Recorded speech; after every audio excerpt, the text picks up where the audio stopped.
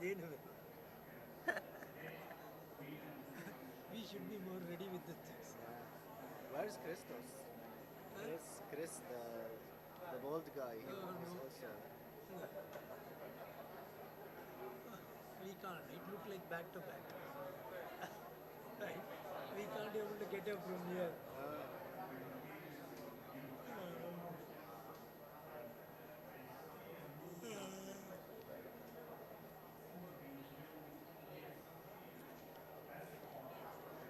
Baba. We never know. Even they never know.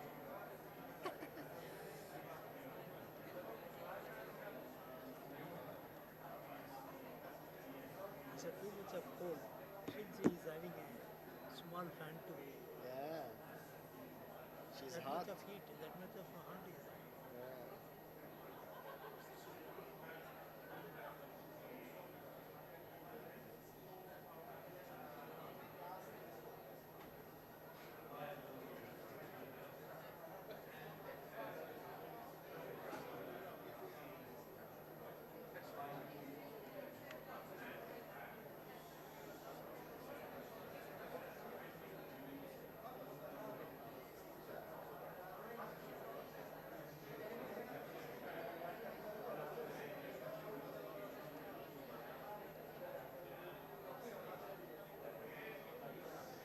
We are ready. We are ready. Yeah, we are ready, ready. Yeah, let them figure out what to do.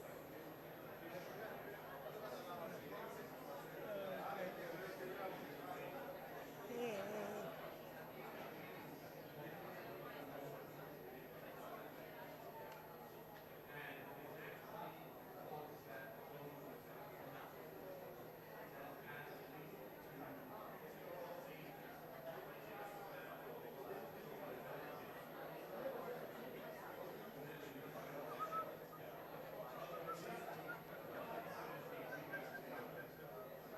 Oh, they are coming with the chairs.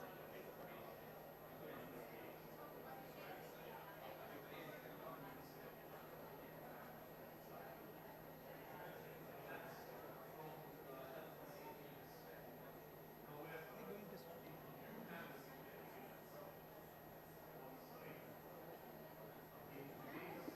Can we switch on the mic and keep it over there? What? Can we switch on the mic and keep it over there? Switch on. Th- Mic. th- These, these are on, and this one is on for the. But I kept this down because it's on mute.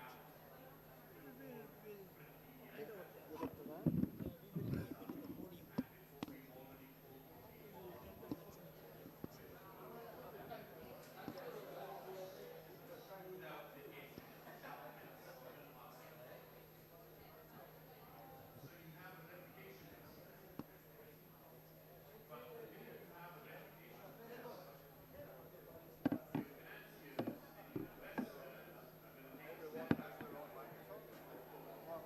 These are the available microphones, and this one for the podium. So we have two of them. I will have one as moderator, and then we'll pass one between the speakers. Okay. All right.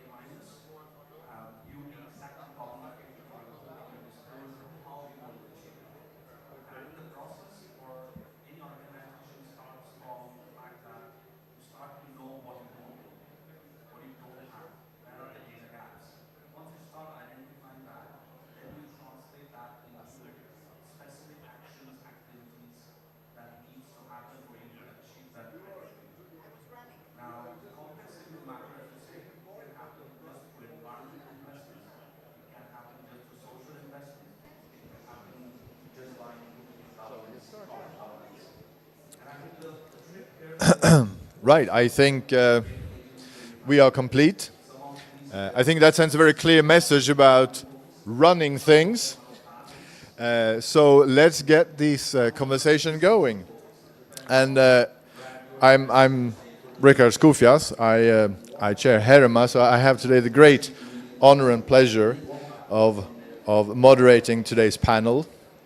First with Minister Duku, Deputy Minister for Energy and Environment in Greece, and I think it's fair to say one of the most influential voices shaping this new Greek energy landscape that we've seen during the last 10 years. One step further down, we have Giles Dixon, who is the CEO of Wind Europe, the former chair of ENSO, the European Network Transmission System Operators for Electricity Advisory Council, and I also happen to know former British diplomat with a lot of experience in these forms of energy negotiations. So I just wanted to take this opportunity as we are sitting here now, Dubai COP28, before we jump into the wind. What do you really hope to take away from these days? I know that you just come from other important meetings as well. COP28, one of the most critical COPs that we've ever seen. What are your great hopes for the takeaways of these days? Hello, good morning. Okay. I will raise my voice so that you won't listen to the other discussion. First of all, let me say how excited I am that I am sitting next to my good friend. He's an influential guy, and you will see this. He's an amazing performer when we are sitting at a panel discussion, but also in terms of content. Now, going back to your question, COP28 has reached the fourth day today, and from my side, Rickard, I see some positive signs, at least as we are in the fourth day.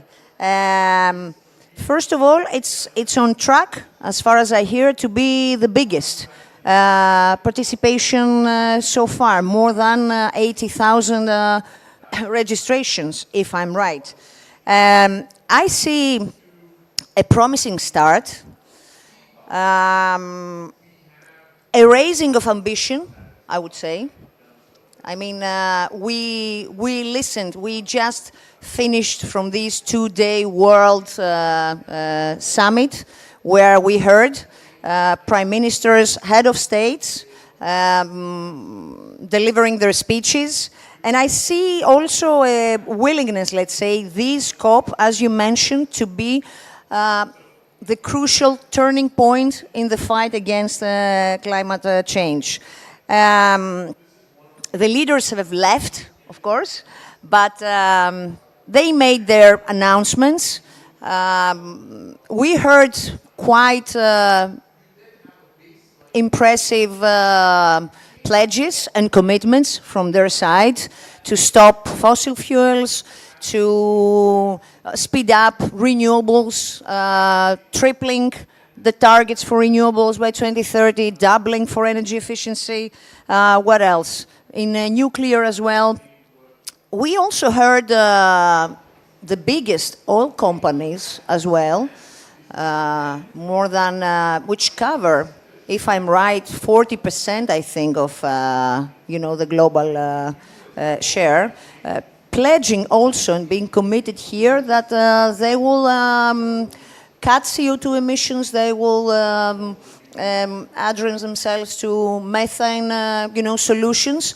So, as we're moving, of course, on another parallel world, in some rooms here, there are the negotiation groups that are negotiating, I think 200 countries, and we will see at the end what the outcome will be. But anyway, my first impression is positive, that at least we realize how urgent the issue is. And I know you're going to tell me, yes, Alexandra, but Okay, here we like making impressive statements and speeches, and as we are back in our countries, we forget and we continue normal life. Oil producers will continue to produce oil, and everyone will continue to do his job.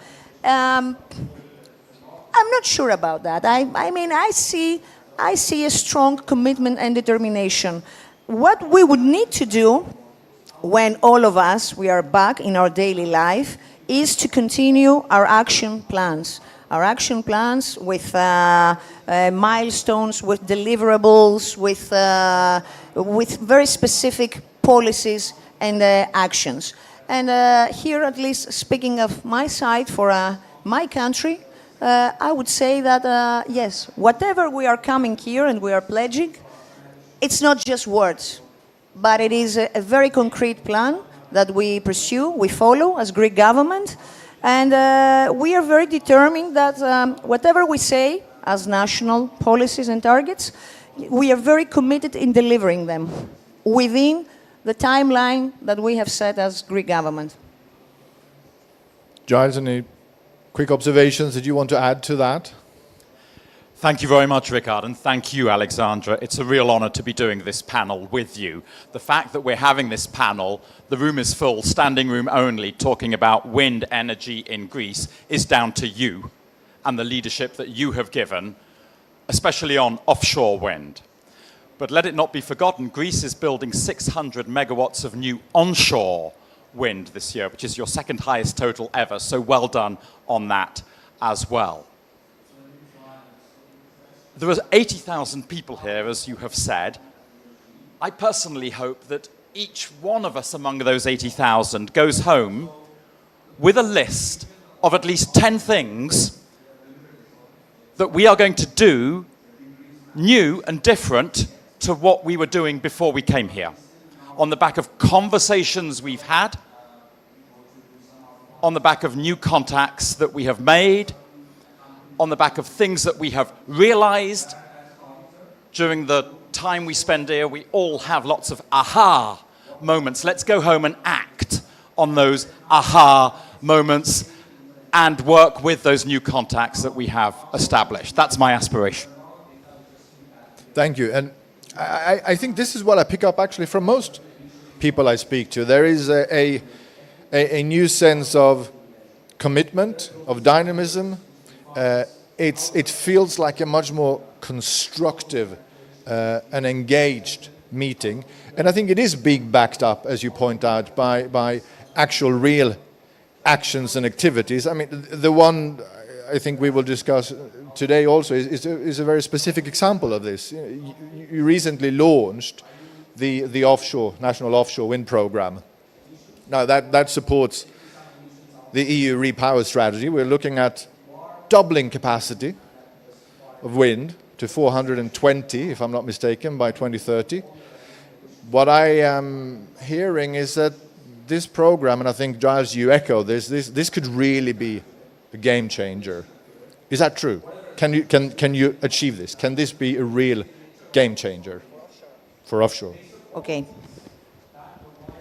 Now you believe me why I was saying that he is amazing, right? And he was actually the person that inspired me to deal with this file, open this file, and collaborate with Mr. Stefatos, you, and design this policy in Greece. If I didn't believe this, Mr. Ricard, I wouldn't spend my time, a lot of time, believe me, with all the team here, to make this policy become a reality in the years to come. We worked during the last year under the radar, I would say, to prepare a number of, as you mentioned, legislative frameworks, technical studies, environmental studies, blah, blah, but were really necessary. And as you know, the beginning is always half of, how do we say, of everything. Half a journey. Yes, half a journey. So quite recently, as you might know, we launched this technical study which provides the national program for the deployment, for the development of offshore wind parks in Greece. For the very first time, Greece has finally a roadmap to follow. We have scanned, we had the opportunity to discuss this several times, the sea potential and the wind potential in Greece. So we have mapped where this can be done in Greece, what kind of technologies is needed, where bottom fixed and where floating. We have drafted the timeline, which is very urgent and necessary to follow. And currently where we are at a point where we are actually having this in a public consultation, the strategic environmental impact study, as well with this technical study which describes what are the restrictions and where all these projects are going to be happened. And I'm very, very optimistic because of the technocratic job that HEREMA is doing, because of the commitment of all of us to make this, as you mentioned, game changer for Greece. You heard several times also Minister describing that Greece has an incredible wind potential. And I didn't even believe myself until I saw the map, actually, with the colors showing what's Greece's potential compared to other neighboring countries. So we have an extreme good capacity for that. And what is needed now is to expedite all the procedures that are needed, because this is what the investors are waiting from us. I mean, finish the job, the necessary bureaucratic, let's say, job that is needed for the areas or the environmental impact assessments, and show to the investors that they can come and invest their money, because these projects really worth happening in Greece. Thank you, Alexandra. Giles, let me ask you this then. So we have, as also Minister Skalakakis pointed out yesterday, the conditions are unprecedented. We now have the framework in place and we have the roadmap, and now we need to expedite this. You have a lot of experience with this. I think there is a general consensus and a very broad understanding today of the critical importance that wind on and offshore is going to play in the transition and delivering a successful transition, but it has also sometimes been a bit of a bumpy roadmap. Costs are increasing, inflation, access to raw materials, bottlenecks. How do we accelerate this roadmap in the most efficient way? Thank you, Ricard. It's absolutely right. You have great geography and natural conditions, and you have a very good plan and roadmap now with the publication of the development program last month. It's a very good plan. Sitting in Brussels as Wind Europe, looking at what's happening on wind energy across the whole of Europe and focusing especially on what's happening on offshore wind in the Mediterranean Sea, I would, with all respect to the governments of Spain and Italy, say that you've got the best plan.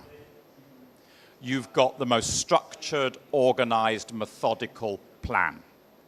Italy has 100 gigawatts of offshore wind projects that have already bid for their grid connection permit.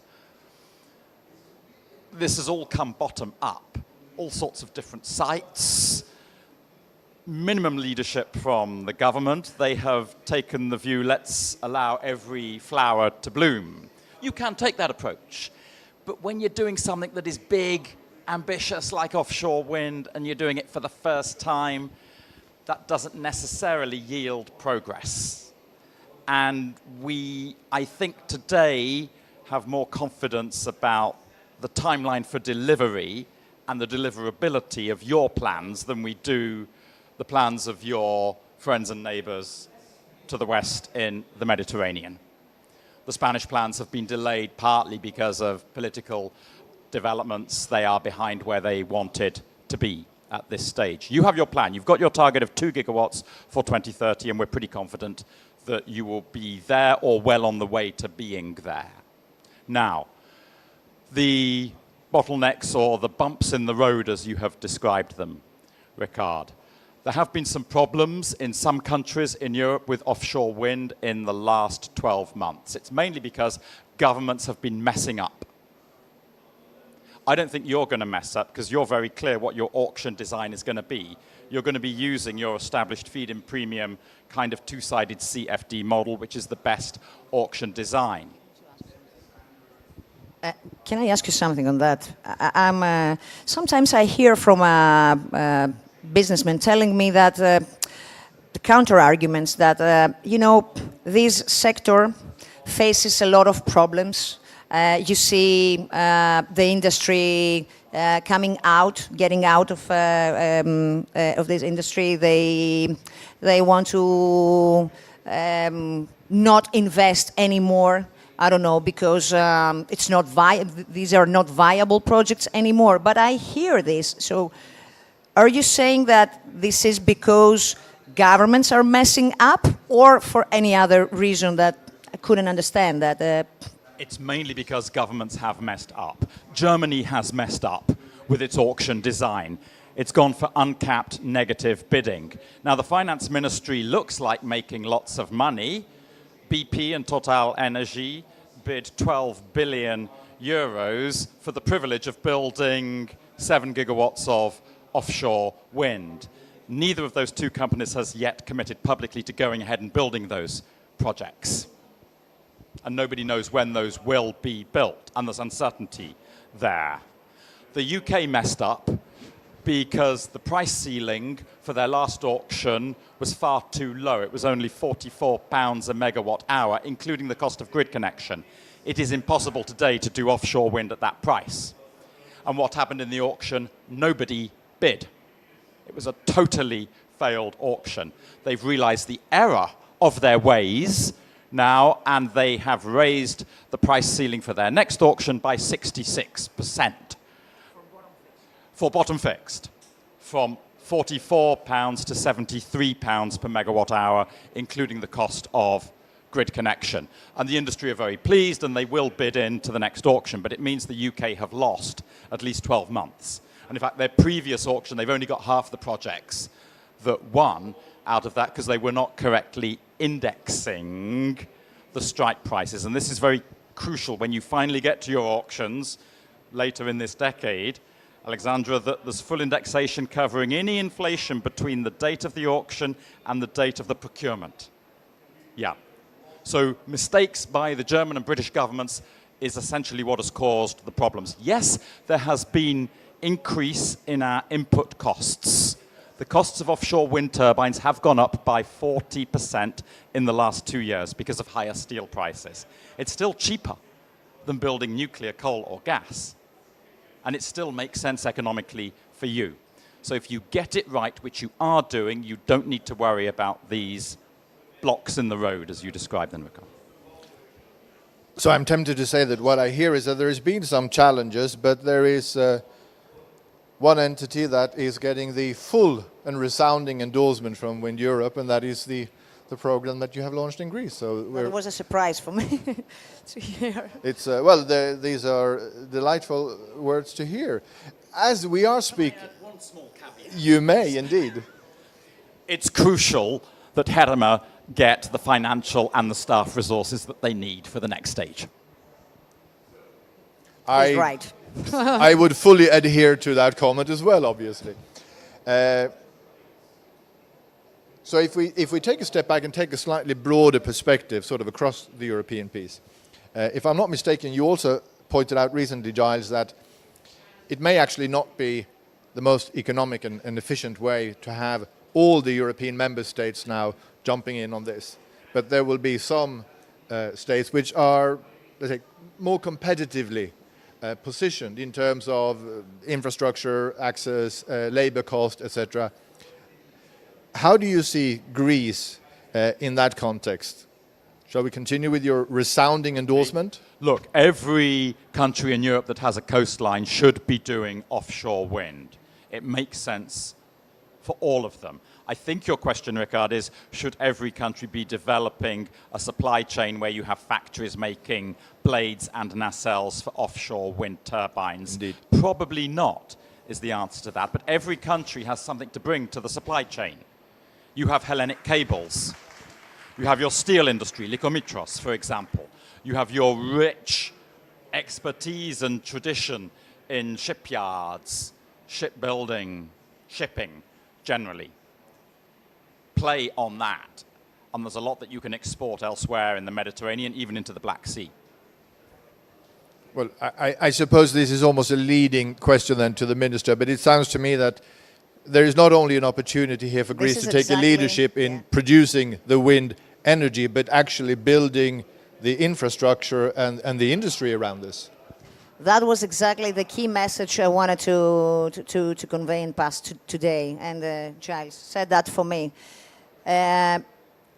It's not just, making these wind parks and producing clean energy. It's okay, of course we need it, but it's something more important than that. The fact, as you mentioned, that Greece can really create a value chain for that. And you described exactly the benefits that Greece has. We have fantastic companies that they are working outside. They're making a fantastic job. We have ports, shipyards, as you mentioned. So here we see a big opportunity for Greece to create all these local chain. It's a new industry for us. And this is why you see us being very determined to accomplish it. Ultimately, what we also want to create is new jobs, right? New jobs for young people, brilliant minds. We have brilliant minds, engineers, all kind of specialties. So it's a huge opportunity. But at the same time, I'm not relaxed at all by what you said, that we have a qualitative national program. On the contrary, I get much more anxious now, to be honest, because I see the competition in Europe. There are some guys that are putting their money on that, and they screen several countries and where to decide to go and invest. So what Greece needs to show from now on is a strong commitment on what is delivering in terms of time. We have to reach at the moment of having this international tender, have the bids, because they're not going to wait. They will see what is the most attractive place. They're not going to wait us for a couple of years until we reach at the phase where, we have to have the investors come as quickly as possible, and we have to start this cooperation with them and have the deliverables, because we insist that by 2030 we need to have the first offshore. I know that the time is is pushing us. We are at the end of 2023, we have 7 years. And I wouldn't like, to be honest, this government to be a government, the political leadership, among them myself, saying silly things that, yes, we want to do offshore and we want to deliver them on time, and then see by 2030 that these were just, dreams and visions. So I will keep on. We have, again, I have to say, a really good team on that. I know that you're helping us a lot. It's very important for us to learn the lessons from the mistakes so as not to lose time. I think that's very important because, as you mentioned, you see, 12 months have been disappeared because of some mistakes at the ceiling price. So I think that we can have these expertise from other lessons from other countries and go straight forward to what is necessary to be done from our side. Thank you very much. Yeah, I think complacency is not something that anybody would ever accuse you of, Minister. So what I am hearing is fantastic natural conditions backed up by a political commitment, backed up by an execution plan, and maybe more willingly backed up by a real desire to actually listen to the industry and take on board all the lessons learned so that we do not encounter any unnecessary bumps on this roadmap. Bumps always happen, but we don't want them to be bumps that you then in hindsight said we could have overcome. So let me then say, before we pass over to the following panel, Giles, maybe, and also the Minister, some short, brief and close-out remarks. 2 points. On the back of what you have just said, Alexandra, don't waste time. Don't bother with pilot projects. You don't need them. We know that floating technology works. Europe already has 4 medium-sized floating wind farms. 2 in Scotland, 1 in Norway, 1 in Portugal. They work. They're delivering 55% plus capacity factors, and they're all using different technologies. The industry are with you today because the industry see you are now going to commercial size, 250 megawatts plus. The industry will be disenchanted. You will lose them if you now tell us, actually, we want you to experiment with some pilot projects to begin with. Second point, use the European Investment Bank. They have just changed their lending rules, so not only are they now going to lend money to wind farms, onshore and offshore, they will lend money to factories making equipment for wind farms, and they will lend money to ports. And they've started doing this, and they're very keen to do much more. Point taken, I would say. No comments. Thank you for sharing this opinion with us. I fully agree, and I will also take advantage of your second opinion to collaborate with EIB. I think the financial part of this job is very, very important, but everyone is willing outside. EIB, EBRD, all banks. So again, this is something that we should see in Greece seriously. And I think, Mr. Stefanos, you heard what you have to do. Let's meet again in 1 year from now in COP29 and amaze the audience by the deliverables that we will have by that time. Excellent, thank you. Well, I think we have already amazed the audience, so if I can invite for a big thank you and a warm round of applause for our fantastic speakers.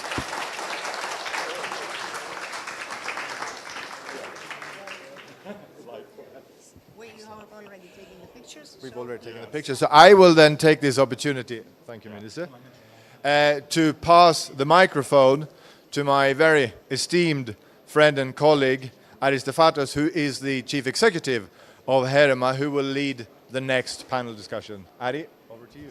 Thank you, Richard. Can I call to the panel the distinguished guests for the next panel?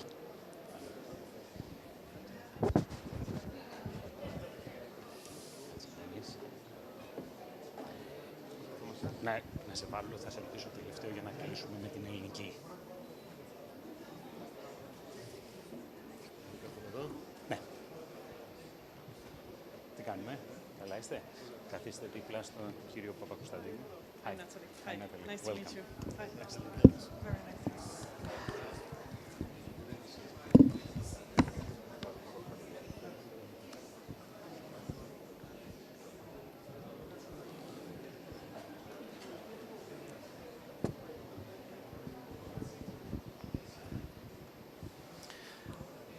I suppose we're running a bit behind schedule, so I will immediately start. What can I say? After the first panel, what a very interesting and inspiring conversation we just heard. But at this occasion, I think we have the opportunity to have with us distinguished members of the industry, of the investor and corporate community that can help us shed some light on their views and expectations of what was discussed earlier. So, dear guests, please welcome our guest next to me, and I'll start with my immediate left. Next to me is Dennis Karapiperis, the CEO of HEREMA Group. Thank you for being with us. Then my honor. Thank you.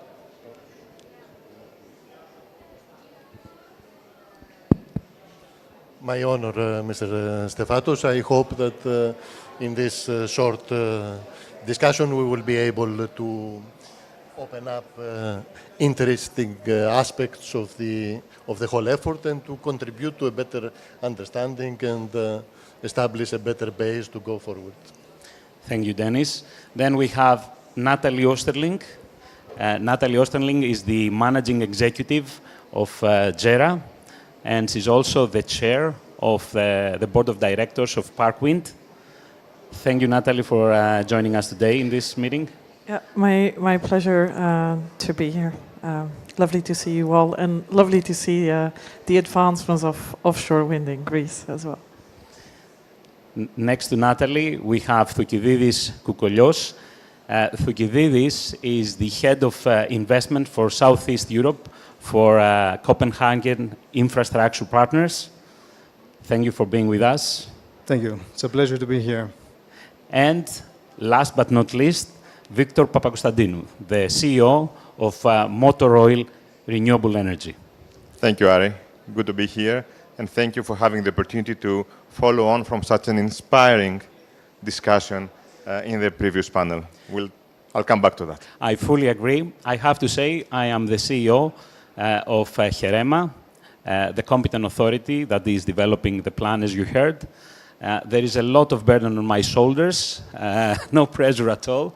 But we are very happy to take such a challenge because we really believe in this and we think there is more we can do. But before we start, I would also like to point out that we are very pleased to be here at the Greek Pavilion, a very hospitable pavilion. It's the first time that Greece is actively participating a COP conference. So I think this is a great opportunity, and I'm really happy that the ministry has given us the opportunity to organize this panel. We say harvesting the wind powers of the Greek Sea. It's an honor and a pleasure. And to go straight into the subject, on the 31st of October, as already said, we announced the draft of the national program. To put some context within it, we have identified 25 areas. We have been very careful. We have been very conservative in the planning to avoid conflicts of use. So we have applied capacity criteria and 20 exclusion criteria in order to select these areas.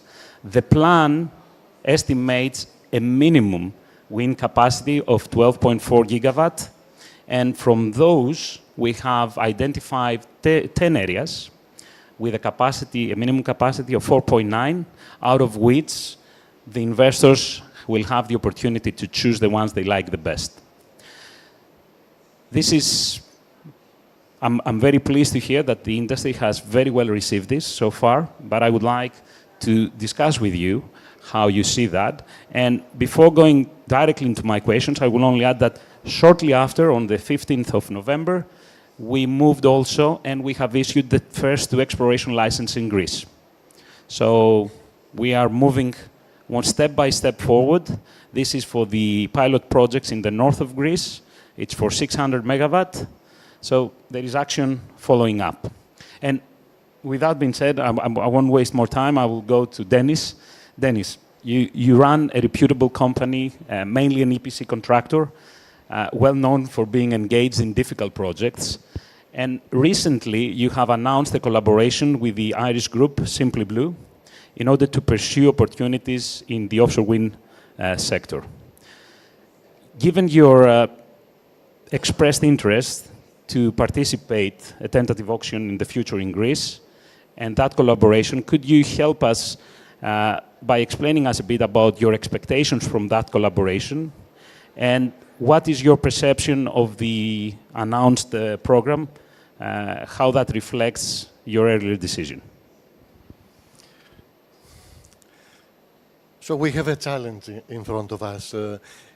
Following up on the impressive work done by the Ministry of Energy and by HEREMA. Now, us, the representatives of the industry, we have to prove that we can deliver. We have to be measured against the challenging objectives and provide hard evidence that, that this can be done. And we don't come here, or we haven't reached this stage unprepared. I know that our teams have been talking for quite some time, and already we have built a good understanding of the strengths, the weaknesses, the opportunities, and the threats that this program will have to face. It's not going to be an easy path, but the determination, the allocation of resources are, and the good spirit of cooperation, a well-regulated environment. Obviously, as I mentioned these things, each one understands what is his own part, will allow us to bring the desired result on time, with by satisfying also the requirements that you have set. From our side, regarding the first question, what are our expectations? Archirodon working in 30 different countries around the world and having a widely recognized expertise in offshore projects has always been driven by the need to ensure sustainability in our operations.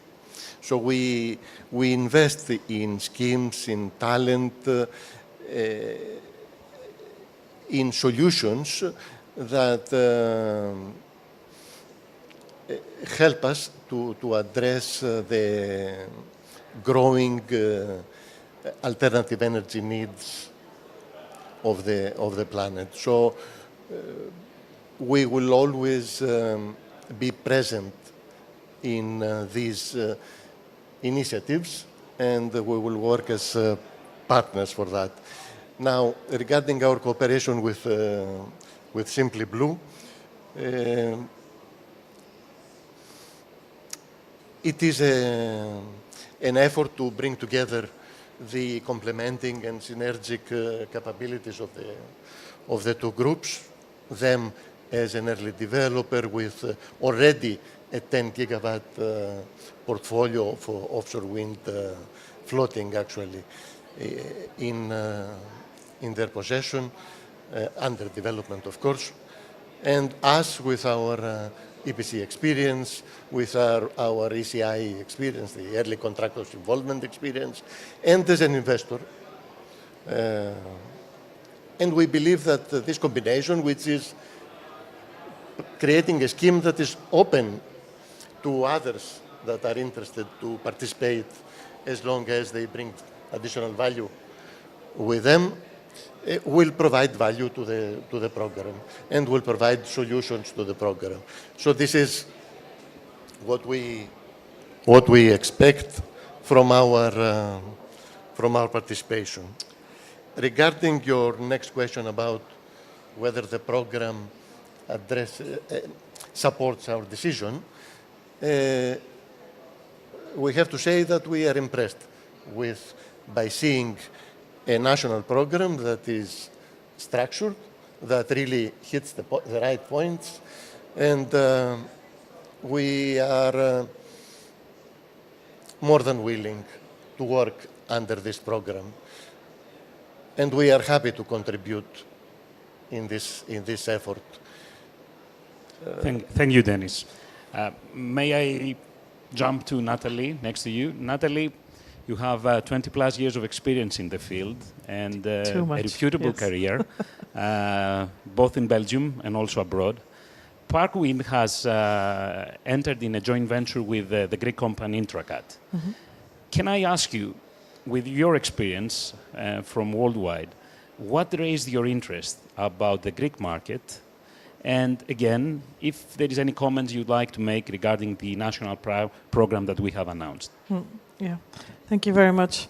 I think being in the renewables industry, but also offshore wind industry for many years now, I've seen lots of countries implement new roadmaps, new legislation, also change their minds along the way, because it's an evolution, it's a process, and the industry has grown tremendously over the last 10, 12, 15 years.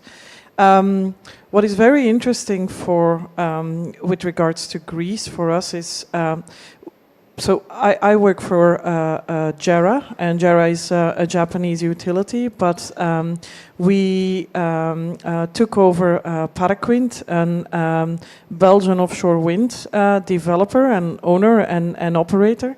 And of course, I'm also Belgian, so I know the European market quite well. If you look at the Greek program and what the plans are, there is a certain stability to it, which is quite determined. I can slightly even compare it to, I think, the Belgian program at a certain point in time, because the Belgian government also realized that they needed to harness the potential of offshore wind, but do it in a very, very methodological way, and that's something I think we like very much.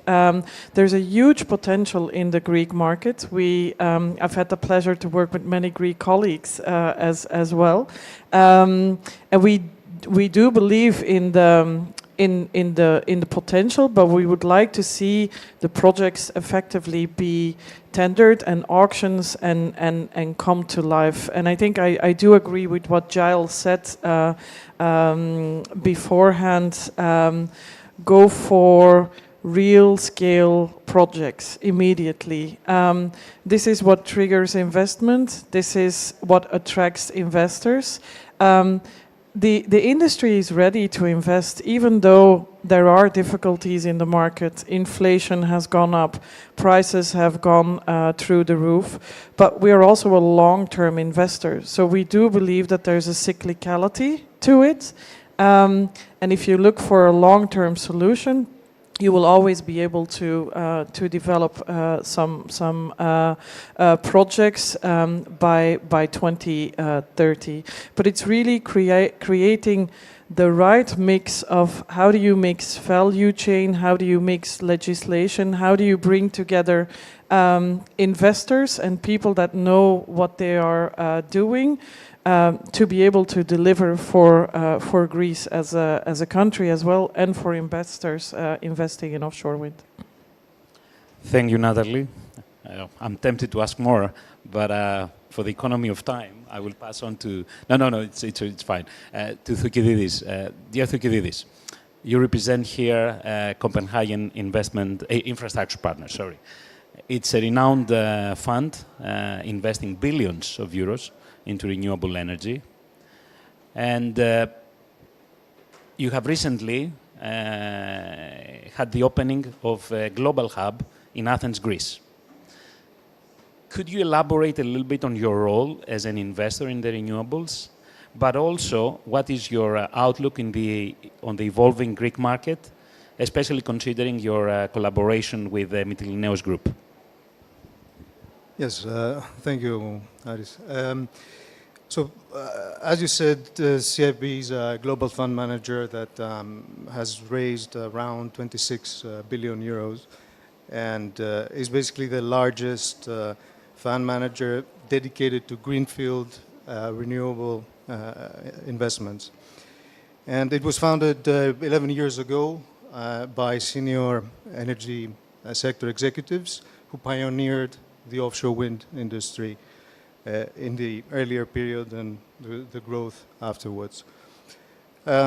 So at the moment, CIP is a global leader in offshore wind, and with landmark projects like the projects in Taiwan and South Korea, and the first commercial scale project in the United States, Vineyard Wind. So in Greece, we have been active in the last 4 years. So from the beginning, let's say, of the development of this new framework, and we have been engaging in the market continuously. In 2021, we established the partnership with Mytilineos to jointly pursue opportunities in the offshore wind space in Greece. And we think Mytilineos is a very strong partner for us in the Greek market. And as you mentioned, this year we opened, we established a local presence through the opening of the office of COP in Athens. And COP is basically our development partner. So we have an exclusive partnership, and they work on all our projects around the world on the development side of things. And we see an opportunity not only to have the project team, which we will ramp up over the next period as we ramp up our activities in the market, but also create a global hub servicing other markets globally through different functions that are based in the Athens office. When it comes to our outlook about the Greek offshore market, I think we are very positive. We're very committed to the market, and we see a very positive momentum now with, the national program being released and basically the first stage in the implementation process being completed. So we're looking forward to continue working with the government and HEREMA in order to be able to build the first offshore wind projects in Greece. Thank you very much. I like it because essentially this investment in the global hub is a belief, is a demonstration of what the Deputy Minister, Mrs. Doukou, said earlier about the human resources and the technical competence available in the country. So right. I'm really glad to see you stepping in the country even before we have the much desired auctions. And with that, I would like to move to Victor Papakonstantinou, the CEO of Motor Oil Renewable Energy. Victor, talking about billions, correct me if I'm wrong, 1.6 billion euros already invested from your group, and a plan to invest another 2.5 billion by the end of the decade. With that being said, could you help us a bit understand what type of projects are you planning to invest this money? And does the draft national program, as it has been announced, helps you inform your decisions? It's a significant investment indeed, but we need to put some context around it. Indeed, we spent 1.6 billion in Greece in the last 4 years. We are now one of the top companies in operating wind farms and photovoltaic projects in Greece. We operate around 840 megawatt. But talking about renewable electricity, and today's theme is about producing renewable electricity, we need to remember something. Renewable electricity is much more than the electrons that flow to our homes and industries. Some of the projects we run currently in Motor Oil are based on renewable electricity. To name a few, we are now implementing the largest project in Greece in green hydrogen, in both production and supply. We have the largest fleet of fast EV chargers in the country, and we in the process of quadrupling our charging points in the next few years. We are now designing our new units to produce renewable fuels, including biodiesel and e-methane. And we have just received funding from EU to build our carbon capture project. None of these projects make sense without renewable electricity to feed them. So our decision to enter in this field was very, very structured. Now, we strongly believe in a future with less dependence on hydrocarbons, and this is because of our legacy and not despite that. We do believe in the need to increase our energy independence and security as a country, and to introduce new and more sustainable sources. In that context, the new plan for offshore wind came, I believe, in the right time. It is a quite structured program, quite realistic, and it definitely has the support of our government. So for sure, this is the strong basis on which to build. Now, we are embarking on that very with full force. We are interested in both fixed bottom and floating projects. We need to remember, offshore wind is a very capital intensive industry. And it has some very specific risks when it comes to delivery, scheduling, general risk management, as well as health and safety. We should not forget this is a specific industry with specific risks. Now, all these things are quite close to our core. This is what we are good at.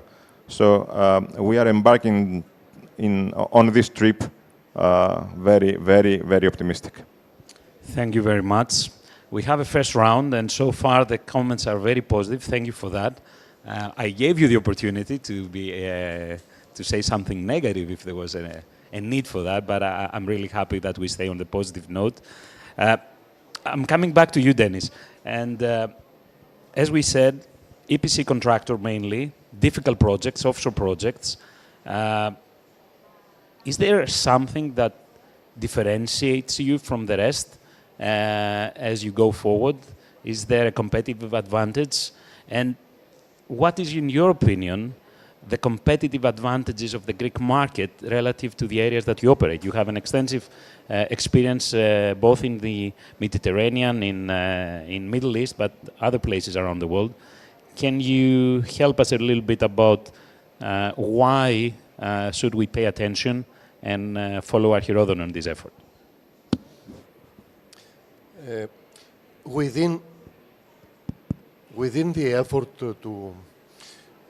to start moving in the path of developing, especially the floating part of the offshore wind, we should not forget that we are talking about a quite complex project with based on a technology that is still developing, with elements that sometimes are unique, with experience that has to be transferred from other fields of the marine construction activity. So we need to mobilize quite specialized resources, both human resources as well as heavy assets. Correctly, you mentioned that it is an activity that is very capital intensive. Each of these specialized equipment that work in these projects has a cost of 200 to 300 million euros. So in many cases, you mobilize resources that are much more expensive than the project itself. And this has to be done with care, with a structured plan, similarly structured like the plan that you have prepared, in order to secure success. So from our side, we have done a lot of similar works. So we believe there are critical elements in this activity. The floating units. I would like to come a bit on that, because you also have a lot of experience with floating cement. Would you want to say something about it? Concrete. Yeah. As you know, a number of solutions has been developed for the floaters, from fixed, not movable, not articulated floaters, either steel or concrete, to floaters that incorporate mechanisms for better stability. For the time being, the non-movable floaters, because they are a simpler solution, is the more standard solution in the market. But we shouldn't be surprised as technology develops and as time is passing to see more and more optimizations in these things that we do. Between the steel and the concrete floater, there is no clear winner because depending on circumstances, depending on the characteristics of the location, on the characteristics of the resources that you use, the characteristics of the wave conditions, the experience in the specific country for operation and maintenance. All these have to be taken into consideration, and it is quite a multi-parametric problem to decide in every case which solution is best. From our side, yeah, we have worked with both solutions in different parts of the world because we felt that one or the other were optimized for this for the specific application. So I suppose that the fact that in Greece we are strong both on the metal but also on the concrete, that is an advantage for you. Yes, it is an advantage. We have resources that have done important structures in steel and important structures in concrete. Of course, we have to recognize that concrete solutions are based completely on local materials. There is no need to import anything. But, as I said, the answer is not easy. A lot of work will be required during this period of development to come up with what is optimized.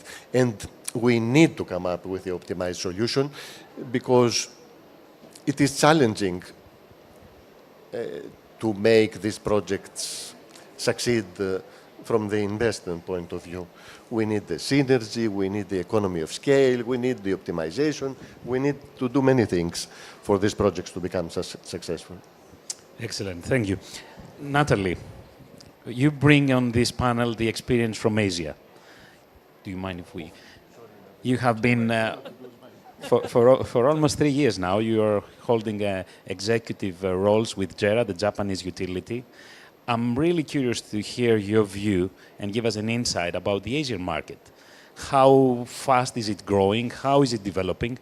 Should we expect the Asian market and should we see it as a competitor to the European markets?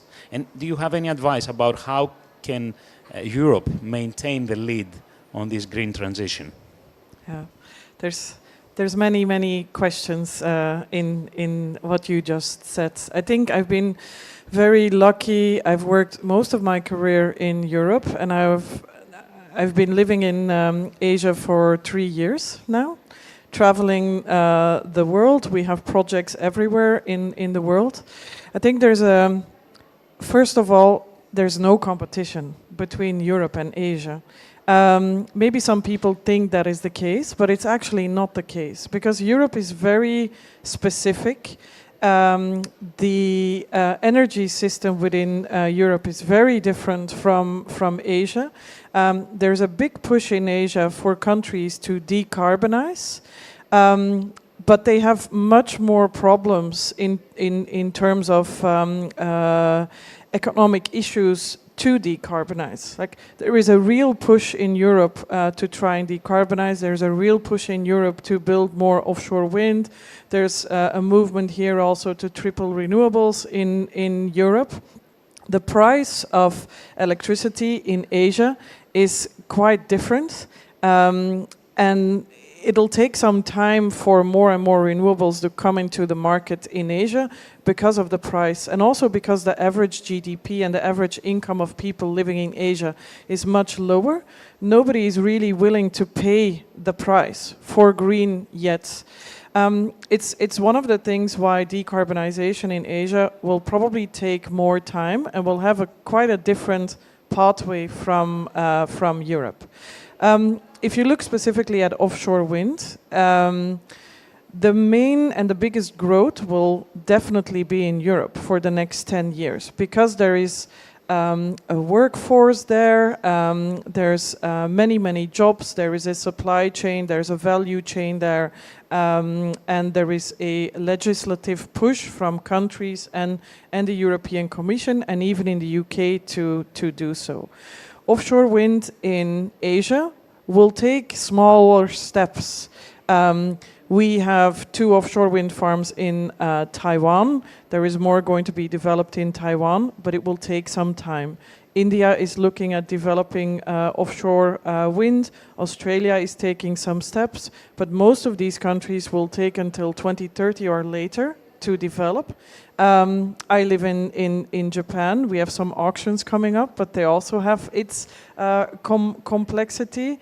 But there's in a nutshell, what I wanted to say is there are many differences, but there's also many things that are very alike. Can I ask, so I've heard a lot of people discussing about the ability of the supply chain to provide to all the projects that have been announced. From what I hear from you, you don't see Asia as contributing to that as a problem. I think there is definitely a growth in Asia, but it will just take a bit more time to make it more concrete. Look at a country like Taiwan. Taiwan made a very conscious decision to develop an offshore wind program, but they also pulled in all of the domestic supply chain. So they wanted local production of blades, local production of turbines, local production of foundations, etc. And what you see is that the ramp up of building that local supply chain, it comes with a lot of issues because you cannot jump from 1 to 100 in 2 years' time. So it will take some time. And to comment on my colleague on the right, also vessels. Like you need vessels to be available everywhere in the world if offshore wind is going to develop everywhere. They're not available everywhere in the world. So that also might take some time. Excellent. Local supply chain, I take the note. That's definitely something we're interested. And coming to you, Thukydides, earlier we had the discussion and Giles mentioned a number of failed auctions, poorly designed, if I understood correct. But it's not only the auctions. The Danish developer Ørsted, they have dropped out of projects from Norway and the US. Due to financial constraints. Do you have any suggestion for us as we approach, as we move towards, in the future, towards an auction? Anything that you can offer as an advice about what we should have in mind in order to tackle these financial challenges for project development? Yes, it is true that we see some headwinds at the moment driven by the high inflation we've had, the increasing interest rates, and also issues in the supply chain, right, and significant bottlenecks.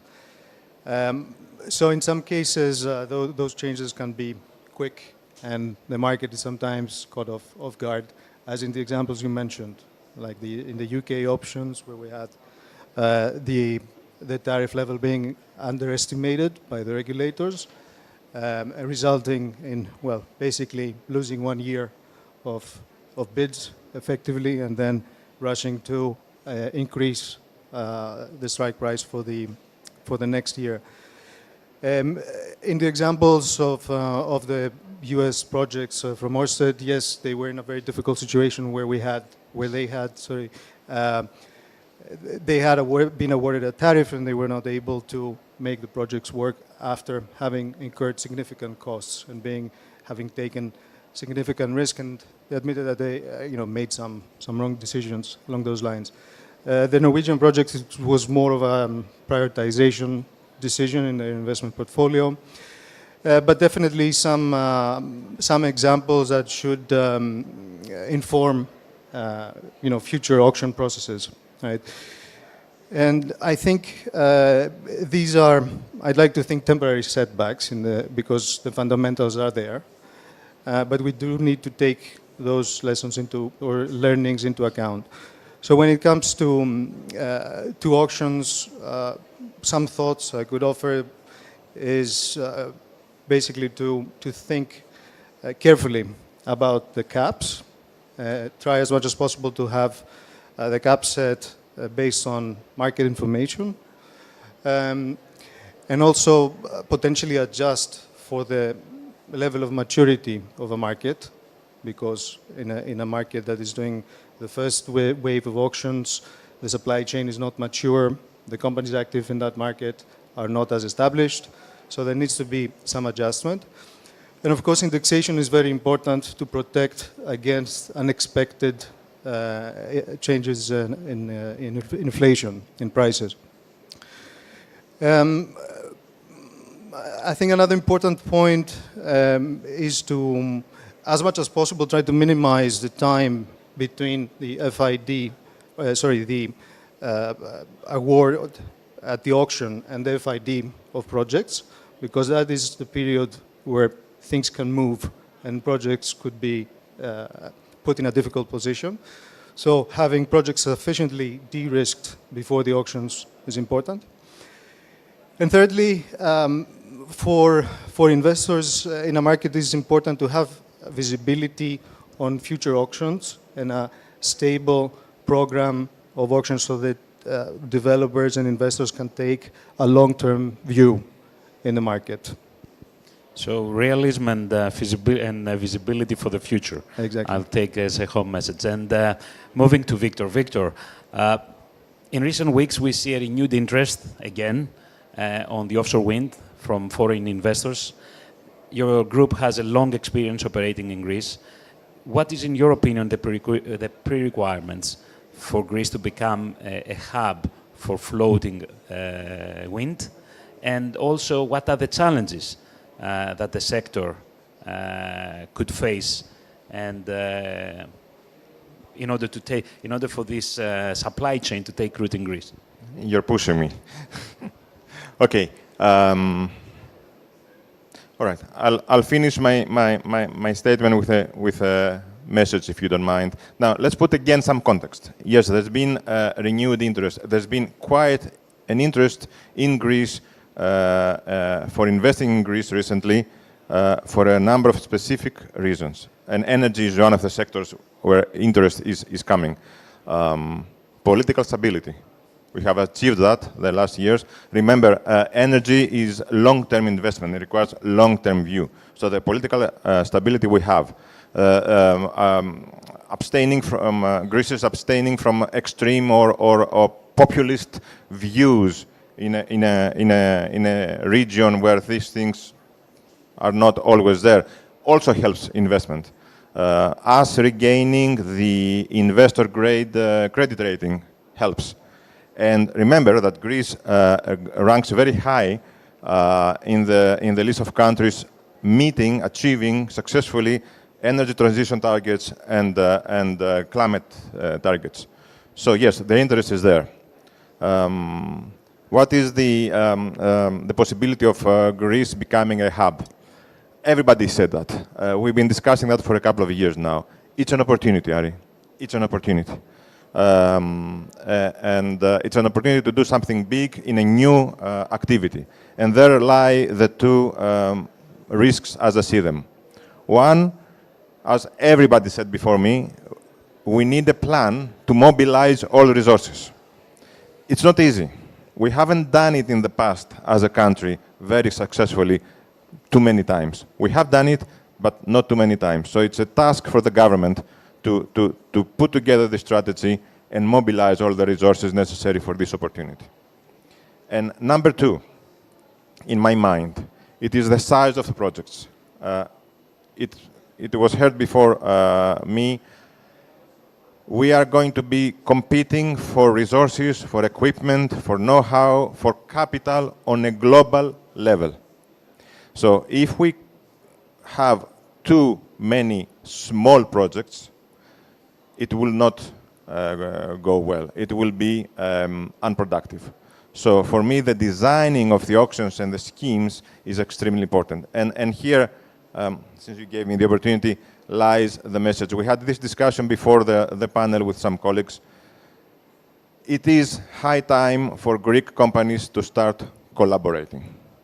It is, I believe, a big mistake to try to have a bigger slice in a pie that doesn't exist, rather than try to make the pie bigger. Having a bigger pie is going to be beneficial for all of us. I strongly believe that, and with that, I want to. Thank you very much, Victor. We need to close this panel, so I would kindly ask you very quickly. I don't know, Victor, I think it was a very good closing statement. I don't know if you would like to say something very quickly in addition to that. Thukydides, any short statement from your side? So we. Yes, I think, in my opinion, it is very important to build sizable projects as soon as possible so that we can kickstart the sector and make sure that we can achieve the long-term targets. Otherwise, it's going to be very difficult. Thank you. Natalie. Not a lot to conclude, but I look forward to seeing the first offshore wind farm in operation in Greece going forward. Fully agree. It would be lovely. Dennis? Nice thought, Natalie. But we need to solve many problems until that time. I would only like to repeat, to emphasize synergy, cooperation. Victor said it correctly. Everybody mentioned it. Economy of scale. This program may appear in the eyes of the Greek audience, 2 gigawatt as something very big and substantial. Globally, it is something small. The kind of resources that we have to be mobilized, the kind of facilities that have to be built, have to be depreciated, and this means larger projects, as well as taking advantage of the timing in order to export services and capabilities to the region. Excellent. Thank you very much. With that being said, from my side, I heard a lot of positive comments. I think everybody agrees. There is a unanimity about the opportunity before us. As HEREMA, what I can say, I'm looking at the Deputy Minister. Deputy Minister, thank you. We promise to continue working and following your leadership on this. And to the market, as we have done before, we will stay in close contact with you. We will consult with you as we proceed. So every step we take is going to be understood and hopefully agreed. And with that, dear ladies and gentlemen, a warm round of applause for our panel right now. Thank you.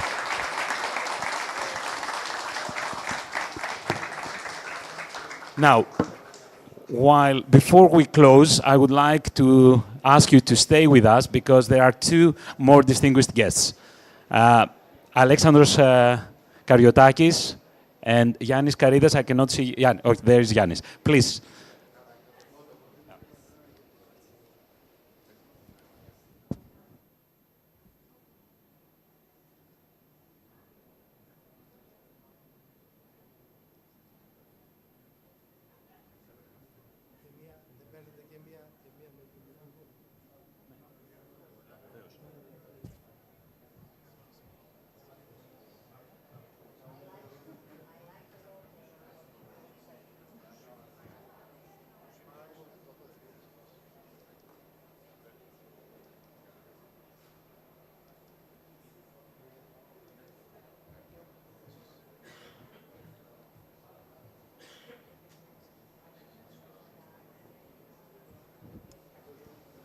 So, without losing much pace for this discussion, I have the honor to have next to me the CEO of Kopelousos Group Renewables, Yannis Karidas. Yannis, thank you for being here with us. My pleasure, thank you. And also Alexandros Kariotakis, the Director for Renewables for for TERNA ENERGY. So, both of you, long experience in the country. TERNA is leading the renewable production in Greece. and you share something in common. On the 15th of November, we issued the first exploration licenses for both companies for projects up to 600 megawatts south of Alexandroupoli, northwest of Samothraki. So please, I would like to hear what is your views, what is your expectations from these projects. You will be the leaders in the country, and hopefully you will develop faster than anybody else the first offshore wind projects in Greece. Alexandre, would you like to start? Thank you very much for having us here. Thank you very much for allowing us to present this project, this very unique project, the pilot offshore wind fixed bottom project, the very first in Greece. As a company, we've been developing this project since 2007. It is 600 megawatts in total. We represent 400 megawatts of that, and Copelousos Group represents another 200 megawatts. It is a very challenging project in terms of technical and environmental aspects in the area. However, our experience and capability as a company will show us through the process, but we need to work hand in hand with you and hand in hand with the ministry in order to license this project and take it from this initial step to the construction-ready project before the end of this decade. Now, we envisage with Copelousos Group to co-develop this project, and I will allow Mr. Karidas to explain further how this is going to be done, because there's always synergies, as Victor said, and without synergies we cannot go further in this industry, in the offshore industry. Excellent. Yanni, the group has a lot of activity in the area, and it was very interesting to hear it out loud that you're going to cooperate as well for the offshore wind projects. What would you like to say? Yes, well, first of all, let me thank you not only for being here, but also it was a pleasure to watch the previous event after so many years, to have an event in Greece discussing about investing and implementing offshore wind parks in Greece. As you know, Copelousos Group has received the production license for our offshore wind farm from Alexandroupolis back in the year 2012. So it was with pleasure that we saw the regulatory framework put into force last year, and also you presented a few weeks ago the national plan for offshore wind. So it was a real pleasure because, as you know better than we do, offshore wind technology now is among the fastest growing technologies worldwide and in Northern Europe. So as you said, with TERNA we share a common vision to see the first offshore wind parks being implemented in Greece as soon as practically possible. Since the target area is common, it's obvious that we're going to, for economies of scale and economies of time, join forces to co-develop the projects and see them maturing as fast as possible. Now we're working together to start in the next very few days, not weeks, few days, the first studies towards, thanks to the permission we received 2 weeks ago, in order to address wind issues, geophysical, geotechnical issues, and other issues that were required in order to select the exact area, the exact polygon out of the 4 initial that has been suggested by HEREMA, in order to decide about the actual location and proceed with the remaining studies, of course, and permits. It is good that we expedite our efforts and trying to see the first offshore wind parks being realized in Greece. Let me say, Alexandros, well before 2030, if all things go well. That would be excellent. I'm tempted to ask a couple of technical questions that I'm very interested. Are we talking about monopiles, or we could be also discussing jackets? One question is that, and the second, and I'm really, really interested in that, since we do not have in-situ data yet. You now have the exploration licenses, which allows you to deploy the vessels, the floating lighters in the area. when do you expect that we will start having the first in situ information from the area? Very interesting question. So, technically, the first thing we need to do is isolate the very micro-siting area that we are going to develop the project. This will reveal to us the water depth and the condition of the geology of the seabed in order to decide upon the foundation type. Initial data that we have indicate that we are going to use both. So if I answer to your questions, it's not decided yet. We will see it in the future based on the explorations that we will do out at sea, but most probably we're going to use both. Now, the second part is even more complex. The project will assume and take up all the costs of creating an industry that doesn't exist in Greece. This means that us are going to bear costs for the rest of the companies that are going to develop the floating industry in the future. So when we are going to go offshore and explore, this is a question again, because there is a shortage of specified vessels and jack-up vessels in order to do the explorations. And trying to get this kind of expertise from Northern Europe to come to Greece is going to be difficult. But nevertheless, we believe that this summer is going to be the very first, let's say, initiation of going offshore and do the actual measurements. Thank you about that. Yannis, one last question for you. There is in the area, lately, there is accumulating infrastructure. You have the FSRU in Alexandroupolis. There is the Prinos, which we're trying to turn into a CCS storage site. There is thermal power production units. TERNA is also involved there. There is a growing industrial usage. And now there is the opportunity to have clean energy provided. There's a lot of interesting ingredients in that part of Greece.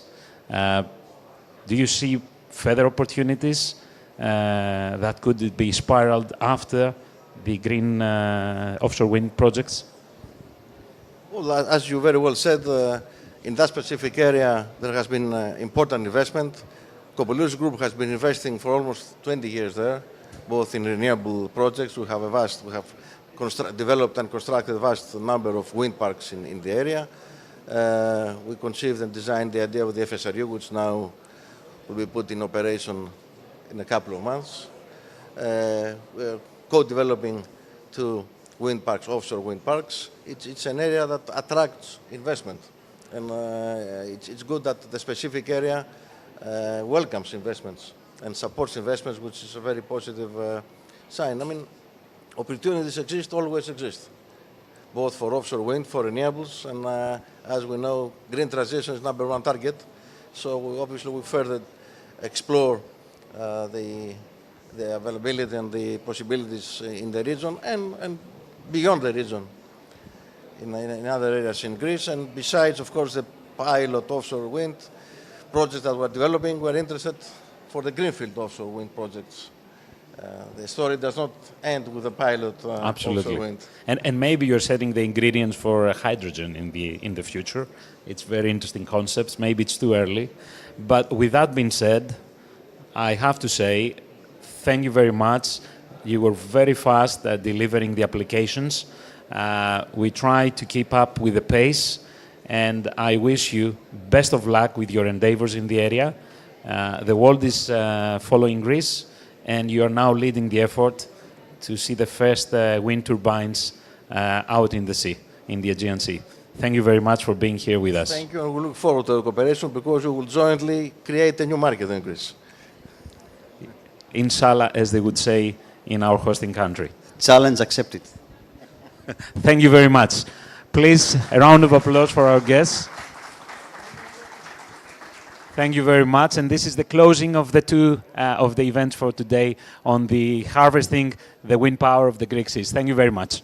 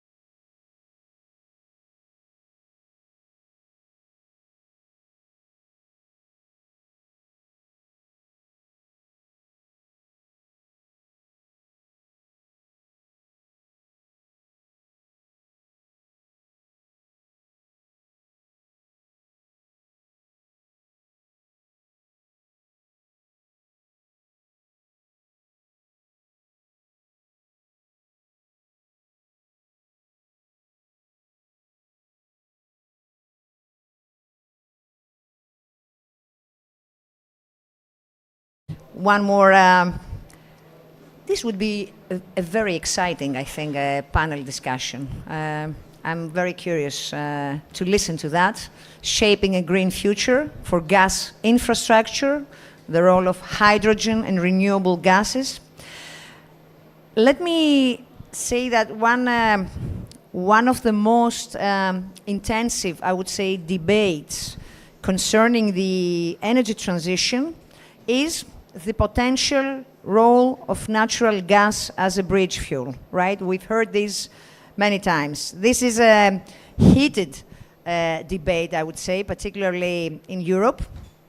We believe, though, that the answer is simple, right? Gas, as we say, will continue to play an important role in the energy transition for Europe, and more importantly, for the developing world, I would say.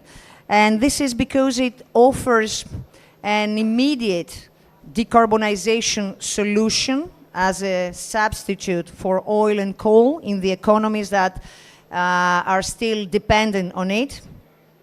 Gas is also important as a means for incorporating safely and effectively, I would say, renewables in electricity grids by providing backup loads and balancing services to the transmission system, obviously. And in the EU, gas and green hydrogen will coexist, I would say, even if we only take into account the EU taxonomy until 2035. At the same time, let me also say that major initiatives are currently being undertaken to help decarbonize the existing gas mix by supporting the production of renewable gases. And here, allow me to say as well that in Greece, our revised NECP plan introduces very specific targets for biomethane production by the end of this decade and beyond that can be immediately accommodated for transportation through the existing grid. And in this process, of course, existing gas infrastructure systems will play a pivotal role, obviously, in facilitating the rise of hydrogen and renewable gas markets. The Greek gas TSO is playing a leading role in this regard by building new hydrogen dedicated infrastructure like the high pressure pipeline to West Macedonia, and which will in turn increase, of course, the hydrogen readiness of the existing natural gas system, and also by reducing gas consumption through electrification, including gas compressor and also metering stations. So without further delay, I would like to thank you, all of you coming here, and let me ask the moderator, our speakers, to start this very interesting discussion. Let me welcome all of you. I'm very happy, very excited that you are at the Greek Pavilion, all of you, and we look forward to listening to this discussion. Thank you.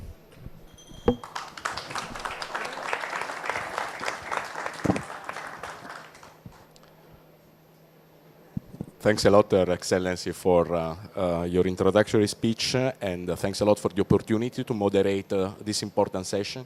Me, I'm Sandro Melis, I'm a partner in Oliver Wyman here in Middle East, and I cover actually natural gas as a main topic.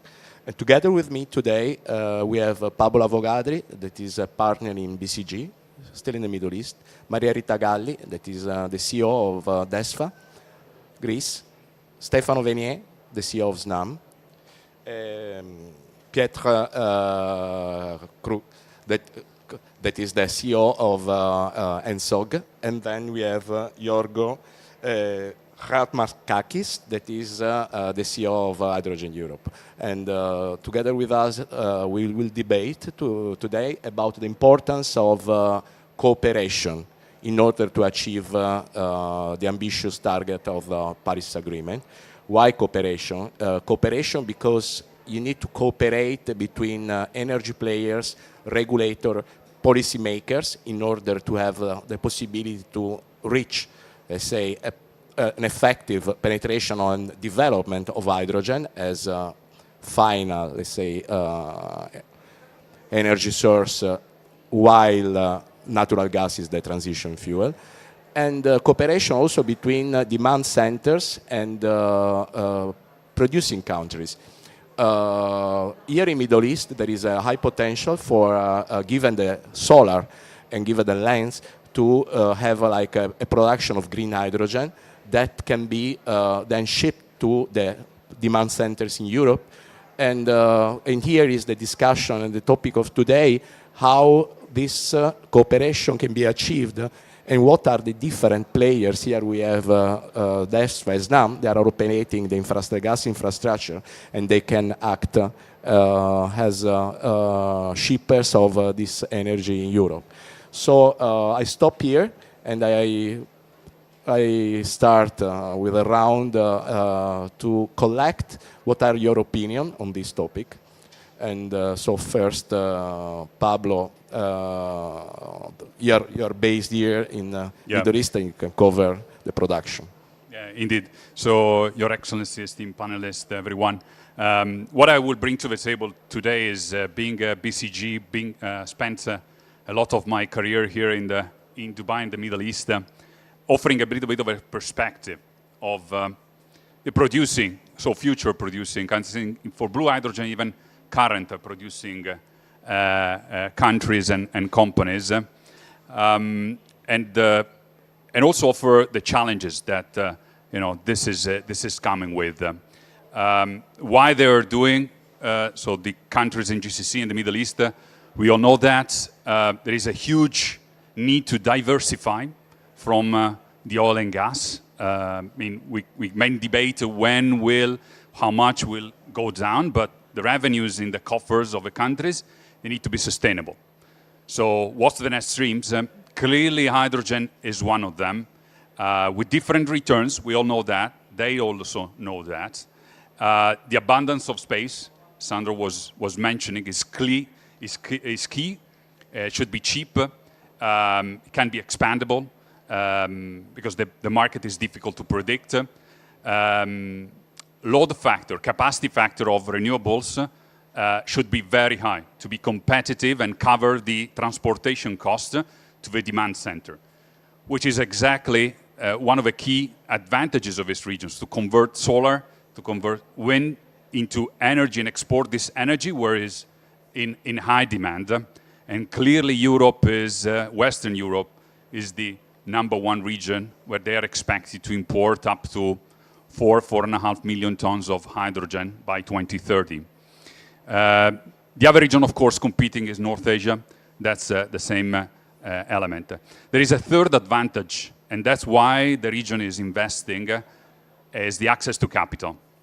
Particularly in this period, there is a lot of capital, relatively cheap if it's coming from government. There is I would say, very predictable regulatory environment. So the decision-making process is relatively short and fast. And that's the advantages that the region, as a producing region, will try to play for supply hydrogen for Europe and Northern Asia. Looking forward to discuss what it means and what's the implications. So, I mean, assuming that we have this production available, what can, like a gas transportation network, how can play a role into supplying this energy, Maria Rita? Thank you. Thank you very much, dear Minister, ladies and gentlemen. Thank you for attending this panel. Of course, let's say, As Sandro said at the very beginning, there is a great element of cooperation needed in order to achieve the development of renewable gases and any low carbon gases technologies. And of course, the various parts of the value chain need to understand how they can maximize the added value of their role. If we think about the gas transmission system operators, of course we have in a way a double role. First of all, and I'm thinking in particular about countries like Greece and of course Italy that are geographically positioned in a very, let's say, beneficial region in the way that we can not only operate in countries where hydrogen production can be in the future also relatively cheap, but we are also well positioned to become entry doors and corridors to export hydrogen which is produced on the opposite side of the Mediterranean, Middle East, North Africa, toward where the consumption is higher in the center of Europe. In this respect, first of all, the grids. The grids are an important source of flexibility. As the Minister was saying, let's say we will need gas and gases in general, not only for the processes for which we need electrons are not adequate. And since we've been discussing a lot about wind parks before offshore wind, even to produce wind farms, we need heat. We need heat to produce the resins, and this heat today comes from fossil fuels, and so we will need to replace these with molecules that can produce the same heat without emitting CO2. But more and more the grid provide also the flexibility coupled with the storages to balance the gas grid, to balance the electric grid. And the more renewables we are going to integrate, the more we will need these long-term dispatchable, flexible energy that can, let's say, intervene when there is the volatility, not only on a daily basis, but on a much longer term basis, because we know that, let's say, we have an issue of seasonality, issues even simply of 1 month in July where we might have zero wind, and it happened just last year. So the gas in the grid and the existence of a well-interconnected grid is an important storage component. In this end, in addition to that, we need to develop a grid that enable also hydrogen to be exported through Greece. And in this respect, as the Minister was saying, now we are doing two things. First of all, whatever we are building now, for the natural gas industry, because it's still in an environment in which we need natural gas, and we need it a lot now to replace the Russian gas in Central South Europe, is hydrogen ready, hydrogen certified. We are in a relatively lucky situation in which many investments are very brand new, and therefore we could build them from the very beginning to be able to transport 100% hydrogen. But in addition to the domestic investments, which are becoming quite material, we have received the positive inclusion to the application of the hydrogen, the first part of the Southeast Corridor backbone, that is the pipeline that will connect Greece and Bulgaria. It's a 600 kilometers high-pressure pipeline. Will take time, but when this pipeline will be built, will not only enable Greece to have a full functioning hydrogen system, but it will also enable production via ship, via pipe, to arrive in Greece and be dispatched to Central South Europe. So this is what we think is important, to plan today infrastructure that can serve the needs of tomorrow. Thank you, Maria Rita and Stefano. And then probably you can offer us, I mean, Greece and Italy are quite well integrated, no?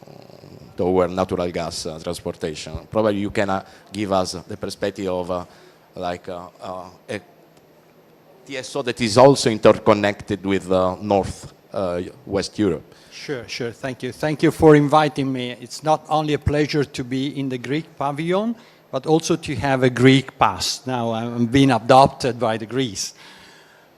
So let me to address your question, let me make a step backward. I mean, my point is we don't have transition without transportation.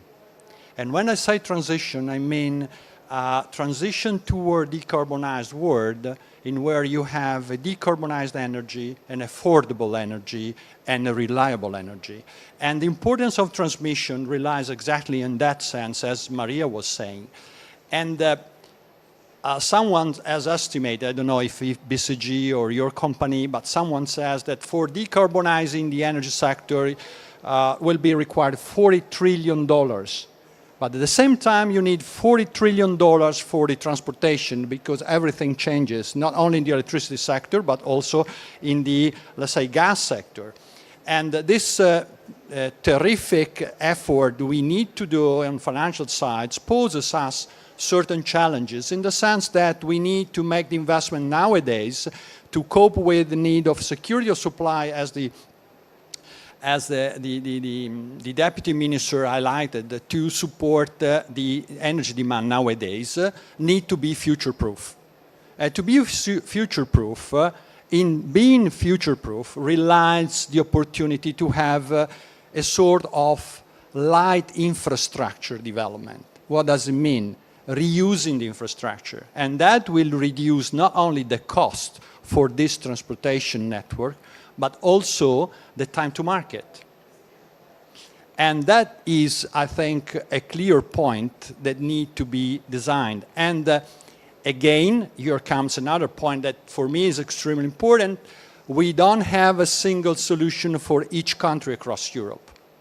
You have a specific solution for each country depending on the peculiarities of the country, how much is important the hard-to-abate industry, where it's distributed, where nature has left the resources for producing the green electrons or the green molecules. And those features, of course, drives the way you design the transportation network of today and tomorrow. And that is an important point. The second point is I can't see a real competition between electrons and molecules. I see much more opportunities in the sector coupling opportunities. And here comes some of the points that Maria raised about the storage, the flexibility of the network, and so forth. And so to that extent, if we are able to maximize the repurposing, of course, we can make the cost for the final users much lower. And then falls the role of the TSOs in designing and creating this future-proof. But creating this future-proof means that we need to have a lot of flexibility in the network, not only because we have to manage, let's say, the switching from gas to green molecules, but also because, as we know, the green gas, some of the green gases like hydrogen has higher volumes for the same amount of energy, and to that extent we need more capacity installed. And on the other side, one of the core points there is storage that makes the decoupling in the system and makes a certain, let's say, energy solutions much more attractive than others, okay, can leverage upon the concept of line piping. Because the line piping in the transportation network provides, let's say, a significant amount of storage for the industry. And that is, again, another point. And the transportation network provides the opportunity to use the blending. That is the first mean for kicking off the new green molecules starting from hydrogen, not losing the value of hydrogen, of course, but providing a solution for the transportation. That is one point. The second, to me, is the cooperation. We need to cooperate not only between countries, of course, we need to coordinate supply and demand, and we need to cooperate or coordinate the regulatory framework. And here comes my last message. Please keep it simple. Keep it simple. Because, I mean, I can understand the efforts to design a perfect world in 20 years' time, but what I think is more important in this time frame is to make simple rules to let the industry to start. Then we will have plenty of time to make restrictions, to optimize the market. What we need nowadays is flexibility to look for the cheapest way and the best mean for, let's say, making the green molecules to fly up. And that is, to me, probably in the short term, the most important thing. Thank you, Stefano. And this probably gives us many points of discussion, because we heard like the opinion of the two TSOs, and now we have the possibility to ask Piotr, that is the TSO, the European one. So that is the one that will bring cooperation, uniformity of rules and plans. Thank you very much. First of all, Excellencies, ladies and gentlemen, thank you for invitation to this very timely and important debate here. We are not a European TSO. We are the organization who fosters the cooperation, and maybe it's very important to put some of the structure on the activities we have today. I will start with the main point here with infrastructure. Yes, we are tackling infrastructure here, and I will shortly paraphrase the title of today's panel. It's not shaping the green future for infrastructure, but rather for me it's infrastructure that will help to shape the green future. Without this infrastructure, without the assets that are currently in operation and ready to support the transition all over the place, we are there to support it. And as we see, I think also comparing to the other economies globally, I think Europe, because of course we are European TSOs, I think that we have this competitive or competitive edge or competitive advantage that basically our continent is very well covered already by infrastructure. Of course, looking for the transmission, for example, infrastructure for gas, that is very well developed, that is spanning the main customers, that is already having also this cross-border aspect, which of course for each market will be very important. Maybe not in the beginning, but then if you look for the target solution, we also have to look cross-borders. And then if I talk cross-borders, if I talk broader picture, there is the second word which was also said today, cooperation. And I think as TSOs, as infrastructure companies, we have this cooperation embedded in our DNA. Why? Because of course in gas we were always working cross-border. We were always developing the concepts that span over the borders, so will help to move these molecules of now and of the future cross-borders. We of course have this very specific technical and hands-on cooperation when the things get difficult, because we are there also to manage the security of supply situations. We are there also to maintain the stability and safety of the systems. And for that, we are also very well placed not to, let's say, repeat the traps or the puzzles we had to,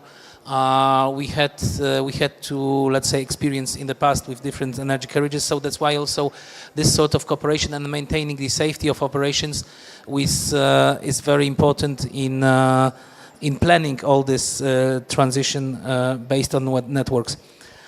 I think that. Looking to Stefano, I think it's keeping it simple is for some things already too late. But I think we still have to think in a way, maybe not as innovative thing, but make the most of the current situation to really act quickly. Because I think that in what we are having now on the table with the framework, because in Europe basically we already have the framework. There are still some details we have to discuss on how to de-risk, on how to put forward the FIDs and to make the infrastructure work. We are there, and now I think it's time to start working and start looking for FIDs. Before we come to the details in discussion, I would say that it's really important to look at the notion of cooperation in a different vectors. We have to look at cooperation and energy system integration horizontally between electrons, molecules, but also vertically, because we have to also map very well the new value chains. With of course infrastructure being in the center, we have to really have this joint approach to see where the production is, where the downstream is, and on the top of that we will also have to add the external supplies, so the corridors. So this is very important and big task that has to be much coordinated to drive us to the successful solutions. And of course our role also is there to put structure and the processes on that as ENSOC. Thank you, Piotr. Jorgo, now we have the production, we have the transportation, we have the coordination of the transportation. We should look at a perspective on the demand of hydrogen. First of all, thank you very much for not trying to pronounce my surname the Italian way. Good so, because it's very difficult. Hatzimarkakis or Adzimar, but not Katzi. So, Alexandra, dear Vice Minister, congratulations. It's the first time that Greece comes to COP with a pavilion. It's a wonderful pavilion, and we can see it's a success. We can see it already now. This is already a good sign. Thanks very much. You are the face of the Ministry of Environment and Energy, and I can say you are representing this ministry and the country very, very well. I'm saying this as the CEO of Hydrogen Europe.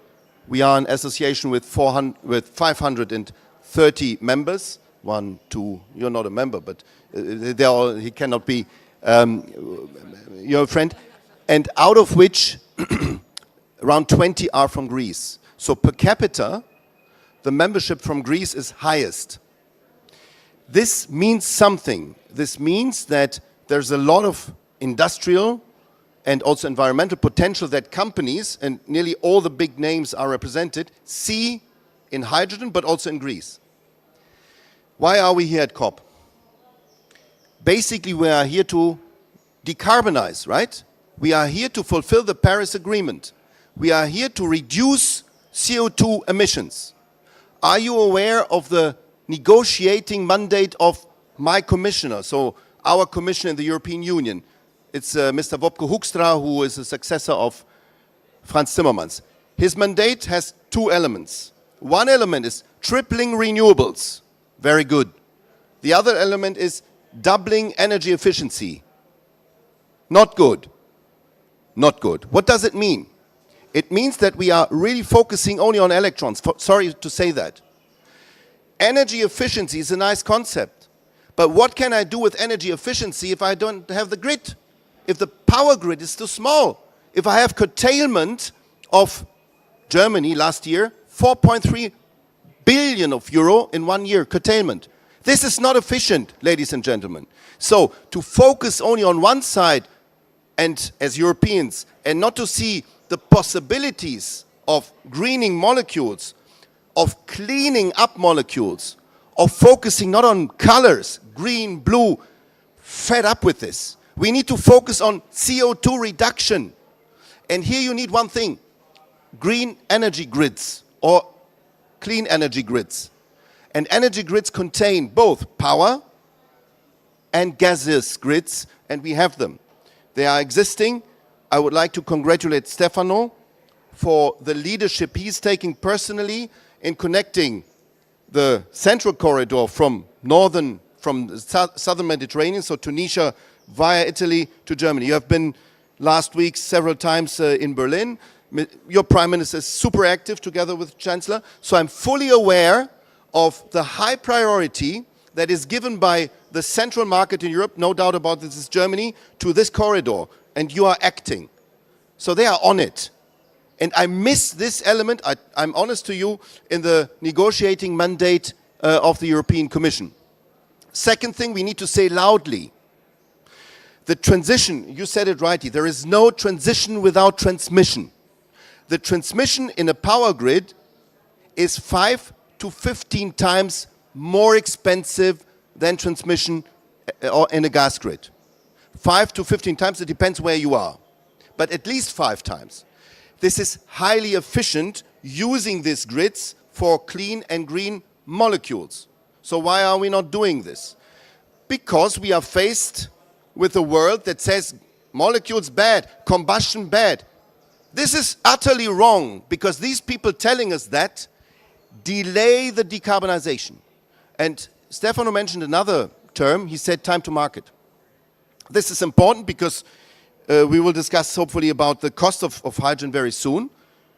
We need to think about time to decarbonization.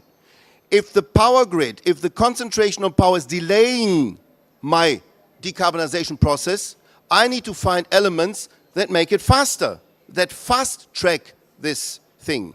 And here green molecules are a very, very good solution. Greece is in a very, very privileged position.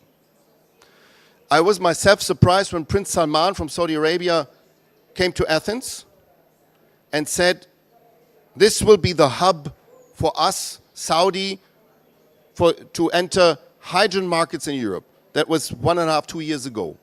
It was quite surprising to a lot of Greeks. Not surprising to us at Hydrogen Europe because we know the activities in Saudi Arabia. We also know the activities in this country, in Oman. This is the heart of the hydrogen production in the world. It's very close to, you mentioned it, to Northern Asian markets. They could easily sell the hydrogen that they will produce, and they will produce it there for the same price. But we want it. We as Europeans need it and we want it because we are unable, and I'm very clear here, to set simple rules, thank you, to set simple rules to have a production of hydrogen in Europe. We are unable. And I'm deploring that. I don't like that. This hourly correlation thing, it's unbelievably mad and naive to bring up artificially the price by 5 times for nothing because the electricity lobby was stronger. Very sorry to see that, and very sorry to see that now this electricity lobby is asking the US to adopt the same thing. If they are doing this, the consequence will be clear. Hydrogen will not be a part of the global north. It will be an element of the global south. They deserve it. Let's go there. But why are we as Europeans not then part of this development? At least we should import it then. And that's where we need you guys. I'm stopping here by saying this central corridor that Stefano is working on is super crucial. But the eastern corridor, you talked about Bulgaria, fine, 600 kilometers. But Saudis are not talking about this. Saudis are talking about the East Med. And please allow me, yes, I have a Greek citizenship next to the German, so I'm very sensitive to East Med. But as a European, I have to say, we need East Med. We need East Med very, very fast. We need East Med also including Turkey, because it is the main road for clean hydrogen towards Europe from a region where it will be produced in bulk very cheaply in order to do what? And you said it, to replace coal and gas. And that's what we need to do, and that's why we need to cooperate, but also we need to be bold and courageous in taking these steps. Thank you. Thank you, Jorgo. I mean, you made your point quite clearly. Probably now we do another tour following your pragmatic approach. Now, what has been done? So let's do another tour. What is the region doing in order to produce hydrogen? What are the projects that are now ongoing? And you have a privileged point of view. Yeah, we've been supporting all of the projects that you just briefly mentioned. Starting from, of course, Oman. There's been a second now auction coming up. Hydrom is around 500,000 now. That's the target. There's been a good traction, I would say, from POSCO, from ENGIE. There is big attention there. The cost is, I would say, attractive for now. The main transmission here, since Oman is very far, the main one will be through ships.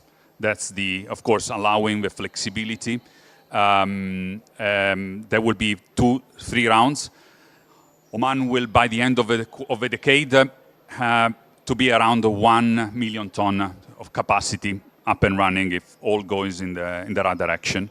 UAE, you mentioned, we have blue hydrogen now. Shipping is happening now to Northern Asia, but Masdar is very much interested in building more than 1.2, 1.3 million ton by 2030, and Saudi. There is the only probably large-scale hydrogen project. There have been discussion over the last couple of years on how to take this hydrogen to Europe.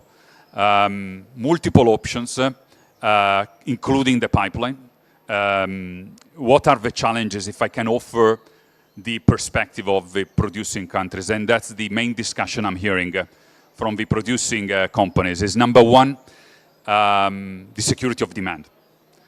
As we all saying, simplicity is, we are saying, gathering the right element. It's not different than an LNG contract if you want to project. We need 10, 15, 20 years. We are at the beginning of the cycle, so we need the longer the better. We need that on the other side of Mediterranean, we have people that are ready to sign this contract, taking and sharing the risks for this, particularly if it's including a pipeline, which is essentially, how I say, is marrying countries and companies for life. There are marriages that are lasting less than a pipeline. The second one, of course, is cost. There is, of course, you mentioned cost. There is the inflation, there is the debt cost, which is the regulation cost, which is putting some pressure on the economics of all these projects. We need the clarity on both sides that we are incentivizing this, we are all believing into this, we will be able to jump in even with the value chain. Where is the value chains coming? The electrolyzers, the steels, the compression. Where is this coming from? Could be split, will be coming from Europe. We need to rely to a third party. The third one, which is scaring people, is of course the classic dilemma. I hope everybody will laugh here. Is it going to be like a large, so long-distance transportation or hubs, right? Which could dent the demand as well. Will be valleys, will be hubs, will be concentrated in larger. That's the conversation I'm hearing, and collectively solving some of those challenges will drive not just capacity and cheap production of hydrogen, but also certainty in partnership across the two sides of the Mediterranean, I would say. And the one side of the Mediterranean, there is Greece, where a dedicated hydrogen pipeline has been now approved like a project of common interest. Can you talk us a little bit about this project, how will you contribute and how can be connected? Well, before talking about the pipeline per se, let me say, and following up what also Jorgo was saying, let's say, why Greece, we see, let's say, a debate about hydrogen as being very relevant. In the panel before, we heard also Motor Oil already talking about, let's say, you said about 20 members of Hydrogen Europe. We, as a gas transmission operator, keep receiving very, very huge requests for transportation of this hydrogen. In the country, the industrial players, all the players which are very interested in investing in renewables, wanted to find a solution for transforming these renewables in gas. And the reason is the load curve of electricity is not sufficient in Greece. This new project for renewables cannot be sanctioned with the risk of huge curtailment. And the cost of transmitting electrons is prohibitive when you go on long distances. So where industry is going to bet their money, they are looking at betting their money if they have the possibility of selling the energy they can produce. And this can be done through transforming these in molecules, in chemical energy. And that triggered the discussion about the pure hydrogen infrastructure acceleration, because blending has been conceived, and again we talk about complexity with the very complex European rules putting a threshold of 2-3% in terms of maximum percentage of blending at the interconnection point between countries is killing the use of blending on a large scale, in particular in a country like Greece where we have a small domestic demand.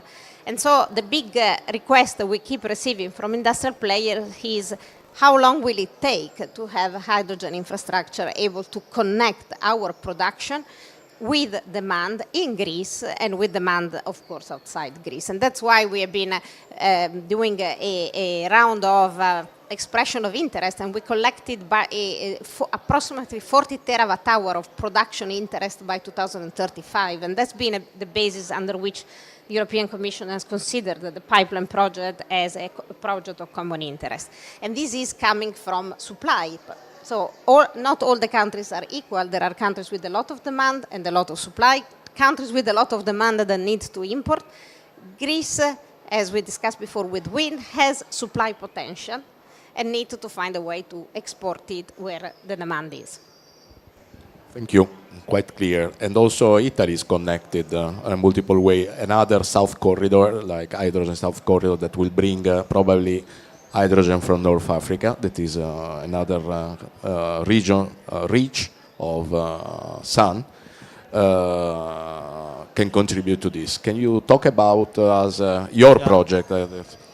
Yeah, let me say first that I take the suggestion. I will never say keep it simple, but try not to complicate more. That probably is more adept. And the point that Yorgo said, the time to decarbonization, is I think very, very, very important, because I think he said another very important thing. We look at green molecules, but we need to look at decarbonized molecules. We need to have all solutions in place for, let's say, tackling with the reduction of emissions. And I think that is important. I mean, we can focus on how to develop the green hydrogen. That is important, long run, but we have to tackle the point next 5 years, next 7 years, and decarbonized molecules, of course, to me at least, do represent one of the solutions that need to be adapted to the single countries. It's the first time that I hear of security of demand. We have been struggling for 2 years about security of supply. Now we have security of demand. That is another interesting angle we need to look at. Let me move on the South H2 corridor, that as the corridor through Greece has been entitled with the PCI, let's say, nomination, and is, as Yorgo said, is very important because it's a real and seamless interconnection between Northern African countries and Central Europe. It's 3,300 kilometers. Think about how much storage capacity you can have in 3,300 kilometers for, let's say, optimizing the financial effort to put this corridor in place. To me, is terrific. Terrific. It's going to take years before you need to have a cavern storage for, let's say, coupling demand and supply with 3,300 kilometers. I think the other advantage of this corridor is on cost side. Almost 70% of the entire infrastructure can be repurposed. We need to build simply 30% of this corridor as a brand new pipes. So time to decarbonization, cost reduction makes this corridor extremely effective. What is the big challenge? I think the big challenge is, apart from regulation, it's coordination between supply and demand. In this case, that is the opposite of the perspective that was highlighted, we have much more potential demand than the potential supply. And to that extent, I wish that some of the Arabic countries we were mentioning, Oman, Saudi Arabia, will move and will go to Tunisia, will go to Libya, will go to Algeria and support hydrogen production in those countries, because the great advantage, it's going to be they will not need to convert it in ammonia, ship it the ammonia, and recrack the ammonia to get the green hydrogen. That is not efficient. I mean, if it is the sole solution, let's do it. But if you can move the production closer to the market, having the opportunity to ship it directly as a green molecule, I think is a terrific advantage they should consider. But that is key. So the big challenge now is to try to coordinate investments in the northern part of Africa for producing the green hydrogen and the transition in demand in the central part of Europe. That is, I think, because the part related to the infrastructure, because of the sizable repurposing opportunity we have, might be a second-rank complexity. Thank you, Stefano. And what is the role of ENSOG in supporting the role of TSOs into the decarbonization? Well, I think it's these actions you have from the TSOs are very well described here. So what are the challenges? I think that from our perspective, and of course we have to look a bit broader than the certain regions, but I think that our role so far and already working with infrastructure for the transition is to put it in a certain structural thinking, structural manners, and try to, let's say, plan and quantify the exact needs. We as the organization, of course, we were tasked with the certain elements from our policymakers, which we of course deliver, and our role now is to project this experience and structures for the transition to enable what I said, this security, safety, and continuity of operations of our systems. So starting, of course, we are already, and this is something very important to highlight, we are already working with the hydrogen categories projects with our 10-year network development plans. For ones who are not in let's say European details, it's the way we look at our infrastructure. Each 2 years we look at the 10 years perspective for these processes, and of course already the members sitting here with us, they are already proposing the projects that are already tackling the biogas, hydrogen. There are also different categories which already include new gases. Why we need that? Because we also work together for the scenarios. We also look together with electricity side on the long-term perspective of the European system. So how this interdependence between both energy vectors will look like. And here I totally agree with Jorgo. There is no single solution, no only electricity future. We have to work, and even in the together in the most, even the most I would say most audacious scenarios say that we will still have the electrification will be 50 up to 70, maybe 70+%. Even if we go perfectly down the super electrification line, we still remain with over 20% that will be molecules, and we have to appropriately take care of them. So this is it. This is the planning. Thirdly, I think it's very important is what was said before. On the top of this planning is also to look at how this value chains will develop, and the question was here: is it hub, is it valley, is it a corridor? I think it's both, or both plus, or we have to look with, let's say, to be agnostic, to look at what is the most important thing. Of course, first there will be valleys, because there will be some areas, sectors, ports, industry players who will put the first risk, go as the prime movers. But then once you go the way, you cannot foreclose them in one cluster or second cluster. We will certainly need to join them between, because then you will have the competition between the producers. You will apply security of stability of the product to the businesses that made. And yes, finally, Europe is not equally blessed or fully blessed with all the resources we have. That's why we need this corridor. So on the top of that, we have to map the corridors that will enable us to import gas. And to finish, what was also said here, we as NSOC and as TSOs, we also took upon ourselves part of the tasks in this to map the existing infrastructure projects, to map the import terminals project, to map the production clusters, and to put it in a way of interactive map. So we already also trying with this information, but very detailed information with the time spent with FIDs, to show to the market where the projects are the most promising, where they are progressing, because also I think that to finish, the infrastructure has also this de-risking role. Infrastructure is one element of the market that of course is maybe less risk prone, but it's stable, and if someone decides for an FID, you know that it will stay for 20, 30, 40, 50 years in place.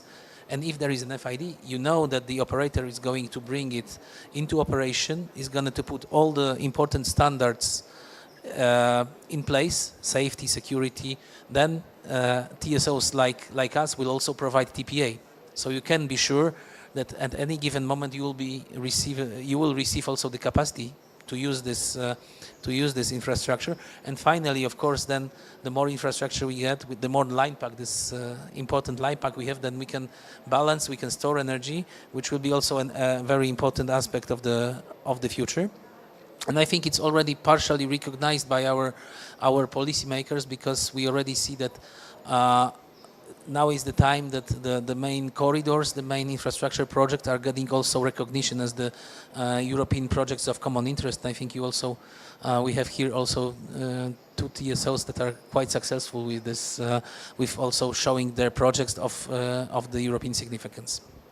Thank you. Yorgo, but then how can we make possible that this cooperation between the demand and the supply happen, like Europe and Middle East?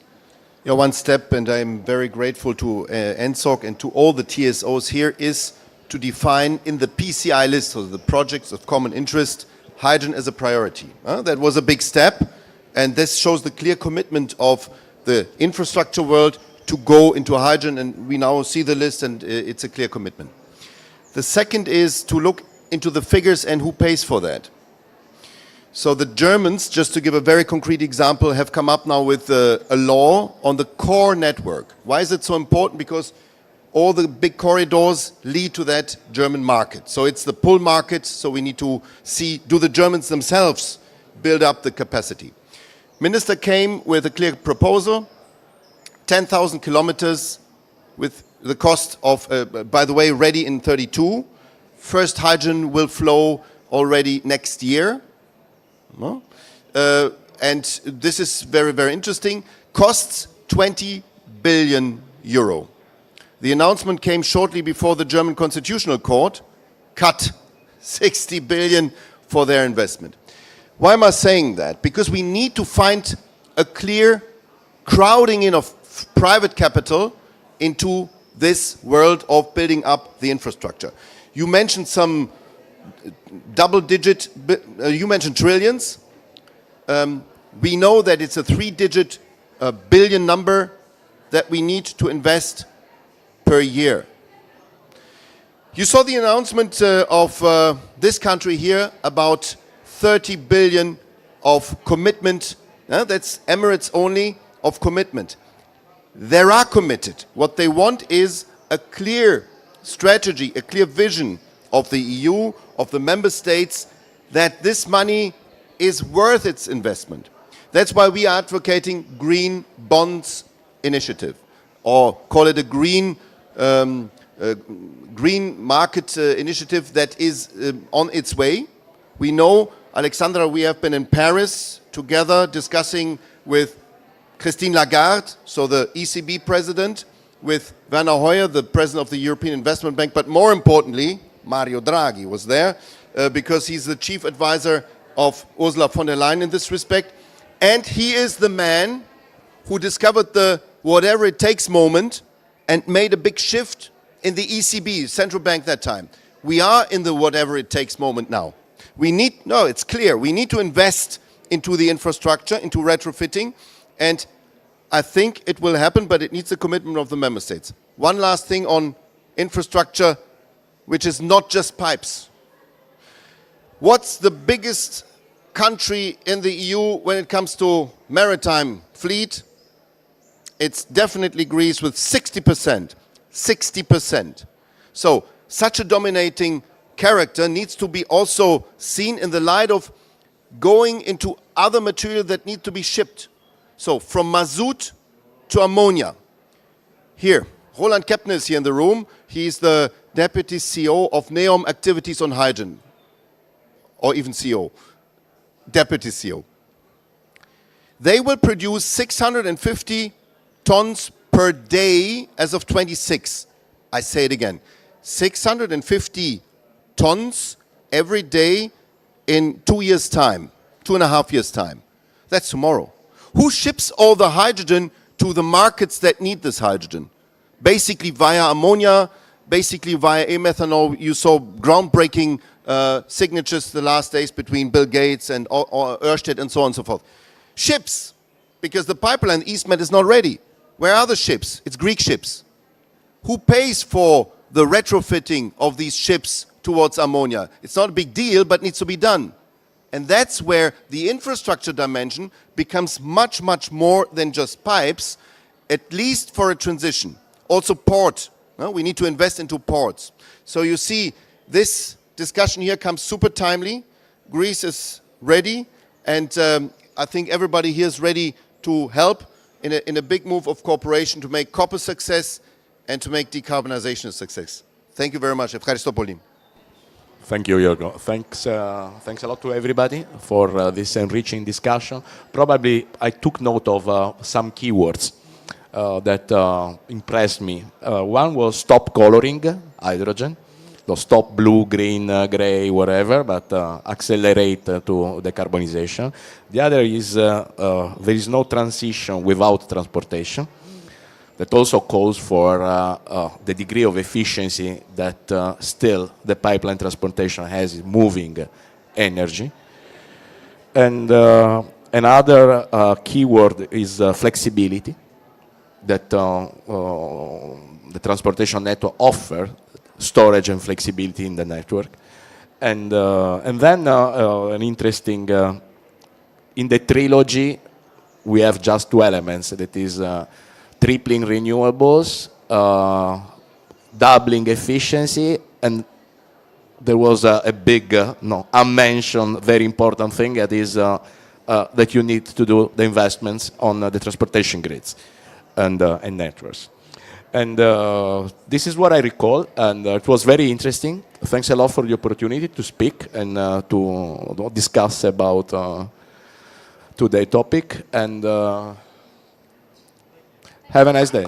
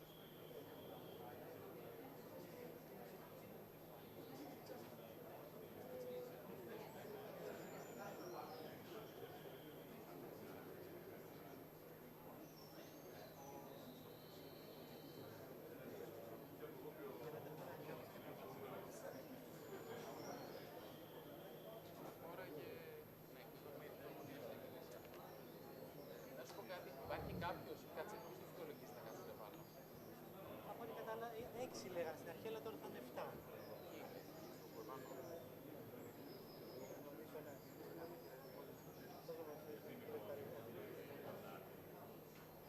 Είναι κάτι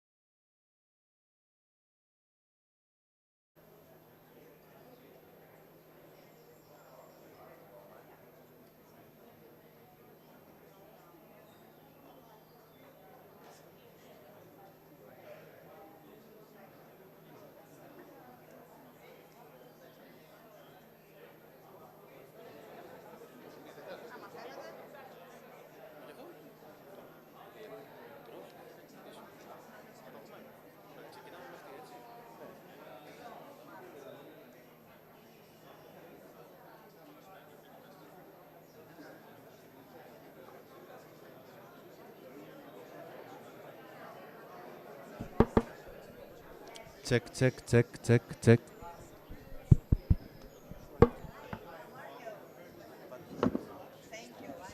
Check, check.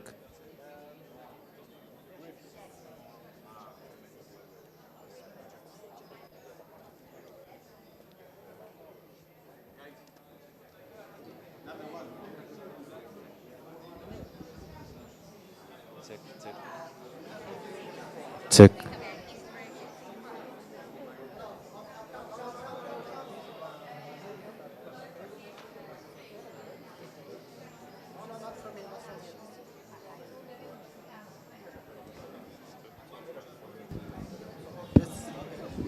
Check.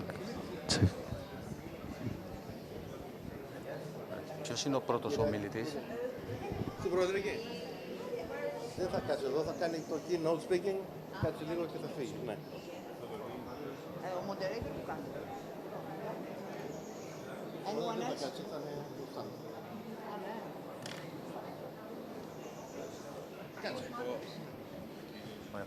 Ποιος ξεκινάει πρώτος να μιλάει? Ξεκινήσει η κυρία Γιώργη και από εκεί.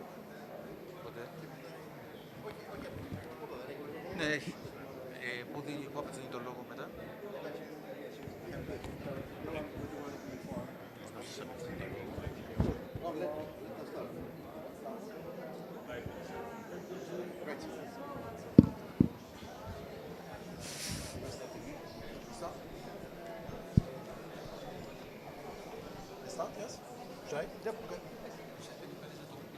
Hello everyone, can you hear me okay? Is this working? Yes, okay. Hello everyone, can I please invite you to take your seats? We're going to start the session. Okay, so welcome and thank you very much to our Greek hosts for hosting us here. My name is Noam Boussidon, I'm with the World Economic Forum and I'll be facilitating this session today, which is specifically looking at the GREGY Interconnector. We have quite a fantastic cast and panel with us, so I'm just we're going to very quickly introduce our speakers, and then we'll hear a couple of introductory remarks from Mrs.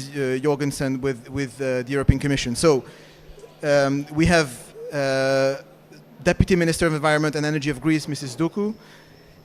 We have Mr. Karidas, CEO Renewables and Energy Storage of the Kopelosus Group.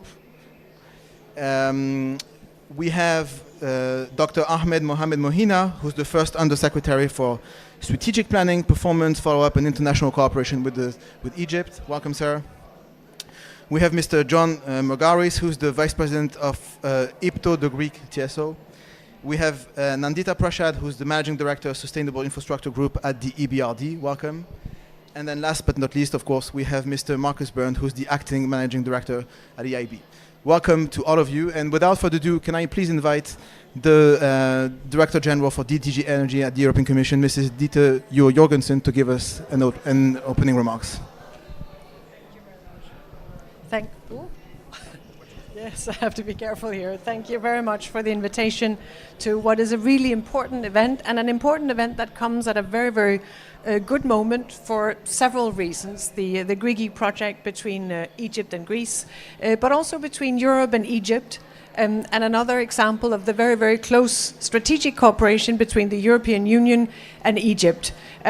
We have a very close bilateral partnership, the European Union and Egypt. We have close cooperation in the field of energy, and we have a common objective of the decarbonisation of our energy system, and we have a common objective in making best use of the fact that we are neighbours, the fact that we share the Mediterranean as a common sea that we can cooperate across. And I think the GREGY project is the best possible example of this. The close bilateral cooperation between Greece and Egypt is the best possible example of what we can do when we work together, how we can accelerate the decarbonisation of our energy systems, how we can accelerate our path towards cleaner energy and a lowering of greenhouse gas emissions through cleaner energy.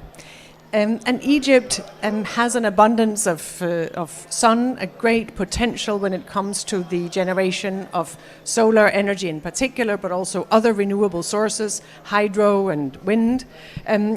Egypt has a great potential to increase exports of that green energy to Europe.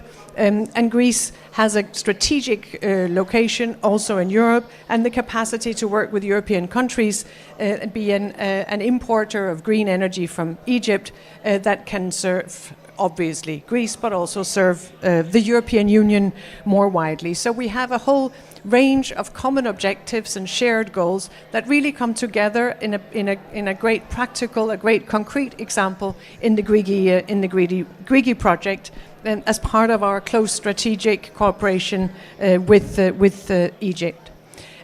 So the GREGY project has come a long way and is now in our system recognized as what we call a project of mutual interest for the reasons I have just set out in terms of strengthening our energy cooperation and bringing more green energy to Europe. We have in Europe a common regulatory framework on trans-European networks in the field of energy, and under that framework we identify strategic projects, either projects of common interest within the European Union or, as a new category, projects of mutual interest with neighbouring countries like Egypt. And we have just established, just last week, we have adopted the very first list of projects under the renewed regulatory framework. And what has changed in our regulation is that the focus really now is on decarbonisation, bringing more renewables and accelerating the electrification of our economies and our energy system. And GREGY, the project of connecting Greece with Egypt for exports of green energy from Egypt, that is now has now been given the name of a project of mutual interest. It has been recognized as a project of mutual interest because the information we have received, the cost-benefit analysis, the analysis as regards the contribution to security, that shows a clear benefit from the GREGY project. And so that list was just adopted on the 28th of November, which means the projects will now go into our system and can become part of that. And important that the project developers, the project promoters, follow up on that and bring it in to the system in order to take it forward also practically. But the recognition of a project as a project of mutual interest is important because it sends a clear signal to investors that this is a project that meets broad support, both technical support in terms of its contribution to the energy system, but of course also the political support that comes with being recognized as a project of mutual interest. So I think it's a good opportunity to thank and congratulate both Greece and Egypt and the project promoters and developers for all the work that has gone into this and has assured that the project is now a project of mutual interest for the European Union.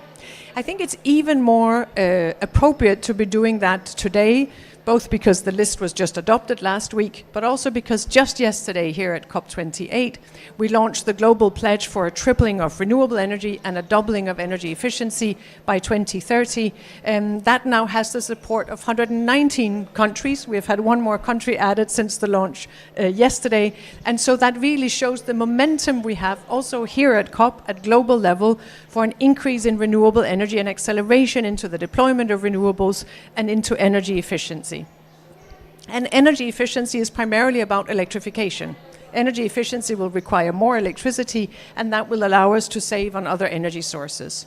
And so we need more renewable energy in the European Union, and we need renewable electricity into the European Union. And so GREGY is also a great project showing the possibilities, the potential in our cooperation, the potential in renewable energy trade across the Mediterranean, and really supports and aligns with the objective we have set ourselves for a tripling of renewable energy capacity by 2030 and a doubling of energy efficiency also by 2030. And so I hope that today's event and your discussion here can show the many things we can achieve in working together, and hopefully can also then help feed into a positive outcome of the negotiated part of COP on renewable energy and energy efficiency. And so with that, thank you very much for the invitation.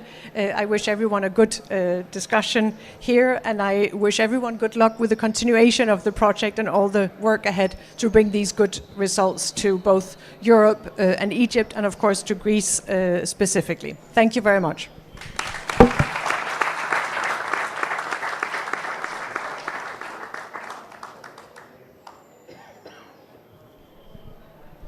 Thank you very much, Madam Director General. And now, without further ado, and Minister, I'll come to you later. Let me call on Mr. John Caridas, who's the CEO of the The Deputy Minister has asked that I interview her slightly later, and so if you don't mind, I can come to you directly. So please join the podium.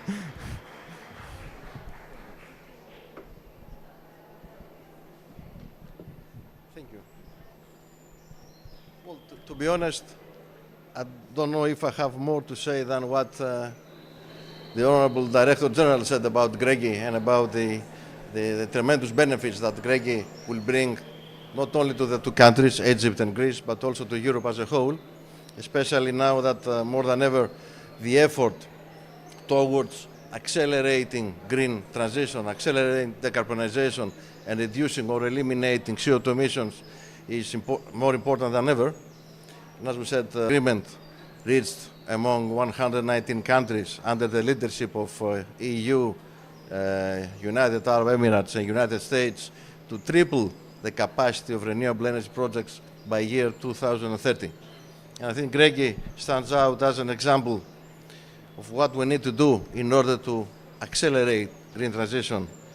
And as I say, in order to fast-track green transition today. So I will try to go through the presentation I have prepared very quickly and highlight the important benefits that such a project will bring, and such a project will show the way that Europe must move, not only Europe, all other countries, in order to, as Mrs. Jorgensen said, to accelerate the electrification of their grids with green energy. So GREGY relates obviously to the direct interconnection between Egypt and Europe via Greece. As we said, we need to achieve the targets we have set as Europe and as the world.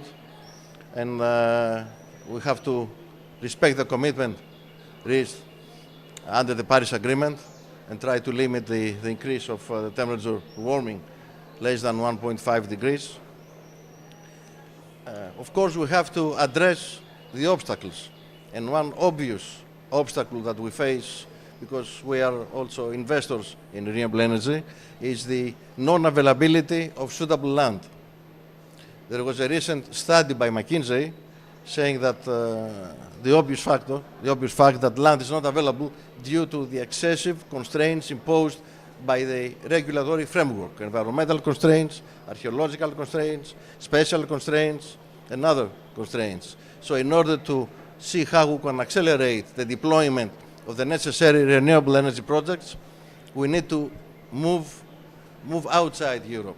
And the obvious first step, of course, is to go to Egypt due to the proximity, due to the fact that Egypt has an abundance of free land. Egypt has very excellent capacity factors for wind and solar. And of course, all of these are backed by the firm support and extroverted policy of the government of His Excellency El-Sisi. So Egypt is the obvious candidate country with which we need to establish an interconnection in order to receive green energy to Greece and Europe.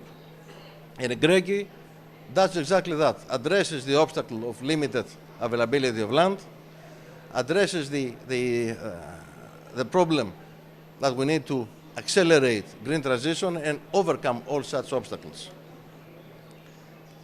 So what is GREGY? Very quickly, it's a 954 kilometers long submarine cable interconnecting Greece to Egypt, Egypt to Greece, the Greek mainland, with 2 landing points in Attica in order to avoid local congestion, with a capacity of 3,000 megawatts, with a bidirectional capability, and with a commitment to transfer from Egypt 3,000 megawatts of pure green energy at competitive prices. The estimated budget is 3.6 billion euro, and we plan to have a pretty tight schedule with a duration for construction for around 4 years after final investment decision. The history of the project goes a long way back. It was conceived by the founder of Kopelous Group, Mr. Dimitris Kopelous, back in the year 2008. Of course, a lot of water has gone under the bridge since then. We signed the first agreement with Egypt back in the year 2010. We have completed all preliminary feasibility studies. As Mr. Jorgensen said, the project now is in the list of the first PMI list of the European Union, which signifies a very important acceptance of the project by all stakeholders, by all the European community, as an important strategic infrastructure for the future.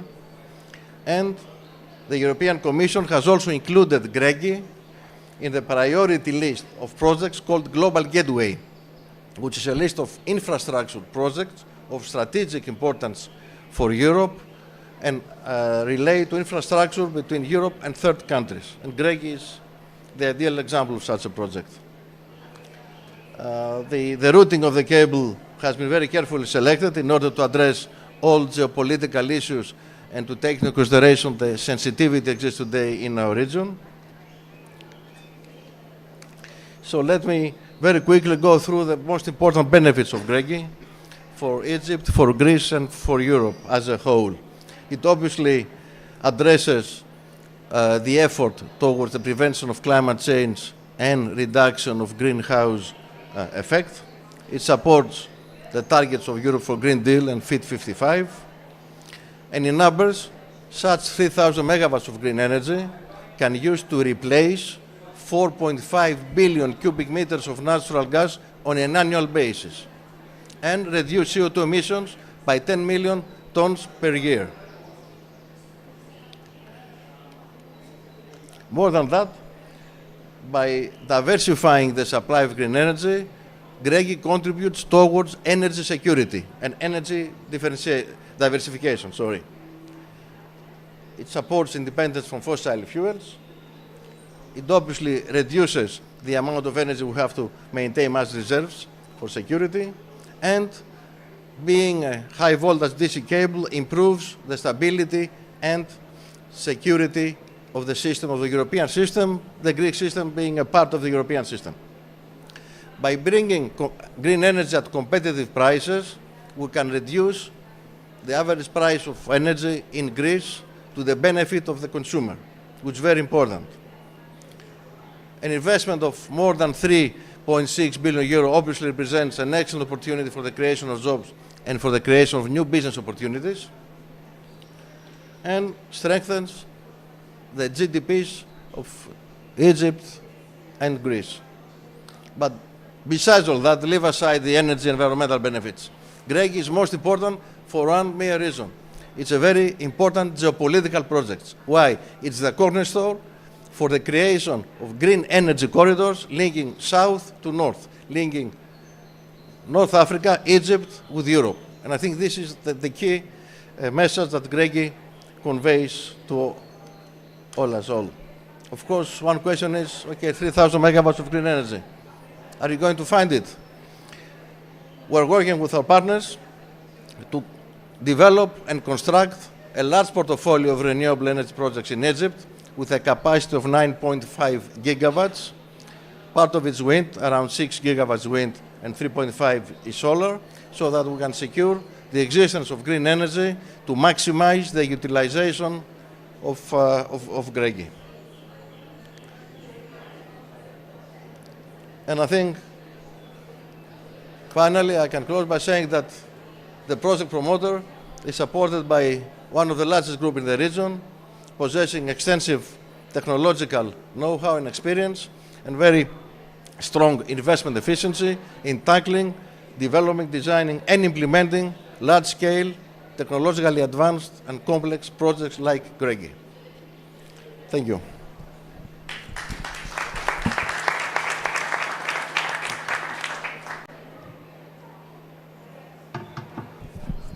Thank you very much, sir. Without further ado, let's move to our Egyptian colleague, sir, if you don't mind coming to us and address the floor. I think it's quite fitting. Wherever you want, but yeah.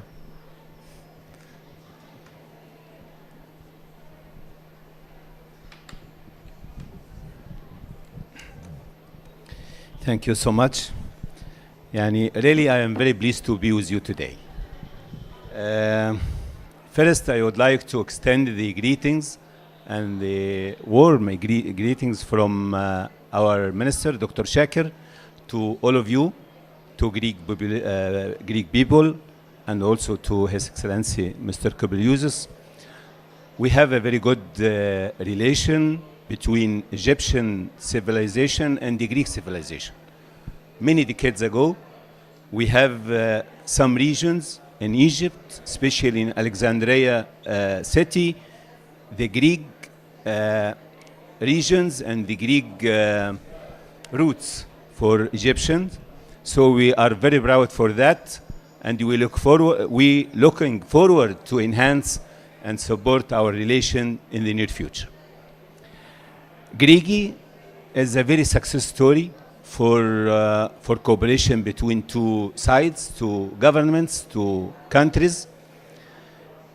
I know that there is a daily communication between high levels, between technical levels. I think our minister and Mr. Kobylius discuss this issue maybe daily, weekly, to secure the success of this project. GREGY project, one of our plans, one of our projects to achieve our vision. We have a very ambitious vision to create Egypt as a hub for electrical interconnection in the region, depending and according to our capabilities. Egypt is locating in a very pioneer location between three important continents, Africa, Asia, and Europe. We are very near to Europe market. Egypt has a very good potential in the field of renewable energy. We have a very ambitious strategy to maximize the share of renewable energy to be 42% by 2035. And according to the NWAFE program, we will accelerate our objective to be achieved by 2030. NWAFE program is a very important program for us in cooperation with many partners and many international institutions all over the world. EBRD, the main partner of this project NWAFE program, to replace 5 gigawatts from inefficient power plants to be replaced by 10 gigawatts of renewable energy. So we have a very ambitious target and very ambitious plans to maximize the share of renewable energy in Egypt. We will utilize and consume the renewable energy in our national markets to develop our national developments in all sectors, industrial sector, tourism sector, agriculture, housing, and so on. But also, in the same time, we're targeting to export green electricity to Europe, which is a very important market for green electricity in Egypt. So we are working very hard on that to interconnect with Europe, to export green electricity and also green hydrogen. So our national green hydrogen strategy already finished, and it already approved from the National Council in Egypt, and within a couple of days, within a couple of weeks, it will be announced after approving from the Supreme Council of Energy in Egypt. I think it will be a very good opportunity to put Egypt as a main player of green hydrogen in the region and also on the world. We will participate by 5 to 8% from the global market of green hydrogen, which is a very ambitious target for Egypt. GREGY projects, as my colleague said, that we will export 3,000 megawatts from green electricity to Greece and also to Europe, but we're targeting to maximize this percentage to be more than 10 gigawatts to Europe. We have capability for that. We have potential for that. If we talk about the potential of of renewable energy in Egypt, exceeding hundreds of gigawatts as a theoretical potential, but we are working now to verify this potential to be real potential in Egypt. And also we will give the private sector the main role to implement renewable energy in Egypt according to the our strategy, which will give the private sector the main role for that.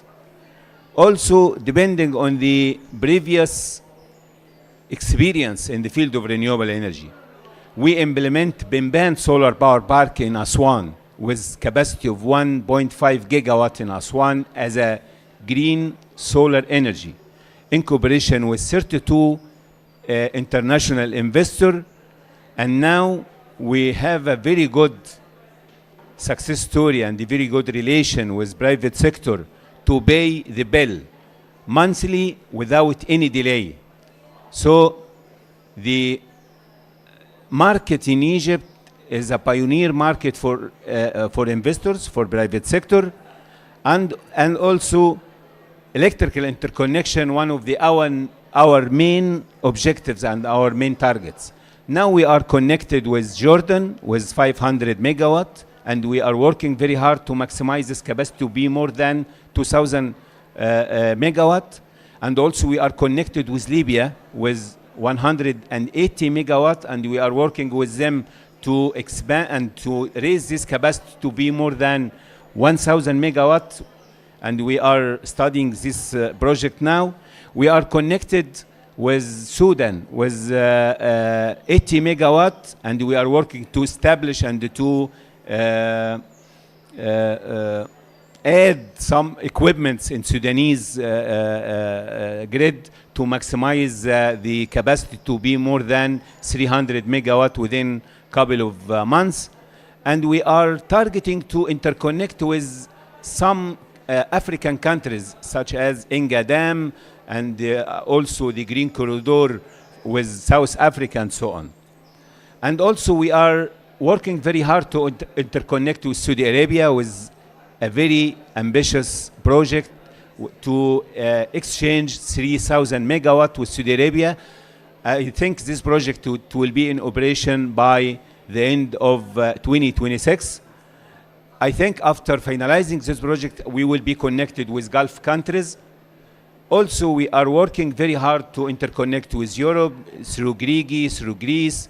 After finalizing this project, Egypt, it will be a hub for electric interconnection with, in the region, in addition to a hub for gas sector in the region, in cooperation also with Greece, with Cyprus, with Israel, and so on. So Egypt has a very good potential in the field of energy. We have a very ambitious strategy, very ambitious targets to be a hub in the region through Greece, mainly to Europe. So we are very proud for that. We are very keen to expand, to support our cooperation with you in the near future. Thank you so much.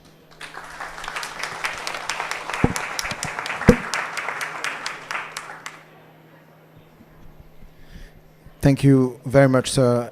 Let me now call upon Mr. John Margaris with the Greek TSO IPTO.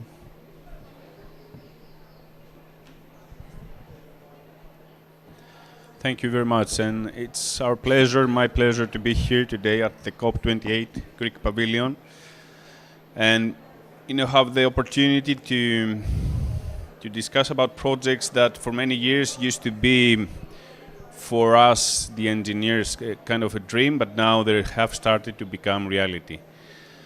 We as IPTO, the Greek Transmission System Operator, we have been working during the last 6 years to upgrade and expand the Greek transmission system. We have been focusing on connecting the islands to the mainland. You know that we have many islands that have been isolated electrically, and we have managed to interconnect already a lot of islands, bringing the transmission system of Greece closer to other areas of production of energy. And Egypt is one of these important examples of being able to have transmission systems in neighboring continents getting together. The main challenge for us is to make sure that we will have the necessary transmission infrastructure in the coming years to host not only the renewable energy that will be produced within Greece, but of course to be able to transfer the energy that will come from North Africa, Middle East, and so on. And this is why the international interconnections have become recently probably one of the main pillars of our company. Greece right now is interconnected with Italy, with Albania, North Macedonia, Bulgaria, and Turkey. And recently we have announced the upgrade plans for all these interconnections, including a new interconnection between Greece and Germany. As the Director General said in the beginning, this, and of course Mr. Karidas as well, the interconnection between Greece and Egypt, GREGY project, as promoted by the GREGY Group, is a project between Egypt and Europe. So the main target for our company as transmission system operator is to make sure that this energy can flow from Greece to the centers of high consumption in Europe. One of these projects is a very, very new project between Greece and Germany. We as IPTO are promoting this, and we have made the proposal to the TYNDP. And in our planning, those projects are very strongly linked together. Europe is in a major transition regarding its energy policy, and as the Director General said in the introduction, the decision is to accelerate and go faster and further in terms of electrification of the economies, but also in terms of expanding the renewables integration. The good news is that technology is on our side. During the last years, we have been implementing in the Mediterranean area many interconnections that are in very deep waters, and GREGY project is one of these projects. Also, Greece, Cyprus, Israel is another project. We as IPTO, we have been increasing our knowledge and experience in making sure that these interconnections are implemented in a safe way and in a reliable way.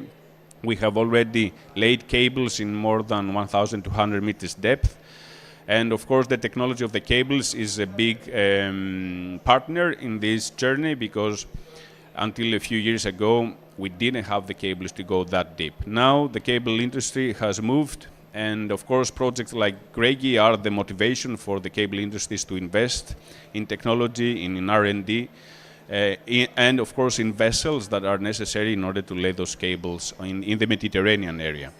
This is the challenge that we have in our neighborhood, which is not the case for North Europe. In North Europe, the TSOs and investors are expanding the transmission infrastructure for offshore mainly, but they don't have so deep waters as we do in the Mediterranean.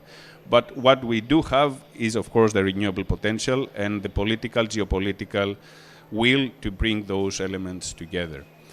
We have been supporting GREGY projects since the beginning, offering technical and detailed analysis of how GREGY can be implemented to the project promoter. And of course, we are here to work together with both the project promoter and the Egyptian colleagues from the transmission operator also of Egypt in order to have a very successful project in the coming years.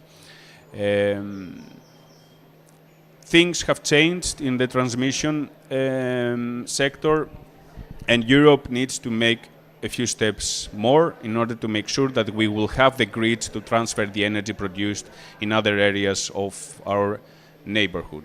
Expanding the grids, the transmission grids, is the main challenge, we believe, for Europe if we want to achieve the targets for 2030 and 2050. And we have to work together to increase the investments, but also change the permission framework and the regulatory framework and have the grids in place when we need them. Congratulations to the project promoter for bringing the project until here, until today, and we will be working together for a very strategic project in the neighborhood and also for the transmission sector as a whole. Thank you very much.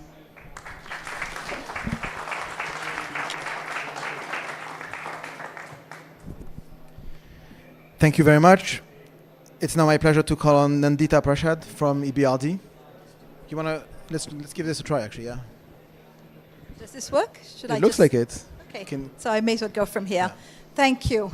It's really a pleasure to be here to discuss the GREGY project, which links two EBRD countries of operation. We are excited to see the opportunities for accelerating the energy transition and economic development this project brings to both Europe and Egypt. Being here at COP28, we are reminded of the urgent action needed for the world to remain in line with the net zero target by mid-century. Crucially, as the DG reminded us, we need massive electrification and we need to decarbonize that electricity by promoting large-scale renewables and exiting unabated fossil fuels. This transformation of the energy sector is not only a challenge, but also a great opportunity. Now is the time to unleash massive innovation and investment, open new markets, diversify economies, and reap the rewards of a cleaner economy. The best news is this transformation is now affordable, above all because of the extraordinary revolution in the cost of wind and solar power. This is where regional interconnections have an important role to play, to carry that renewable energy from where it can be generated at low cost to where it is needed to decarbonize and stimulate economies.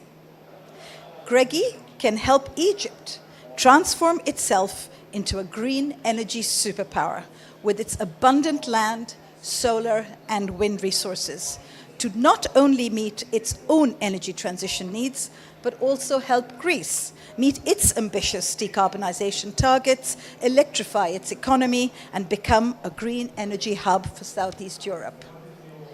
We at EBRD are already partnering with both countries on their decarbonization agendas. In Egypt, we are very proud to have prepared and financed the largest solar farm in Africa, the 1.5 gigawatt Benban project already mentioned, and several follow-on private solar and wind projects.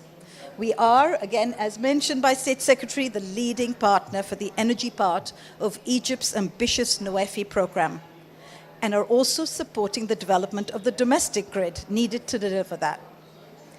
And as we also heard, Egypt has plenty more potential, hundreds of gigawatts, to develop its solar and wind resources for desalination, green hydrogen, and export. And we stand ready to help prepare and finance these projects that ensure a green economic trajectory for the country. Greece is a leading example of a country focused on phasing out unabated fossil fuels in its electricity system, committed to completely phasing out coal by 2028. We are proud to have worked with Greece's utility, PPC, on its first ever sustainability-linked bond, and subsequently supporting its partial privatization, becoming a shareholder actually in the company. GREGY is taking these partnerships to another level, bringing together not only the two countries, the two transmission system operators, but also private sector players from both countries that are long-standing EBRD clients, such as, of course, the Copalusis Group, but also some of their Egyptian partners, Infinity Power Holding, for example. With such great sponsors, the hearty endorsement of the European Commission, and of course, our trusted co-financiers, EIB, I'm very confident that this trailblazing cross-border energy infrastructure project will happen. And it will showcase to the world how interconnecting networks, countries, and even continents can accelerate the global energy transition to meet the climate imperative. Thank you.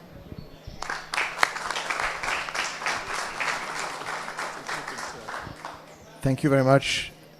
And actually, what a better introduction than trusted co-financiers, which brings me to Marcus Burns with the EIB. So please, sir, offer us a couple of remarks. Thank you very much. It's a great pleasure to be here. It's not only a great project, it's also a perfect project to show what the European Investment Bank has been doing since 65 years, where we supported EU objectives And very soon after our inception, it was realized that these objectives don't end at the EU borders as the EU grew. And this is a great project where we're very, very happy to be involved at the very beginning. We support Mr. Stoku mentioned the Global Gateway Initiative, which is very important for us, where we are supporting a third of this initiative. And an important pillar of the 5 pillars there is energy and climate. So, and another one is connectivity. So this fits right into our strategy, and we're very happy to do this. As was mentioned, obviously, energy is the backbone of civilization and prosperity as we know it, but we have to find a way to make this affordable and sustainable. And this is a perfect project to show that we can do that when we partner with others. The interconnection that is at the heart of this has been at the heart of what the ER has been doing for 65 years in Europe, but also in Europe with our partners in Africa, Western Balkans and the likes, within Africa, Asia and Latin America. It is this is a great example of how working together is a win-win for all sides. We will reduce, you will reduce, and we hope to support you together with our partners in EBRD, reduce CO2. We will increase energy security, both for Europe and Africa, because this goes both ways. We will enhance economic opportunities, both in Greece and in Egypt, and invest in the future, not only of Greece and Egypt, but in the future of Europe, Africa, and this planet. So we're really, really looking forward to making this happen. Thanks. Thank you very much. So thank you to all our panelists for this first round of remarks. And now it's my pleasure to call upon Deputy Minister Zduku. Minister, we've heard about decarbonization. We've heard about geopolitical benefits. We've heard about strategic benefits. And so it would be interesting to have your perspective on all of this. So thank you very much. Please.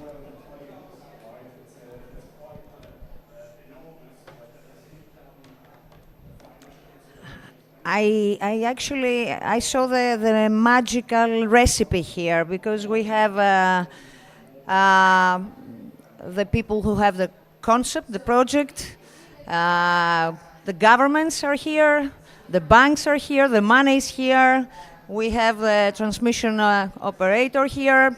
So what rests other than materializing it? First of all, let me welcome at the Greek Pavilion a dear friend of mine, a friend of Greece, the Minister of Cyprus, George Papanastasiou. George, thank you very much for coming here. We had your president also 2 days ago honoring us here at the Greek Pavilion when the Prime Minister was here. And speaking about interconnections, let me thank you very much for the cooperation regarding another very important European project, the Euro-Asia Interconnector. As you know, it's the world's, I think, largest and more complex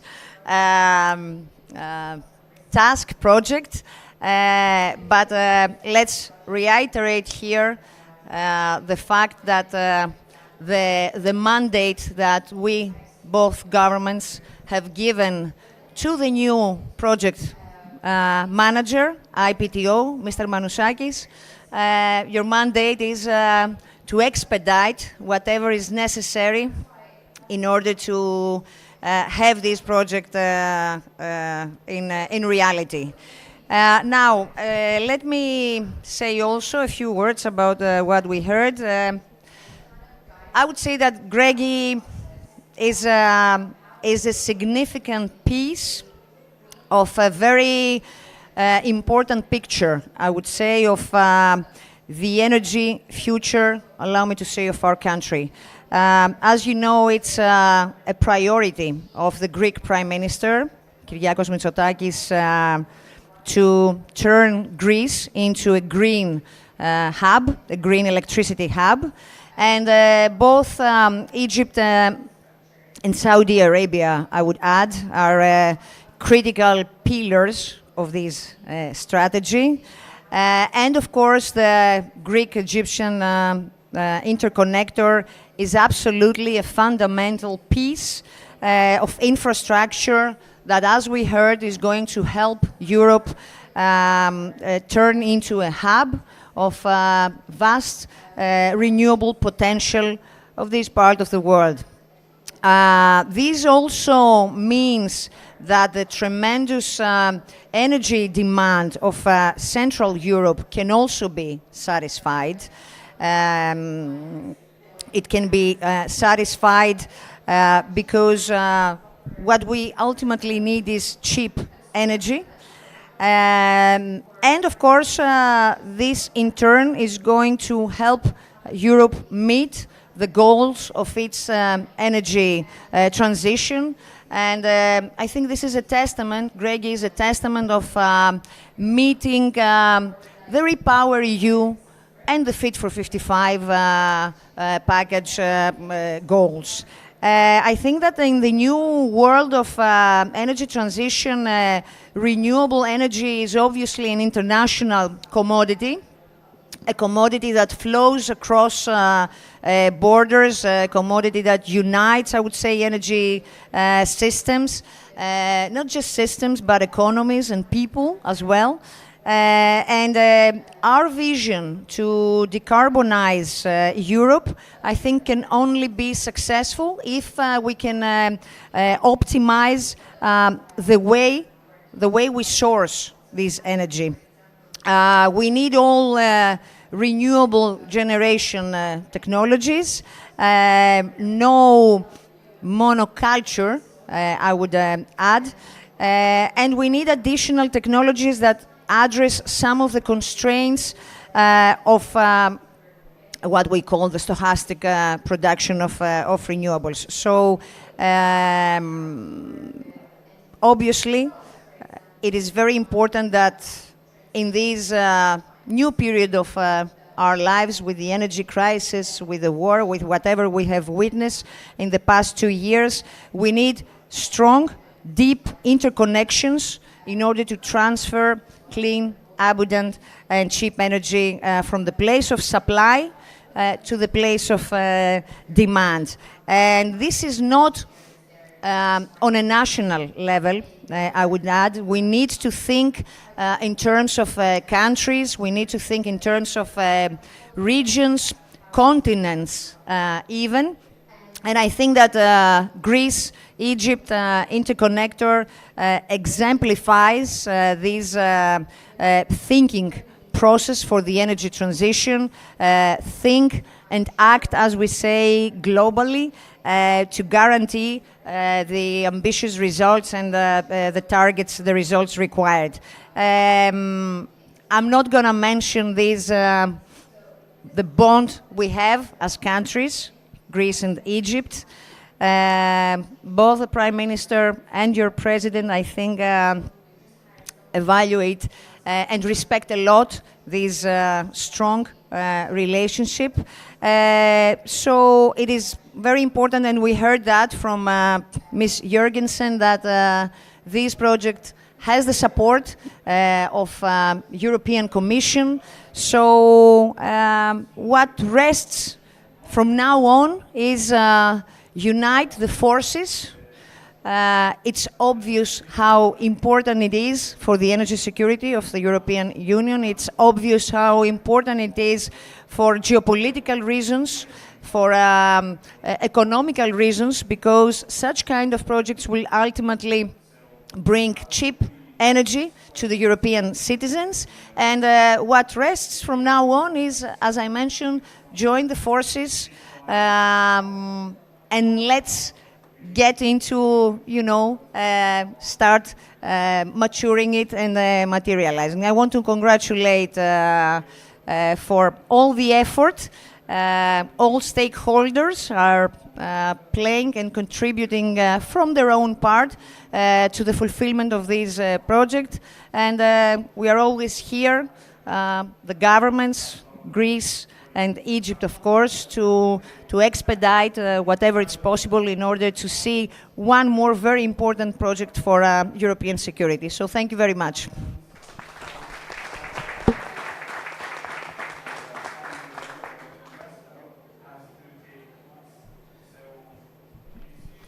Thank you very much, Madam Deputy Minister. We heard start maturing it and implementing it, and I think this is where we turn to Mr. Karidas to understand where does the project stand today? What are the potential challenges that you're facing? What are the key next steps that you're looking at? Tell us a bit more about where we are today, please. Certainly, thank you.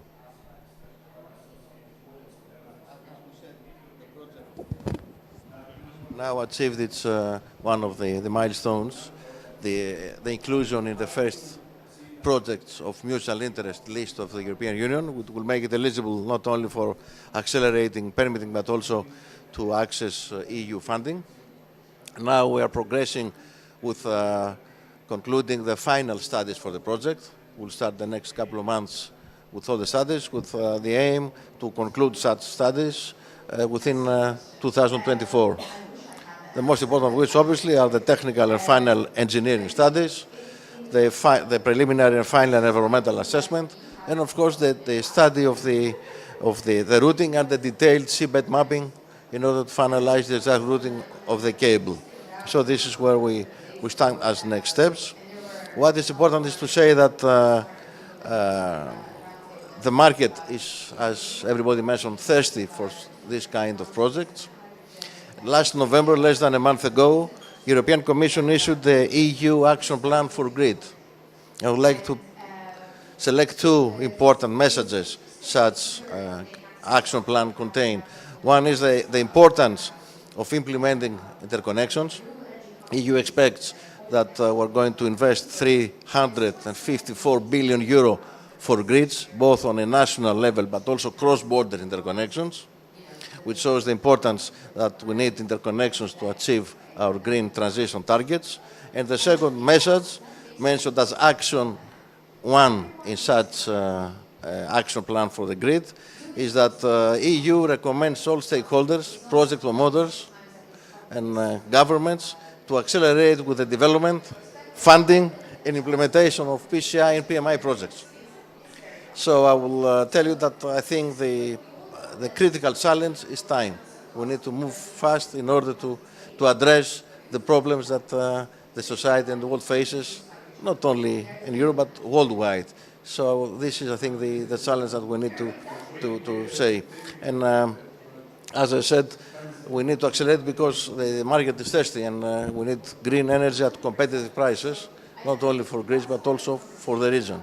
So this is, I think, the thing that we need to address with our planning and development actions. Thank you very much. And actually, this takes me to Dr. Mohina. You know, we've heard, time is of the essence here. We've heard that there's a number of great benefits, in particular to European citizens, to emissions reductions, to geostrategic concerns as well. But obviously this is a partnership. It's Greece interconnected with Egypt. And so from the Egyptian side of things, how are you looking at it? What are the key benefits that you're deriving from this project? And how are you really trying to push this through?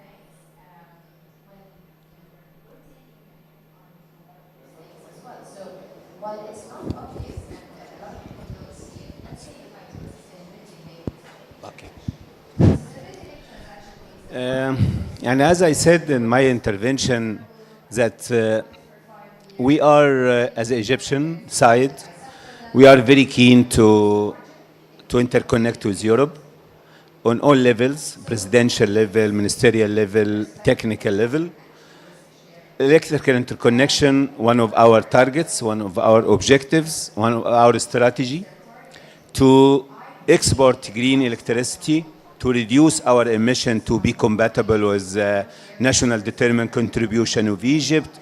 We have a very ambitious target to reduce our emissions by 2050. And also we have a very ambitious target to raise the share of renewable energy to be 42% by 2030. I think the GREGY project will give us opportunity to achieve our objective, and also to expand and to raise the exporting of electricity maybe more than 10 gigawatt, as I said, to Europe through many buses. I think the path for Greece through GREGY projects, it can be a pioneer project to encourage other partners and other developers to be a part of that. Now we are receiving a lot of intentions from international financial institutions and developers and the private sector to be a part of this project. And we are discussing with them to wait after approval from European Parliament for this project. After that, as my friend mentioned, we will study how we can secure the finance for this project. After receiving the support from European Commission to this project, I think this project, it will be a real project on the ground within a couple of years, within very short years in the near future. Thank you. Thank you very much. And I think this is a key word here. It's a pioneer project, right? And this takes me to you, Mr. Margaris, because there's something slightly broader at play here, which is we're looking at the interconnection of the north to the south and vice versa. And so what is the importance of that specific project, GREGY, within that broader picture of those interconnections? So how do you consider that particular project in that broader scheme? Yes, I think it was also mentioned before, Egypt has a very unique location regarding its position also between Middle East, Arabia, Saudi Arabia, Africa. And Egypt, as explained by His Majesty, is that they have a plan of bringing renewables also from other areas in the south and Saudi Arabia, but also invest heavily in renewables in Egypt. The abundance of land that was mentioned by Mr. Karidas is very important, which is a challenge in Europe, in the European territories. So I believe that the interconnection between Egypt and Greece can play this role of bringing energy flows from other areas of the south to Europe. The technical part of this project is also very important because it will have to go down to 3,000 meters depth and cover 900 kilometers of distance, which is again bringing technology in the need to invest. I mean, the companies involved in the technology need to invest heavily in making sure that these kind of interconnections are operating. And it will, as said again before, be a pioneer in interconnecting not only countries but also continents. The future of the energy transition goes through the interconnections of the corridors between north, south, east, and west. Renewable energy is not available always. Storage is also, let's say, in its first steps of advancement, and we have to wait to see how storage can play a pivotal role in the energy transition. But for sure, we will never be able to go to a 100% green electricity sector without investing in interconnection like this one. Thank you very much. And actually, this is a great segue to you, Nandita, because this is an energy transition story, and an energy transition story requires financing. And you have obviously that perspective, and we've heard Greek perspectives, we've heard Egyptian perspectives, we've heard European perspectives. I think it's useful to have your take on this. How does GREGY fit within that broader energy transition ambition, and how are you managing to kind of do this from your bank financing perspective? Thank you. But I think, as I said in my earlier remarks, both Greece and Egypt are markets that we are already, as a financier, already familiar with, and it's quite honestly, it's a very, and I hope you won't mind my saying this, but you just look at the numbers. Today, Dr. Shaker, who kindly sent us his best regards, is getting private renewable investors in Egypt to give him wind delivered at 2.5 cents a kilowatt hour in Egypt today. Okay, I don't think we need to look at what prices are in Greece, and 2 cents for solar. Thank you. So 2.4 for wind and 2 for solar. This is what private investors with financed projects are able to deliver in Egypt today. We know what the price of electricity in Europe is. It's several multiples of that. So we know very well that this project and what Egypt can produce here for the European market is a bankable proposition. You take the cost of the transmission line, you take the support from the European Commission, you add it all up together, and I think you still have here a very financeable supply of green energy to Europe. And I think as a banker, that's what I'm looking at. And from an energy transition story, what I look at is Egypt has more than enough for its own energy transition, and therefore can provide this very economic opportunity to help the energy transition in Europe. Well, thank you very much. And it's a bankable proposition. Maybe this is this is my segue to you. But we're talking here financing for grid infrastructure. And so I wonder if you've done this already specifically between Europe and third countries like Egypt. And if so, there are potential challenges that you're facing there or lessons to be learned. Is this something that you've already experienced? Yes, of course. And thanks for the question. Oops. Thanks for the question. We have actually financed interconnection between Tunisia and Italy. Now, not as challenging as this one, but still it is working. And as Nandita said, this is bankable. There's an abundance, ultimately, once we fully explored of renewable energy in Northern Africa, and there's a much higher price of energy in Europe, which unfortunately is going further up, unfortunately for the European consumers, but maybe fortunate for the speeding up and the acceleration of the transition. And this is precisely the projects that will do both, keep energy affordable and invest in sustainability. Yes, there are challenges, but the good thing is, as Mr. Carida said, the energy, the progress, the innovation is on our side. Many things are possible now that weren't possible just a few years ago. And this is ultimately, not only in this case, but when it comes overall to the energy transition and the climate ambition that we have, ultimately the only way for us to make it is to rely on innovation and reap innovation and always work with the latest technology. And this is what's done here. So this is very bankable, and it's also very, very important and very, very promising, way beyond Egypt and Greece. This is important for the connectivity of Europe, but also beyond that, of other continents. So thank you so much. Look, we have a bit of time left, and so I wonder if there are questions in the audience. Well, there you go. So let's try and make sure that we can bring a microphone to you, perhaps. Can we try and do this? Thank you. It's a short comment, but a very emotional one. In 2009, I was Deputy Minister for Foreign Economic Affairs of our country in Greece. And I had a meeting at the ministry with Dimitri Kopelouzos. He came there with a binder, and the binder had the title Greece-Egypt Electric Interconnection. We had a meeting for about an hour, and I was very impressed by the vision of this man and what he wanted to do. And of course, I embraced the vision immediately because I was very much caring for that. And the next year, 2010, that Mr. Caridas mentioned, we went to a mission together in Cairo. And this is where the signature actually happened. I was there when it happened. We signed the MOU with our partners in Egypt.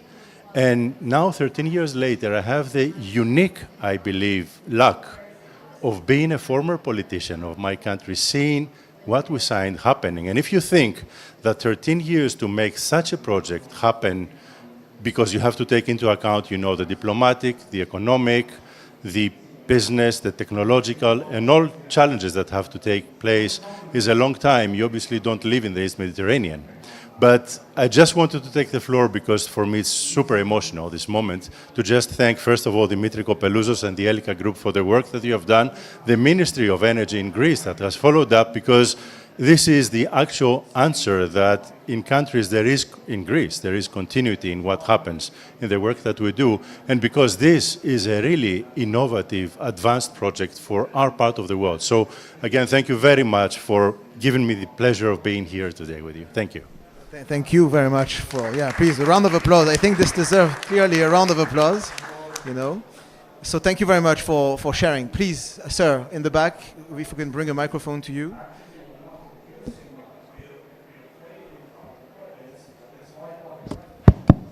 Briefly introduce yourself. Thank you. I'm Gennady Kundarev from Third Generation Environmentalism, climate policy think tank. My question is, we hear about Greece being we heard about how Greece is being quite an early mover on so many measures, policies and technologies in Southeast Europe. And we heard about linking Greece to North Africa, but what is the vision of Greece beyond towards to North, to Southeast Europe and beyond? A little bit more about it. Who wants to take that? Madam Minister? Please. Yes. I don't know if you were here during my first introduction, because what I mentioned is that our strategy is to go north and upgrade the existing interconnections that we already have with our neighbors. We have an interconnection with Italy that we have very recently announced that we will increase the capacity by 1,000 megawatt. Now it's 500 megawatt. And the same goes with all the interconnections with Albania, North Macedonia, Bulgaria, and Turkey. However, the truth is that we live in a region in Southeast Europe where the transmission systems historically have not been so strong as they were in other areas of Central Europe, and which is one of the challenges that we are discussing with our neighboring countries and within NTSOE, the European Network Transmission System Operators. And this is one of the reasons, as I said, that we have thought and dreamed of an interconnection between Greece and Germany, going through other countries, of course, in between. The capacity of renewables in the south, in the Middle East, in North Africa, but also in the sea, because there was a discussion about offshore wind a few hours ago, needs to go in the centers of consumption. Now, there are challenges there, both policy challenges, financial challenges, permitting challenges, as we say. But this is the only way that we can dream of the 2030 and 2050 European vision become reality. Thank you. Thank you. Do you want to add a word? No? No, I think Mr. Margaret, he gave a very clear answer regarding where we want all these to go. Of course, Greece as a country aspires, wishes, and will finally be a hub that is going to transport energy to Central Europe. But since we are closing this panel, I would also from my side say that in this energy transition story, for me, time is of essence. That's the most important.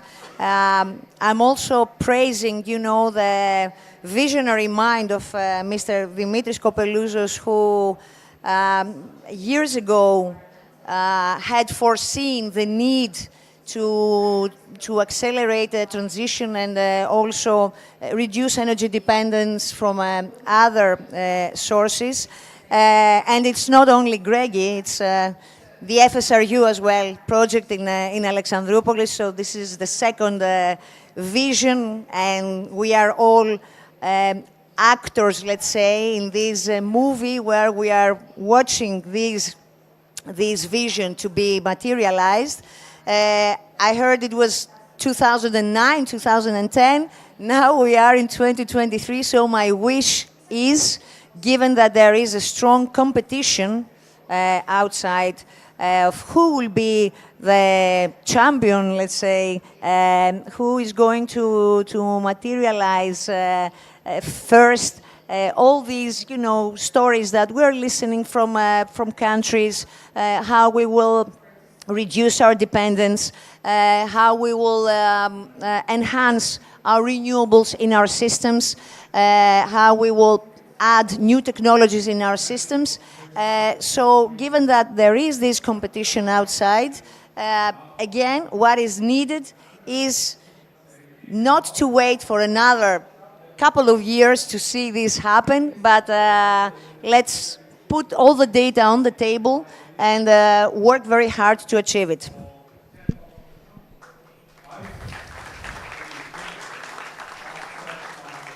Okay, we have another 6 minutes. So I see there's a gentleman here raising his hand. If we can just pass on the microphone.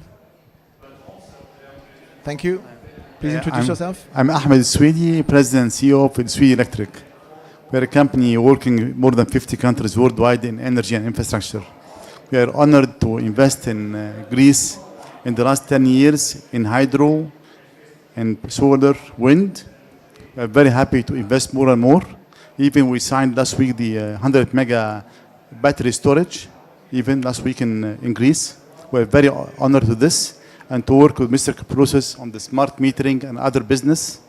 So we would love even to expand more and more our investments in Greece, and we see especially on the renewables and these things. Thank you. Thank you for your comment. I'm just scanning the audience. I'm not seeing any more hands raised. So on our panelist side, okay, well, so I think this brings us to a close. Please, a huge round of applause for all of our panelists. Thank you so much. It's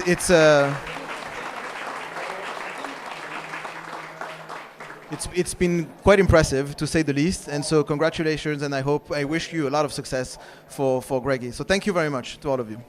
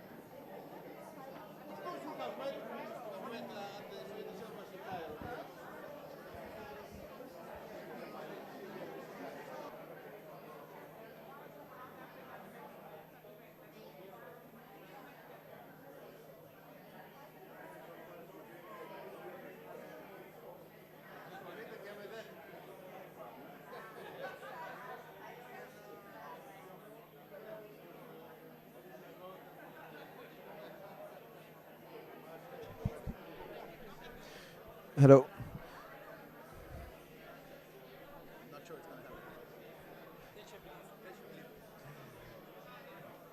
Just to share, everyone.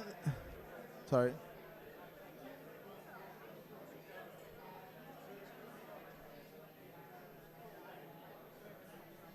I don't think it's going to happen.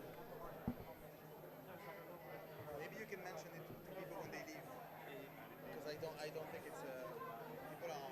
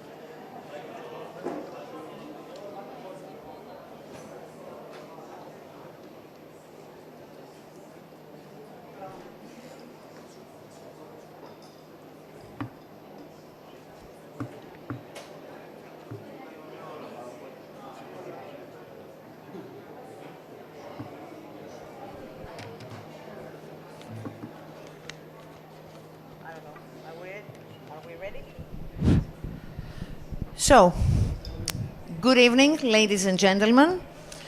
It's a very interesting day with a lot of panel discussions. We heard interesting things so far. Hydrogen, renewable gases, renewables in general, how we should expedite the energy transition. And now, what is missing from this picture is another technology. For me, this is a technology sometimes underestimated for some people, but I truly believe in the importance of pump storage and hydropower facilities. And I'm very, very glad that we host at the Greek Pavilion this panel discussion that will follow in a while. What I wanted to say is that in the new world of energy that we are planning, a world where I would say the energy transition is not just a buzzword for conferences, panel discussions, but tangible reality. Energy storage, I think, has a unique spot. And in Greece, let me tell you that we supported short-term storage through a support scheme to produce 1 gigawatt of batteries. The second auction is up and is running actually as we speak. But we also recognize, of course, the value of long-term storage. So pumped hydropower storage covers very specific needs of the energy system we envisage, and of course we fully understand that it's needed. That's why we have focused on increased pumped hydro storage in Greece, and we have together with us today TERNA company, PPC company. Speaking about TERNA, I think one of the emblematic and flagship projects in Greece, the Amphilohia project. It's a project that covered the needs of our energy system, a long-term infrastructure investment with very tangible benefits. We have supported this project by including it in our recovery and resilience plan. We have secured 250 million from the European Union to cover part of its capex. And we also handled long, I would say, complicated discussions with the European Commission, particularly DG Competition, as you know, to assure them that the aid given to the project would be fair, would be reasonable, and would be proportionate. And I have to tell you, even if the guys of DG Competition were skeptical at first, as they are with all new ideas we proposed to them, that they ended up being fans and supporters of this project. And this is another success story of Greece. Amphilohia is valuable because we learn from it, and we can scale up. We can scale up because more pumped hydro projects are needed, and I think that we now have gained quite valuable expertise on how to design, to build, to integrate these complicated projects. I won't go more into detail because I'm sure the experts are here to speak. But for us, for Greece, for the Ministry of Environment and Energy, such kind of projects, I'm sure PPC, Mr. Paizis, will also share the experience of PPC on how building hydroelectric and not only your transition as a company into these transformation, I would say, of being a utility company that now globally opens into new ways of making this energy transition in your company. So I really thank you all for being here. I would like to give the floor to the moderator. It's an honor for us to be here today. Thank you very much for that. And I will kindly invite the speakers here at the stage and to listen to your interesting discussion.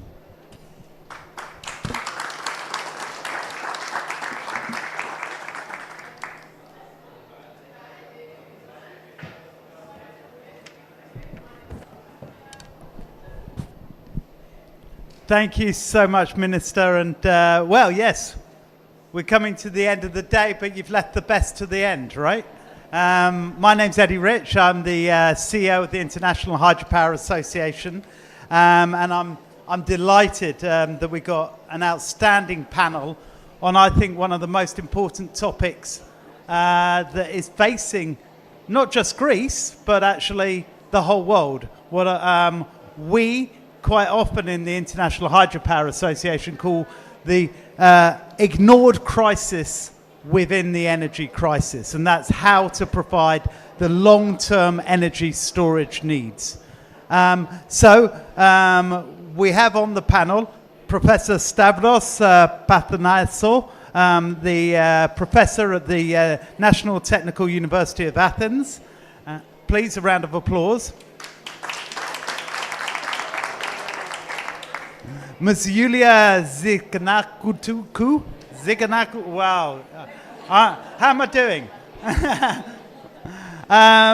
Hydroelectric Projects Director at one of our members, TERNA ENERGY.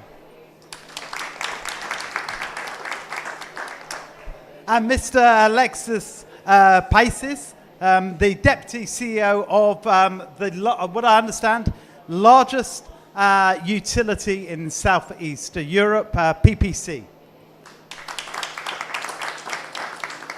Now, look, indulge me for a little bit while I try and set a sort of international picture as we understand it at the International Hydropower Association.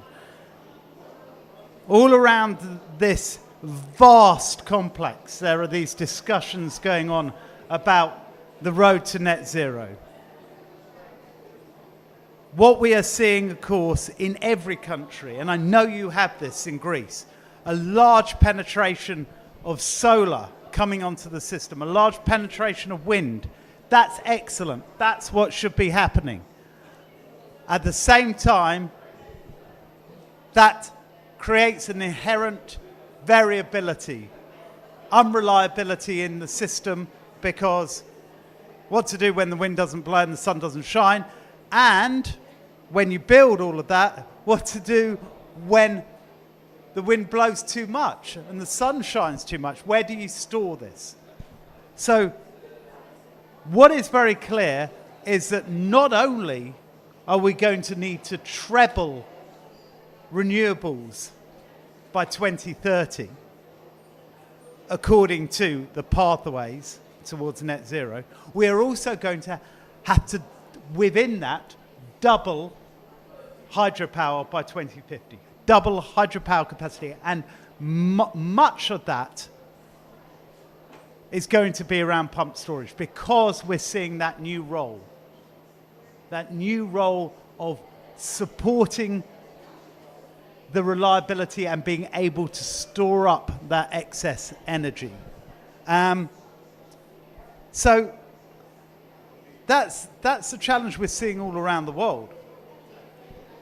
This is a subject, by the way, right at the heart of our president, who is Malcolm Turnbull, the former Prime Minister of Australia, who he himself was the champion of Snowy Hydro 2, which is an enormous pump storage facility in construction in New South Wales. So he went out on a limb politically to build pump storage there, and is determined to make his legacy around pump storage globally. And that's why he's taken on the role as our president. And one of the things which is very clear from a lot of studies is not just that we need a lot more, but if anybody tells you there aren't enough sites for pumped storage, it's not true. That is a myth. The Australian National University has done a study assessing the whole world on a topological study, taking out all highly populated areas, taking out protected areas, and just for off-river pumped storage have found over 600,000 potential sites. So even if 1 in 1,000 were viable, you still have 600. 1 in 100 were viable, you have 6,000. You have plenty to back up the wind and solar. So it's not a problem of siting. So what is it? Why is it not happening? And I think that's one of the things I really want to explore. I want to explore the challenges in the market, because whether or not really the market can deliver this by itself, or whether it needs interventions from people like the Deputy Minister and from governments around the world. So with that, I will take a seat and we will start the...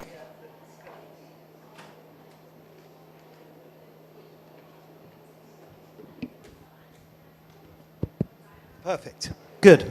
So, Professor, you're going to, I think, give us a little bit of an introduction and presentation on the general picture within Greece, what the assessment of the storage needs are going forward, and how plans are progressing. Do you want to do that from here? Thank you, Eddie. Yeah, I would prefer to go over there.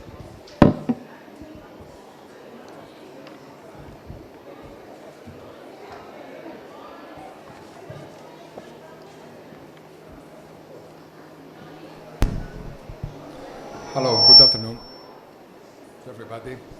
I'll try, I have a long and detailed presentation, but the setting now and the time does not permit to go into much detail, so I'll try to stay at headline level and pass the main messages. Over the previous 4 to 5 years, the Greek state has been doing a lot to provide a fertile ground for the development of storage.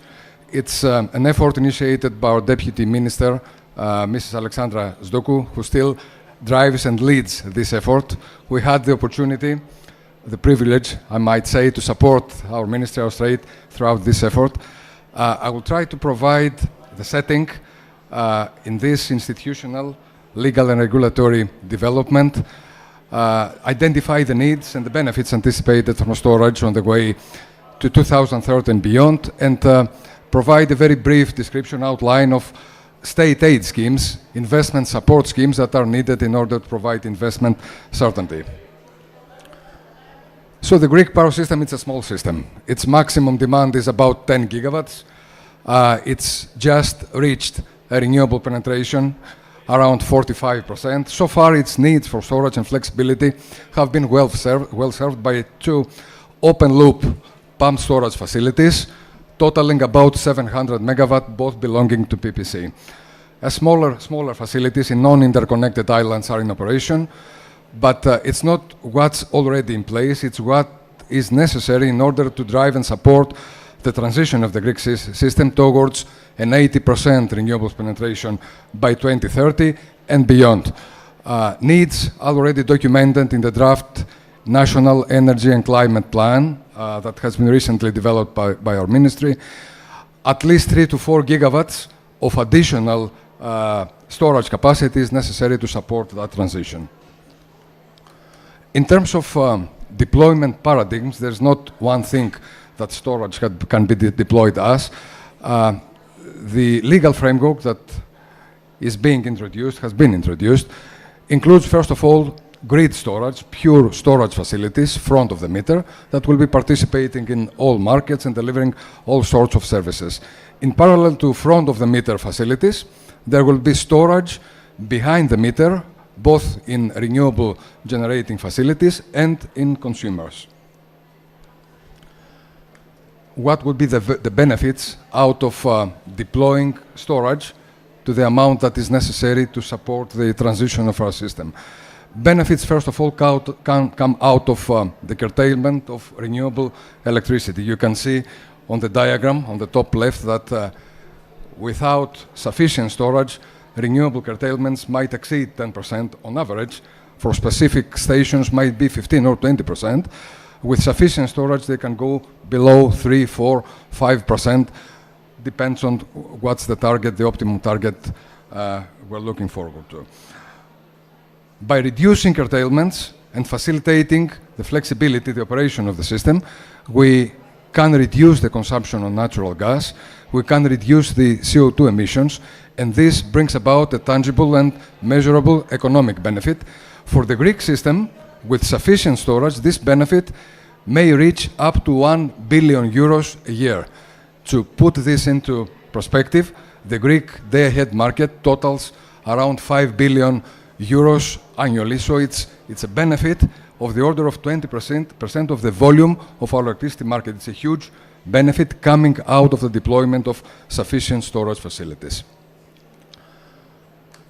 What sort of storage and where does the benefit come from? If new storage was only pumped hydro, 2 gigawatts of new facilities, we would see that the net benefit, the benefit after we subtract the cost necessary to amortize the storage investments, it would be about 500 million. If this pumped storage capacity is complemented by short duration batteries, there is an additional annual benefit of 150 million euros. And to make a long story short, the target for our system for 2030 should be around 20 gigawatt hours, 18 to 20 gigawatt hours of front of the meter storage, comprising both pumped hydro in its majority, complemented by short duration batteries to reap maximum benefits for our system. So this amount, this level of new storage delivers optimum benefit. If there are seen as investments, is it a viable prospect to expect from the market, from investors, to develop this level of capacity? The answer is definitely not. If we calculate the anticipated market revenues of these facilities, we will see that there exists a funding gap, an amount of missing money for the investments to become viable. How much is it? I would say between 20 and 50% of their total annual cost, including investment and fixed operating cost. The level of the funding gap depends very much on the amount of storage we're targeting. The more storage we develop, the less is the anticipated market revenue per megawatt of or megawatt hour of installed storage capacity. Should we stop at front of the meter storage, the bulk of system storage? The answer is definitely not. Behind the meter storage, integrated in renewable facilities, also has to deliver additional benefit by transforming these stochastically varying or non-dispatchable facilities into dispatchable plants, allowing shifting of their production out of the midday interval towards the evening and night hours, and very important, providing to these facilities the capability to be integrated in congested networks by accepting output power curtailments, export capacity limitations.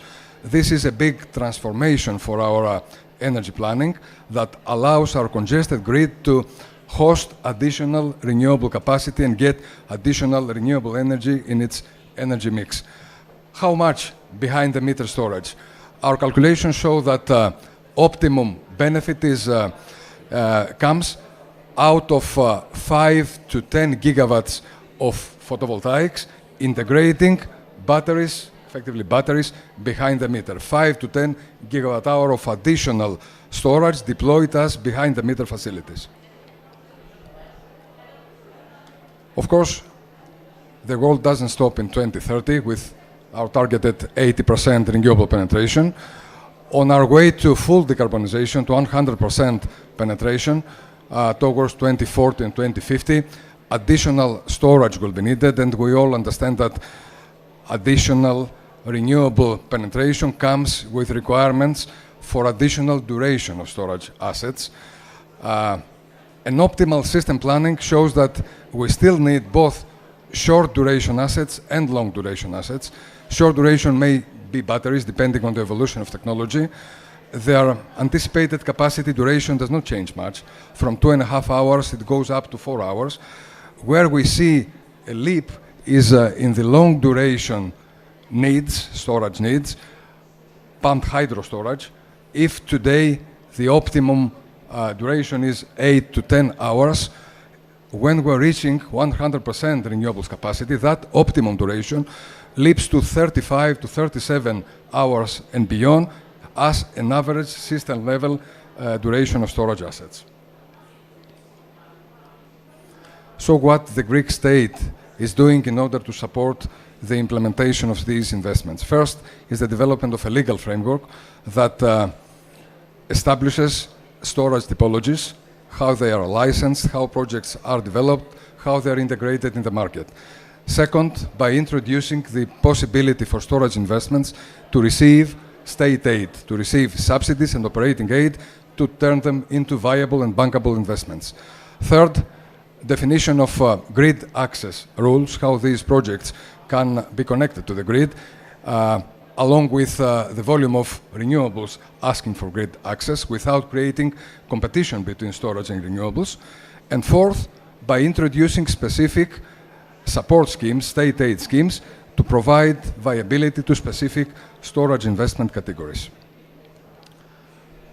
Coming to that last but not least aspect, support schemes to renewables. We have already 4 schemes approved for the Greek state by the European Union and gradually implemented or being implemented in our national legal framework. First of all, we have individual aid to storage projects.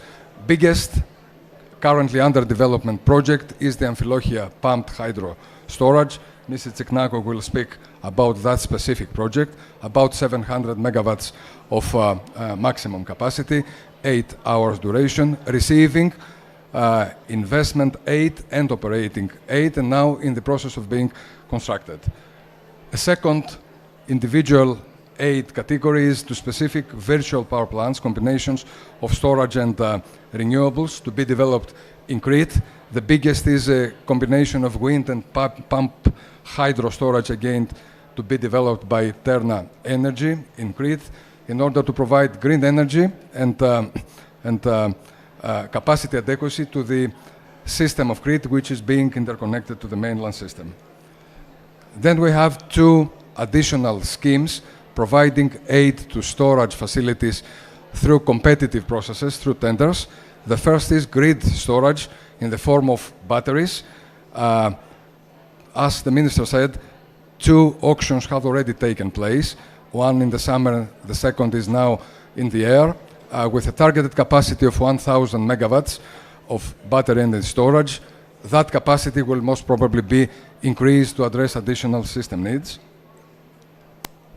And the second is for renewables with embedded storage. It's a small capacity already approved, about 200 megawatts. That target capacity will be expanded to some gigawatts. The Greek state will seek additional notification approval from the European Union in order to allow deployment of renewables, PVs and wind, with integrated storage as partially dispatchable facilities. This category also includes hybrid power stations, the virtual power plants combining renewables and storage to be deployed on islands that are not currently interconnected to the mainland, again to be provided through tendering, open tendering competitive processes. More or less, this is the setting of storage in Greece, under which specific storage projects that will be introduced by Mrs. Tsiknako and Mr. Paisis are being constructed or developed. Thank you very much.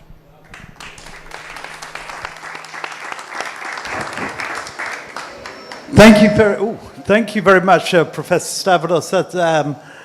You painted the picture very, very clearly about the planning for storage and where it's going to happen. Let's pick up on that with Ms. Yula Zikanaku from TERNA, and you're going to, I hope, go into a bit more detail, particularly about the Elica hydro pump storage plant. So, thank you.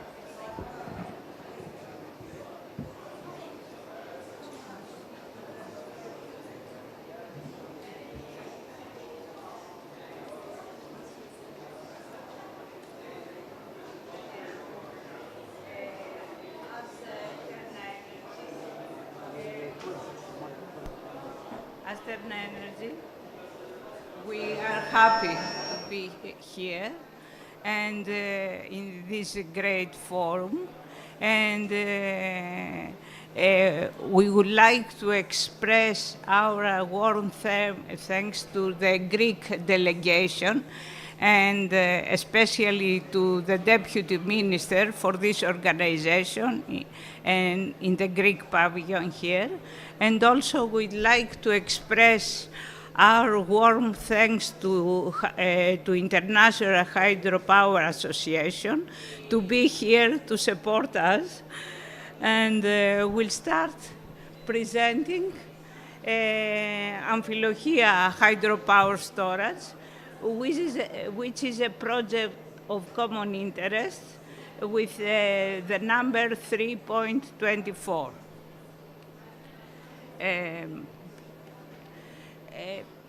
TERNA Energy is the greater Greek company for the renewable development, and also the major company in the world with this amount of developed gigawatts is about 1.2 gigawatts under operation, and about 10,000 under development. The design concept of hydropump storage is two reservoirs, the upper and the lower, and there is a head raise tunnel, pressure shaft, and all these up to the tail raise tunnel in order to pump or to produce energy for the grid system. Amphilochia is located at western Greece. The installed capacity is 600 megawatts for production and 720 for pumping. Two upper reservoirs, Agios Georgios and Pyrgos, and two independent power waterways. Amphilochia is a project of common interest, is included in the NCOE, and also is a strategic investment in Greece. And as Professor Papatharasiou said before, is supported by the European Union by a state aid.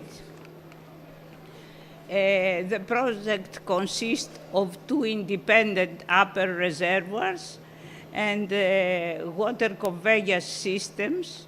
You see all the technical characteristics here. And each upper reservoir is connected to the lower reservoir through an independent water conveyance system with 6 units, 4 for Agios Georgios and 2 for Pyrgos. The lower reservoir is the existing lake of Public Power Corporation, the Kastraki Lake. The type of dam is a lean roller compacted concrete dam, 60 meters for Agios Georgios and 52 for Pyrgos. The power tunnels, we will see here the longitudinal sections of Agios Georgios and Pyrgos. Tailwater channels from the upper to the lower reservoirs.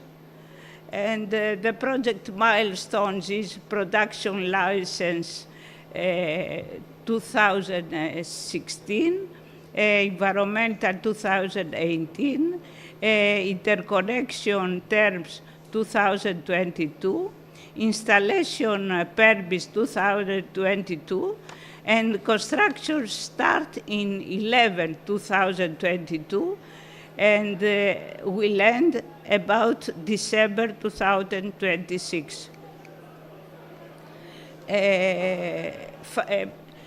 Crucial financial support from the European Union, design studies 2015-2016 by the Connected Europe facility, and a state aid measure which comprise a grant from the RRF 250 million and a variable annual subsidy as supplement to the net annual revenues derived from the project's participation in the electricity markets. Total budget 646 million. And project benefits, national energy market flexibility, and many ancillary services, emissions reduction, and support of local community. Why Amphilochia? A cost-efficient and effective storage of large volume of new res. It contributes also to capacity adequacy and to security of supply. After the massive withdrawal of lignite power units of 3.9 gigawatts, Amphilochia is critical to storage the intermittent source of renewables. Some photos from the construction, excavation of the dam foundation, head raise tunnel, the entrance of head raise tunnel, also Agios Georgios head raise tunnel, and Pyrgos under excavation, head raise tunnel, the third tank of Pyrgos, the gate shaft, and the area of the power station. We have also a video you can see. Thank you very much for your attention.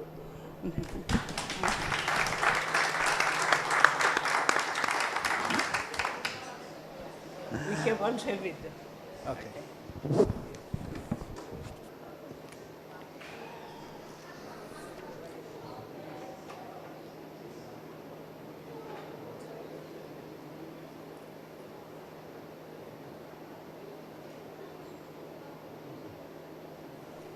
No, a video.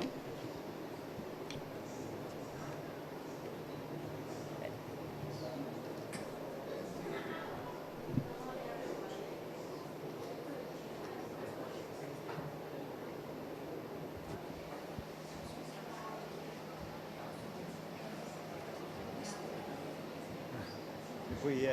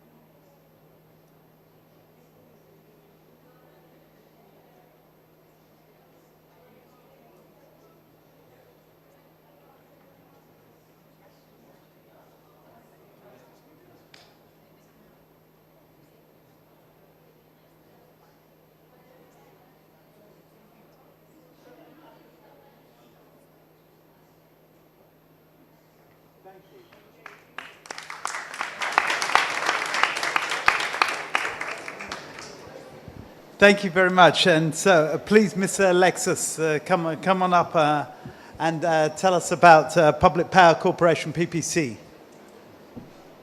Pump storage.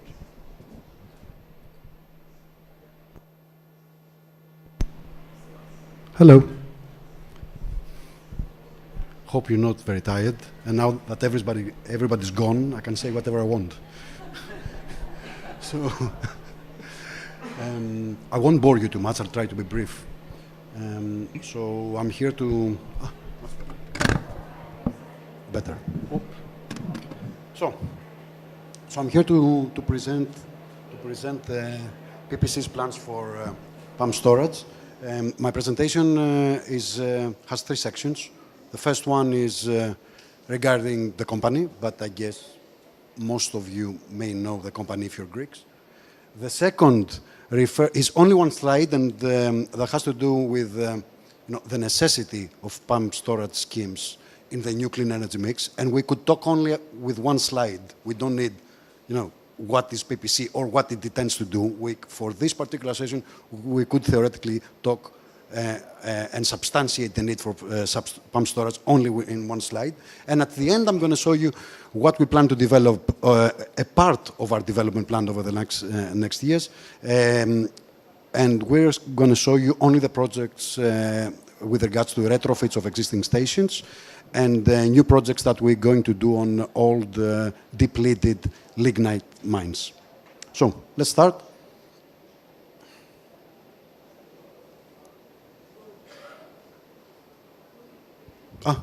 Okay. So we are the largest utility in Southeastern Europe. We've recently acquired Enel in Romania. So we are fully diversified in all segments, in generation, in supply and in distribution. Operational data are about 12 gigawatts of installed capacity, generating about 20 terawatt hours per year.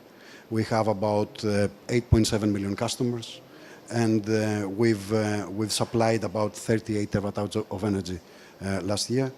We have a distribution network of about 380 kilometers, 380,000 kilometers, both in Greece and in Romania, where we own DSOs.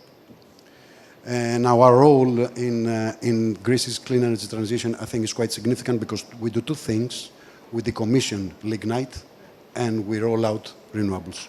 So this is, I guess, of paramount importance from the country because on both pillars, both actions are quite required in order to achieve the goal we wish in the next years. In Greece, we are the first company in generation and distribution and supply, and we produce about 38% of Greek electricity. And also, we're responsible for the leftovers of our old position in the business, which means quite important operations in non-interconnected islands where we are the sole supplier. Having in mind that the position of the non-interconnected islands within the Greek, within Greece and for the Greek tourism industry. So we have three basic pillars as a company. The first one is clean energy. So we're ramping up renewables, as I said before, and we are the fastest lignite phase-out program in Europe. We are strongly pushing digitization in our operations and horizontally and vertically across the company. And we are we push a lot customer centricity with a lot of new products and a total revisit of going to the market. So this, we could talk, this is the slide that my middle slide. The first one was an introduction. This is quite important. I want you not to fall asleep for 2 minutes, okay? So this is actually our view about what's going to happen 2040 in Greece. It is a year, 8,600 hours of simulation, incorporating in purple curtailment.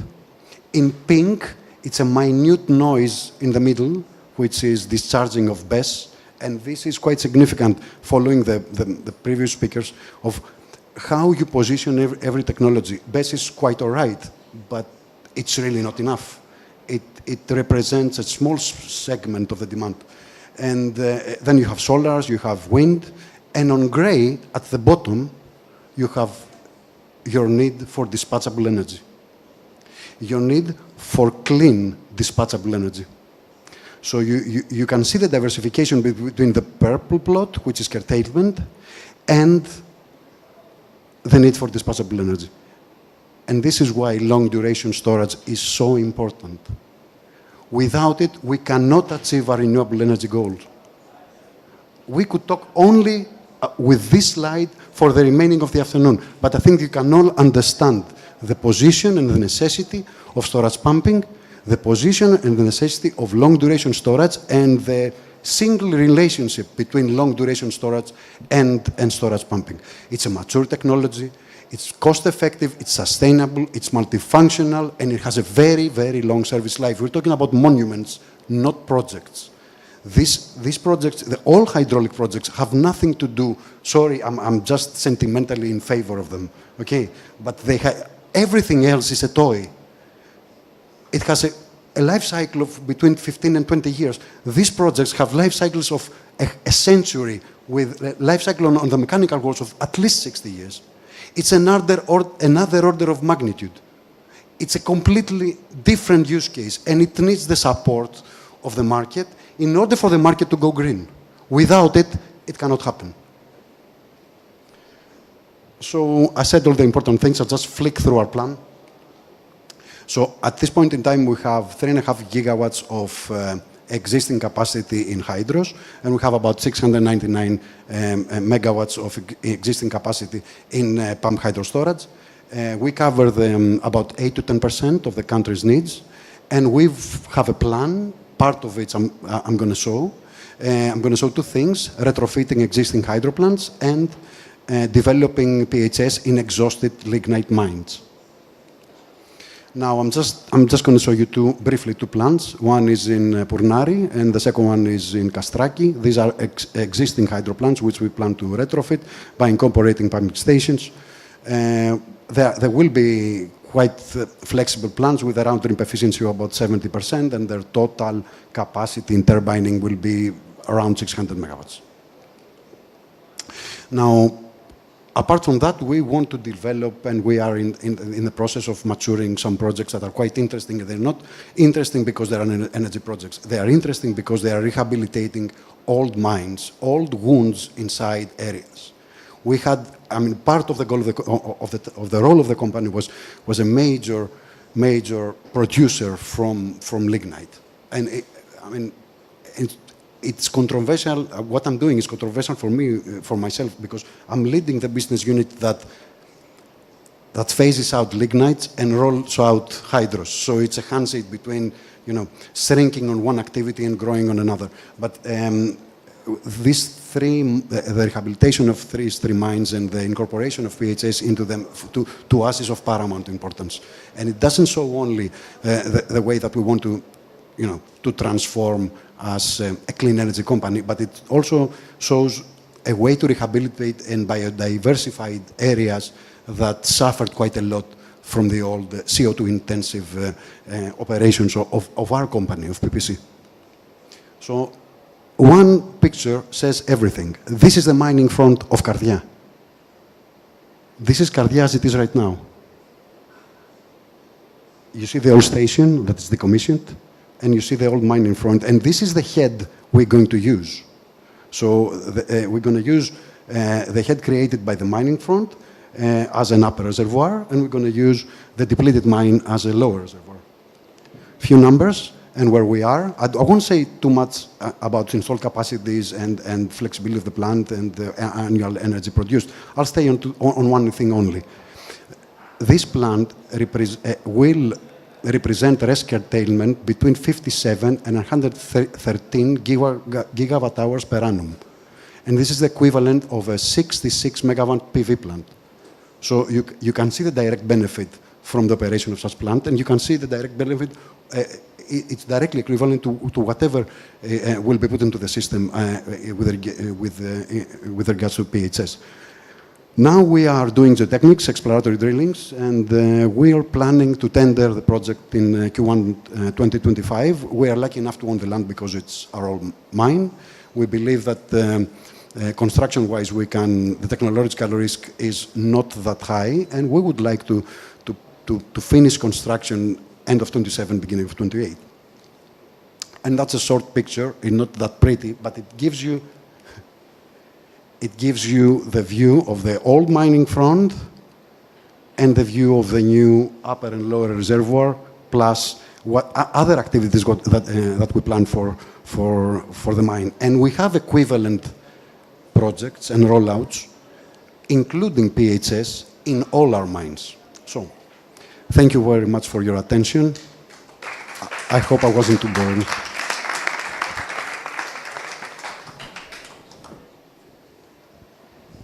I've watched and listened to those three presentations in somewhat of awe of what is happening in Greece. I'd love to show this to the rest of the world, and that's part of my role in the International Hydropower Association is to try to give you the platform to show what you're doing, because that is also by far the most exciting and ambitious plans that I've seen across Europe on pumped storage. There's been a lot of activity, as you all know, in Spain and in Italy and recently a little bit in France and in Switzerland. But this is a very, very encouraging plan of different sizes in different places. So well done. It sounds, I really wish you the best of luck with it. I want to open up the floor, and I'm conscious of time. I've got a burning question, but let me be fair and not abuse my privilege as the chair. And first of all, go out to the floor. Any questions, any challenges, clarifications?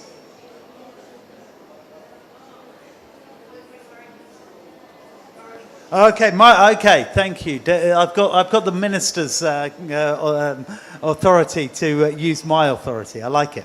Okay, so the challenge that we've seen around the world about getting these projects started is, of course, the high capital costs, and you've explained you're getting state aid from the European Commission. Well done. My country left the European Commission, and don't think that was so smart. But then you need the certainty of return over the longer period. And Alexis, the picture you showed us of 2040 daily consumption, you know, it's very, very difficult to know on a daily basis, let alone a yearly basis, what use is going to be made and therefore what payments you're going to get. So can you explain a little bit about the financial mechanisms that have given your investors enough certainty to go ahead with the projects? Let's start, yeah.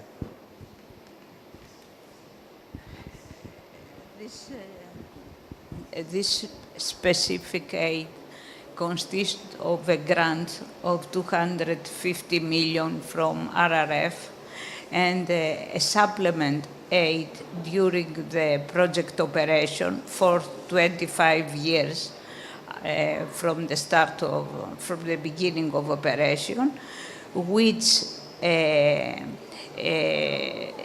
is this supplement. A grant for 25 A grant from the beginning. Yeah. And a special aid, which is an amount which will be added to the market revenues in order to go to get the target project RRR for the project. The target project RRR is about 7%, and this amount will be regulated according to the revenues from the market, the real revenues. And the regulatory authority is responsible to have a good idea on the project operation, to have a fair aid during the operation. This is the mechanism. So you want to come in? Eddie, yes, that's a very critical question, and I can understand why it was burning you. It also haunted us when we designed the proper state support scheme for storages, for Amphilochia, and for battery storage, given the huge uncertainty in predicting market revenues. The initial grant is not relevant. What is important in this mechanism, it is a contract for difference, complementing missing market revenue, or clawing back additional extra revenue that might lead to overcompensation. So effectively, for Amphilochia, for PHS, and also for batteries getting aid out of tenders, we're establishing a guaranteed annual revenue. This level of annual revenue is reduced by providing upfront investment aid, but the heart is the mechanism for the annual operating aid. It removes all uncertainty from anticipated market revenue. This is the trick, and that's the success of this support scheme. And that's 25, is that a 25-year scheme? 25. 25. For Amphilochia, it's 25 years, yes. I don't know, Alexis, do you have to add? Well, I think the answers provided so far are enough to cover the generic business case. Yeah. So, yep, some support scheme is required, in particular in operations.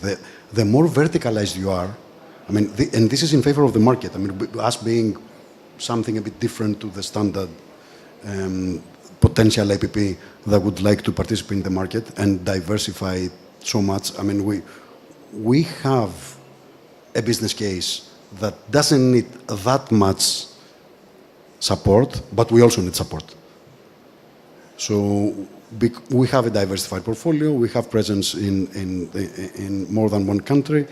We have a lot of clients, so we can sort of have this vertical relationship assisting our business case. But this doesn't mean that we don't need operational assistance. We need operational assistance, and every investor should be given the incentives to go ahead as soon as possible in materializing projects. We are very happy that TERNA is leading this procedure, and we lag behind a bit, but because of our asset base, we can catch up.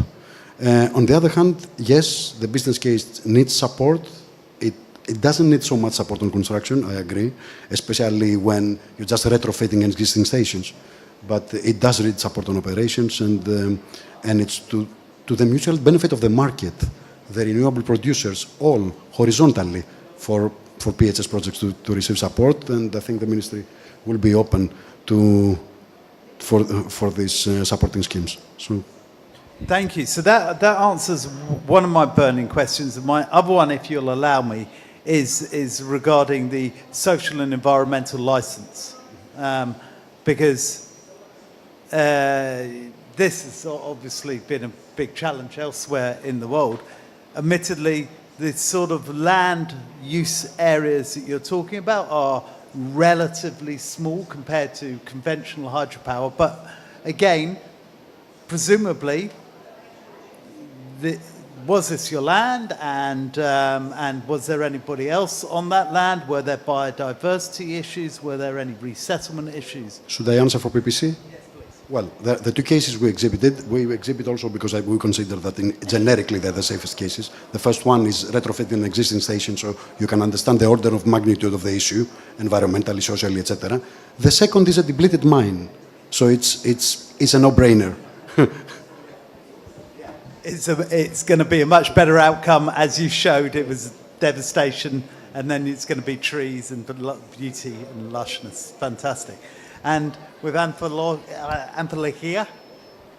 And for Amphilochia, yes. For Amphilochia,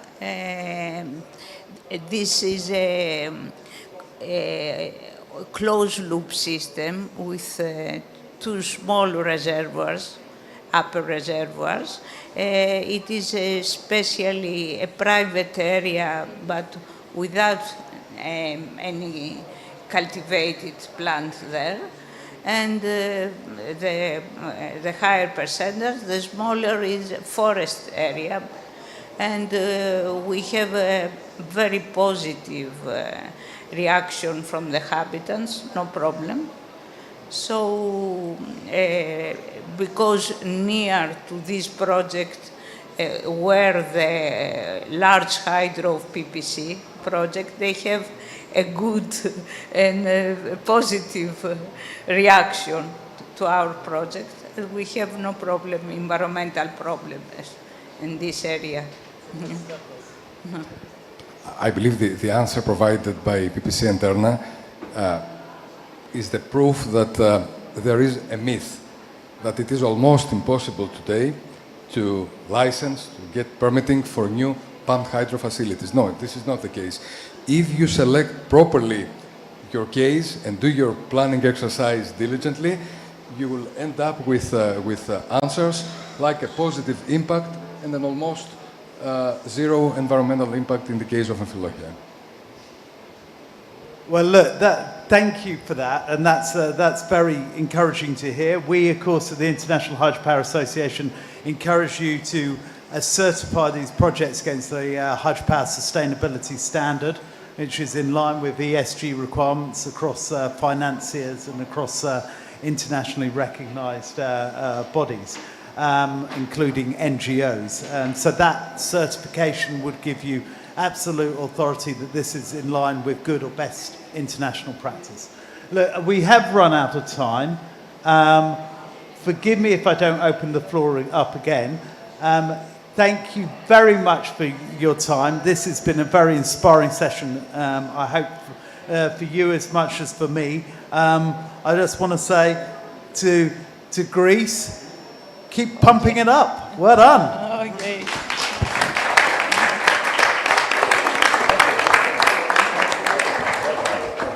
Thank you very much.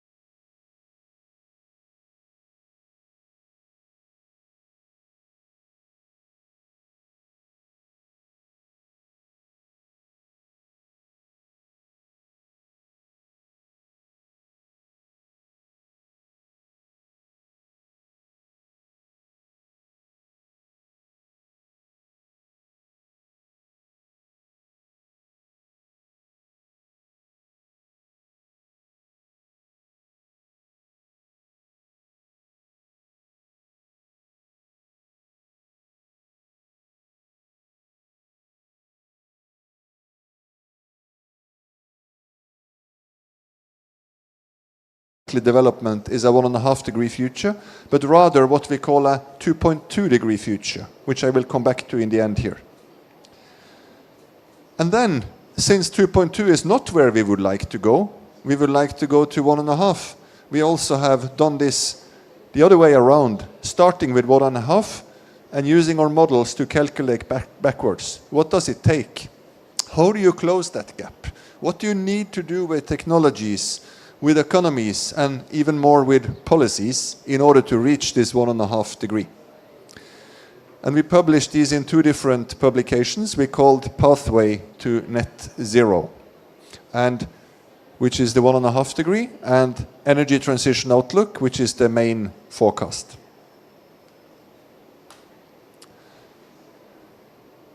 The global population is growing. Another 2 billion people are expected on the planet the next 30 years. The global economy is growing, probably more than doubling on 30 years, 2-point-something% per year. And still, we manage to level off the amount of energy. How could that be? Energy efficiency is the key for reducing the amount of energy we need. And historically, we have had an improvement of about 1 percentage point per year. But now we get a lot of additional help. As Hara will show us a little later, we have electricity, electrification of everything. And electricity is a wonderful form of energy, which both is very efficient and fairly easy to make green. And that means that with help of electricity, you can increase the energy efficiency improvement from 1 to 2% a year. And then we know that the target, and which is much discussed also here at COP, is to double it again to 4%, which is a tall order. But even the 2% helps the global energy use to flatten out. And global energy use is distributed in 3 different sectors, as you see here. 1/3 in transport, 1/3 in manufacturing, and 1/3 in buildings.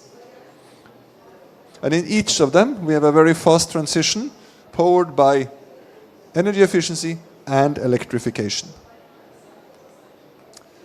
And then the core topic for the first discussion, energy security and geopolitics. After the war in Ukraine, we saw that energy has moved back to the top of the agenda.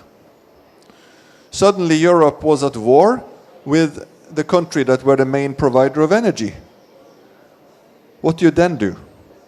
Of course, you try to get gas, oil, coal from somewhere else, but you also try to make more energy yourself, meaning the energy that you can control or produce yourself. And you improve efficiency in order to reduce dependency on energy import overall. And which segments favor for that, is in favor based on that? Renewables, nuclear, and globally we also see this benefiting coal. When Europe is buying the gas for record high prices, there are some other countries like Pakistan, Bangladesh, India that can't afford the gas. And what do they have? They have coal. They go back to coal. So we see more nuclear, more renewables, and more coal as an effect of the energy security calculations. And then we have calculated that into our model in order to see the global effects. On top of that, we have protectionism. You don't want to be vulnerable and dependent on only one source of supply. We saw that already during the pandemic. You don't want to have your medicines coming from one country only. And this means rerouting of supply chains. It means new trade patterns.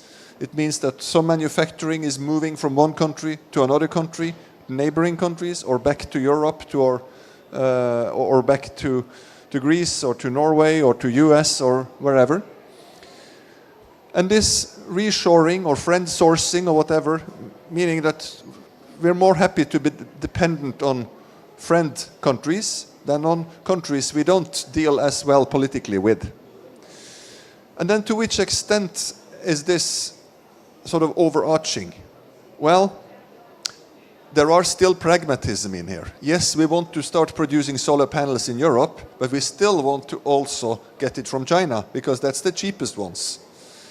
So that depends on where you are in the hierarchy. On the top of the hierarchy, we have weapon, high-tech telecom equipment, etc. Not so much trade. Further down, you have solar panels, wind turbine blades, and then you have raw materials, and there is more pragmatism. So we don't expect a total decoupling of learning from east to west, but we do expect that trade is moving, supply chains, production is partly moving, and costs will be somewhat higher, because there's a reason why we trade with China. It's because China historically has been cheapest.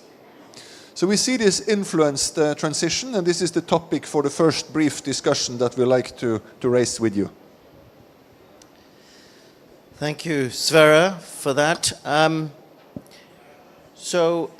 We've heard just now that energy security is very prominent, and we see that in all countries around the world. And maybe there are two kind of narratives that we are starting to see. And they're polarized narrative. The first narrative is, I'm afraid that I don't have enough energy. And what I'm going to do about it is to really drive the renewable energy much, much faster. So that's one kind of narrative. The other narrative is, I'm afraid that I don't have enough energy. I want to provide it locally, but I'm going to move a little bit more towards fossil fuels. The EU, of course, through its Renewable Energy Directive, etc., has seen a drive much more towards renewables and to focus on making it easy and to set targets around 45% renewables by 2030. But we also see on the flip side countries like the UK that are focusing a little bit more on oil and gas to secure its future. And it's also backtracked a little bit with the commitments that it had previously made. So in this scenario, Deputy Minister Sluku, how is Greece dealing with the energy security challenges and how are you supporting other countries for their security? Thank you very much. Let me congratulate you for the first part. Energy security and geopolitics is this new trend, actually, that we are a hot issue that everybody is talking about, especially during the last 2 years, where we all facing the energy crisis following the war, obviously. I have to say regarding Greece that fortunately Greece long time ago had foreseen the magic words diversification of energy supplies and energy routes. And thanks to these, to predict, let's say, that maybe this was gonna come at some time later on, we had managed some years ago already to try to make diversification. So Greece has tried to transform its energy system in the last couple of years by having new infrastructures. I'm referring, for example, we have the Revithousa terminal, and thanks to this terminal, the Revithousa, we have managed, especially in the last 2 years, to have LNG coming from other suppliers, and thanks to that, not only secure our system during the crisis, but also be in a position to offer natural gas as well to other countries like Bulgaria, for example. In the meantime, Greece, you know, is a country that was heavily dependent, first of all, on its lignite sources, and secondly, most of our natural gas was coming from Russia. So we were in a bad situation a few years ago. What we have managed in the last couple of years was to significantly decrease the dependence from Russian natural gas. Now it's around 29% coming from there. In the meantime, thanks to Revithousa terminal, we have a quite big number of suppliers United States, Qatar, Algeria, Azerbaijan, and obviously it helped a lot the fact that we have constructed, as you know, TAP. TAP was a very important pipeline for Greece. This has this has helped us to get natural gas from Azerbaijan sources. The IGB as well, that was another significant infrastructure that was also helped us to make our system more resilient. And we keep on pushing and having a more significant infrastructure. I'm referring to the FSRU in Alexandroupolis, which will be another gateway for us. So, in a nutshell, I would say that Greece was always promoting energy security, not just for our country as well, but trying to play a significant role in the whole region. It's very important, and I'm happy that I'm here today with Cypriot Energy Minister George, with Cyprus as well. We have built a very strong cooperation, traditionally a lot of years now, but now this cooperation is being transformed into tangible projects like the Euro-Asia Interconnector, this electricity interconnection system. But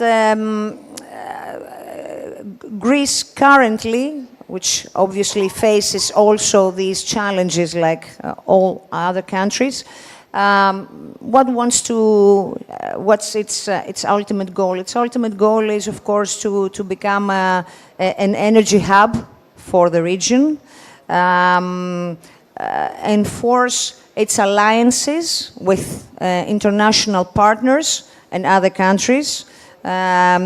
We want to have this multi-dimensional energy strategy, and at the same time, while securing, as you mentioned, our energy security, of course, we want to enhance the energy transition, which means putting more renewables in our system, do more things in the energy efficiency sector, as you mentioned. So we have a lot of work to continue, but allow me to say that we are on track with some of the big projects that we have designed years ago, and we are on track on delivering them. Fantastic, thank you, and good to hear about the foresight that Greece had to secure its assets. Minister Papanastasiou, if I can turn to you, what is your view of some of the protectionist measures or stances that some countries have taken to protect their assets, energy assets, to protect their critical raw materials? And how do you think Europe can compete potentially with, the ends of China and the US in that kind of race?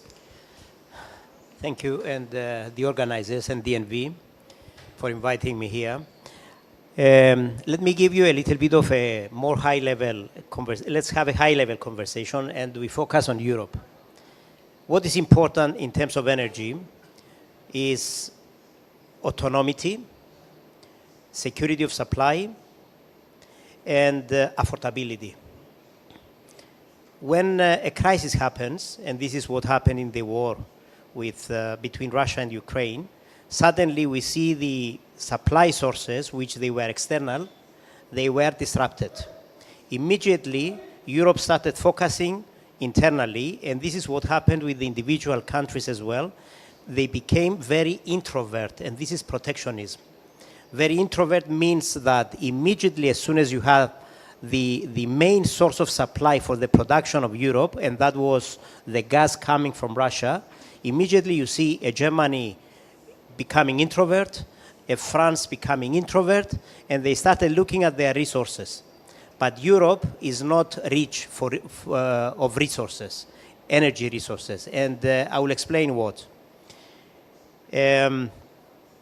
Not much natural gas, not much oil, some nuclear, some coal, some lignite mentioned, and immediately the countries, they forget about all the green and they come into burning whatever they had as part of their introversion in order to survive. And this is a survival mode.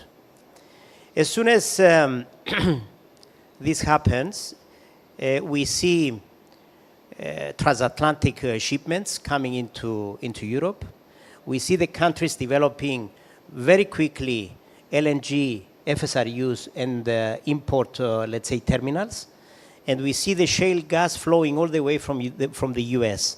And we see immediately countries rushing into deals with Qatar, with countries that they had ample of LNG, in order to get them into Europe, in order to regasify, in order to keep the continent running in terms of energy. At the same time, we see a continent shifting to green, which has a cost. So when amid a crisis you see a shift, that means additional cost. But that's the time in order for the technologies to develop to move faster to green. And this is what is happening at the moment. Despite not having the technologies out there ready to support 100% green, still we are pushing the technologies in order to become efficient. First of all, we are developing the technologies. We are pushing them to become efficient in order for the continent that doesn't have the natural resources to create them within. And this is the sun, this is the wind. I will put nuclear as well, very reluctantly. Still, this is what is happening at the moment. However, this introversion has not disappeared of the countries. And we see the rich countries, they are buying natural gas at this point in time at the expense of the less rich countries. And this is what happens. Because the LNG flows around the world, they are specific. We do not have new LNG, let's say, natural gas discoveries, which they are converted to LNG. Some we do have. However, as soon as we see this introversion coming in, the rich countries, they buy at a high cost all this that is around at the expense of the poorer countries. So we create a distance between those countries and the poorer countries. And usually these countries which they suffer a lot are the less rich countries within Europe. So we see Germany buying at high cost of natural gas, and the less rich countries, I will put Cyprus for example, they will have to buy natural gas at very high prices that they may not be affordable. Affordable means when converting it from gas to electricity, the end product is not affordable to the consumer. And this is what will happen shortly, because we have not been importing natural gas. Now, the solution, that is the problem so far. The solution is moving the energy from where it is supplied to where it is consumed. And this is happening with the electrical interconnections. Because of the new technologies we managed to develop, and we spoke about the GREGY a few hours ago, we spoke about the Euro-Asia Interconnector. The reason that we are talking about such projects is because we have the technology to move electrons from A to B, or from B to A. This is why we're talking about these interconnections. And this is the right thing to do. You move, you take where it is gas to power, you make it electricity, and you shift it around in order to be consumed. And this is where I believe the focus will be going forward. Interconnections will be the solution, I believe. It can, we can interconnect many different countries and continents so that we can have security of supply. That's my starting point. Then we have affordability, and we have the sustainability as well. It's viable. That's why we should be focusing on how efficiently we can move energy from A to B or from B to A. That's it. Thank you very much. Thank you both for your responses. Should we move to the next section? Great. Yes.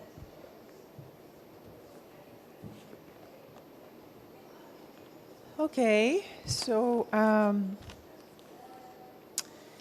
Moving ahead, we will be discussing about technologies when it comes to energy transition. Electrification is a major theme in the ongoing transition. And as we see, the electricity mix will change significantly. 68% of electricity will be related to two different technologies, so solar PV and wind. We also see that about 14% will be related to hydropower generation, and then the fossil fuels will participate with only about 11%, so gas and also coal. Over time, obviously, the renewables will be more expensive in the short term, but after 2030, renewables will be cheaper than fossil fuel generation, which is a big change in the next 30 years.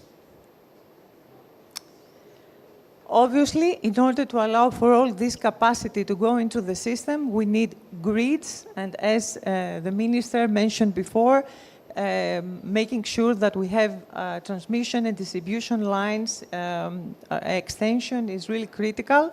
And what we forecast is the doubling of these lines by mid-century in order to allow for the additional capacity. This growth will come from each region, as you see on the graph. Some of the regions will grow more, some of them less.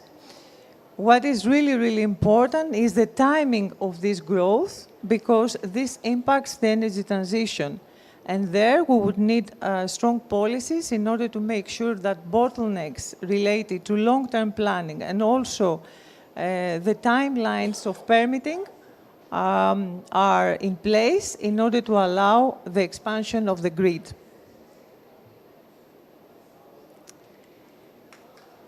Moving on towards hydrogen. Hydrogen is very important, is less efficient, obviously. However, it's important for hard-to-abate sectors like maritime, aviation, and also heavy industry. DNV forecasts 5% uptake of hydrogen by 2050. And also, we forecast that the majority of this will be pure hydrogen to be used by heavy industry. And also some will be derivatives of hydrogen, basically to be used by heavy transportation. Green hydrogen and blue hydrogen are both very important. What we see at the beginning is the prominence of blue hydrogen, but over time green hydrogen will take over. And out of the 5% of global final demand by 2050, 4% will be aligned to green hydrogen and only 1% to blue hydrogen. Again, it's really important to have the right policies in place in order to incentivize the use of hydrogen, because hydrogen will always be more expensive than the competitors. And finally, talking about the maritime industry that is so important for our countries, the International Maritime Organization has an ambition for net zero for 2050. And this will heavily be influenced by the use of maritime fuel mix. And as you see in this graph, we have a dramatic change in the fuel mix over the coming years. At the moment, we have oil and a little bit of LNG, but over time, ammonia, e-fuels, biofuels will take over and reduce the participation of natural gas to a small percentage by mid-century. And I think we can now have a second panel discussion. Great. So Cyprus, Minister, is a key hub in the East Med. We've seen, and you touched upon earlier, the need to get energy from A to B. And we've seen the amount of electrification that is required. to enable all of those renewables to get to the final energy demands of buildings, transport, and industry. How is Cyprus looking at the massive level of grids needed, both in Cyprus and perhaps to support regionally as well? I think Cyprus is not a hub. In order to be a hub, you need the concentration of networks, grids, production, something which makes you a hub. This is what it is. At this point in time, we may be a hub because of the crossroads and the concentration of telecommunication cables. We are not hub in energy. As far as grids is concerned, certainly we have a good production of photovoltaics and wind energy. We have a lot of conventional power generation. The mix is not giving us a good price. So the end consumer is suffering with high electricity prices. I can give you the numbers. It's 34 euro cents per kilowatt hour, which is very, very expensive. What we are doing at the moment, we are trying to increase the renewable energy production, and we throw it in a grid which is smart. We are talking about grids that they are old. I don't believe that in Cyprus we have an old grid. We have a non-intelligent grid.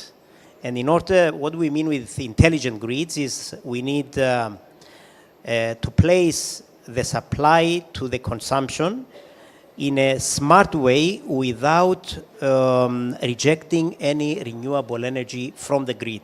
Because in Cyprus, this is what we are doing at the moment. We have a minimum power that we need to produce from conventional power generation. This is approximately 250 megawatts. And there are certain parts of the year, certain periods of the year, which is autumn and spring, where there is no air conditioning or heating because of the weather, that we have to reject renewables, power that's coming from renewables, which is not good at all.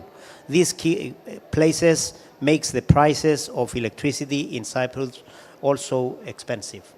So what is the next steps? We are focusing on making the grid smart so that we know where to move and how to move electricity that comes from renewables.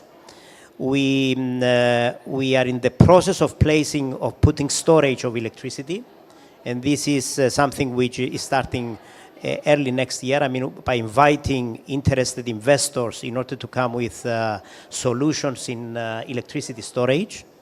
And we are also in the process of interconnecting the country with the neighborhood, and the neighborhood is Greece via Crete and Israel. So you understand, you improve this way on security of supply because of the interconnection. You keep your own system self-sustained by having storage that is produced from within the country. And in case that you have additional energy, you just place it in the interconnection and you put it where there is a demand. So these are the things we are doing. At the same time, to shift to natural gas. As you know, Cyprus is in a neighborhood where there is quite some quantities of natural gas. We are in a process in negotiations with companies. They have discoveries to make a project which we call it gas to power. That means that we generate more conventional power generation in order to be able, in the mix, together with renewables, to be able to supply mostly Israel with electricity that they will need it quite desperately in the next couple of years. And the estimate in the next 3 or 4 years, Israel will be in a demand of 3 to 4 gigawatts. So you understand, I mean, that's what is happening in that neighborhood. And of course, that neighborhood, because of Cyprus, there is some natural resources, natural gas, that also Europe can use in order to be self-sustained with even small quantities, so that it focuses on certain natural gas resources that they sit within Europe. Very good. Thank you. Deputy Minister, we've seen a lot of the technologies that will be needed going to 2050. Where would you say Greece is really prioritizing its technology choices? To have all these technologies actually in our energy mix. Back in 2019, we drafted our national energy and climate plan, and at that time, we wanted to set, I would say, an ambitious agenda on promoting renewables, putting all these technologies. We knew that would be tough. To put a high priority on making the necessary reforms, design the policies and the measures that are needed in order to have all these things that were necessary in any case. But we did that deliberately, and that was difficult also because of the fact that, again, in 2019, we took this bold decision to shut down our lignite plants in Greece, so getting rid of our basic fuel, lignite, and speed up the processes that were necessary in order to replace them with renewables. Greece, of course, is blessed, fortunately, with abundant sun and wind, and these can make life, if I'm allowed to say that, easier. But what is absolutely necessary for us is to design all these tools that are necessary in order to help materializing all these policies. So we focused a lot initially in, and you mentioned that, in cutting down the bureaucracy and the permitting processes for investments in renewables to be happened in Greece. We passed 2 legislative packages during the past 4 years to cut down the red tape and be in a position to have investments in renewables. Our benchmark was actually, the European benchmark of managing to reach 2 years permitting, which is hard, tough, if you compare it with what was previously. For a wind park, maybe you would need 7 to 8 years to mature it. But thanks to the necessary interventions we made in our legislation, we have managed now, in the last 4 years, to double the installed capacity in Greece. So from now we have 11.5 gigawatt of installed capacity. Half of it was installed during the past 4 years. And the target by 2030 is 23.5. But already with all these projects that are in the pipeline, that are ready to build, some of them are already in the phase of being built.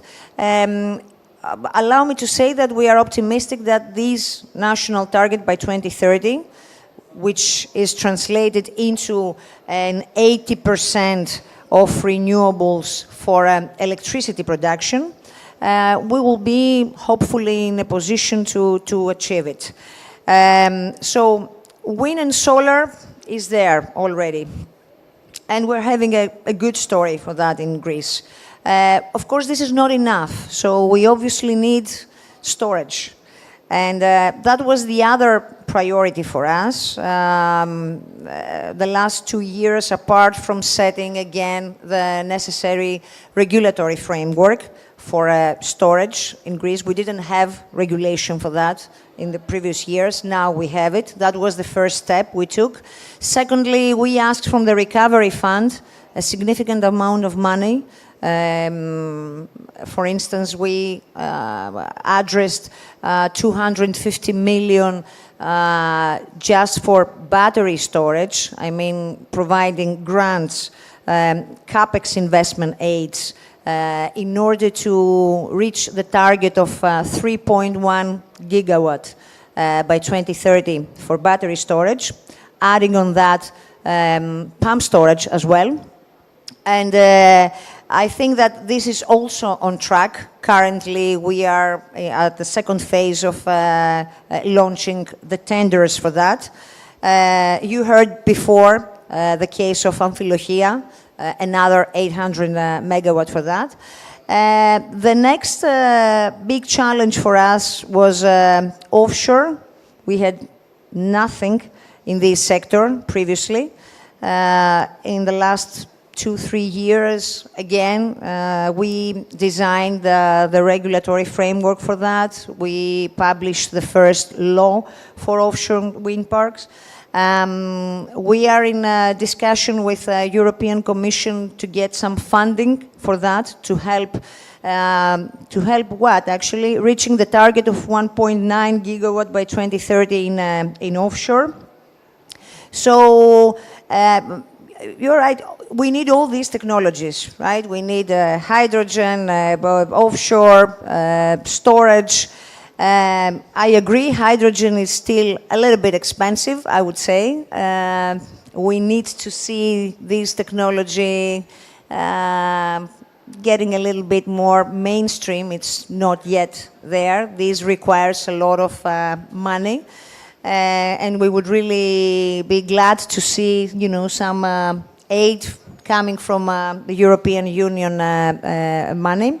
Biomethane production, I think, is also very important, and we are focusing as well in Greece for that. We've set a target of 2.1 terawatt hour by 2030.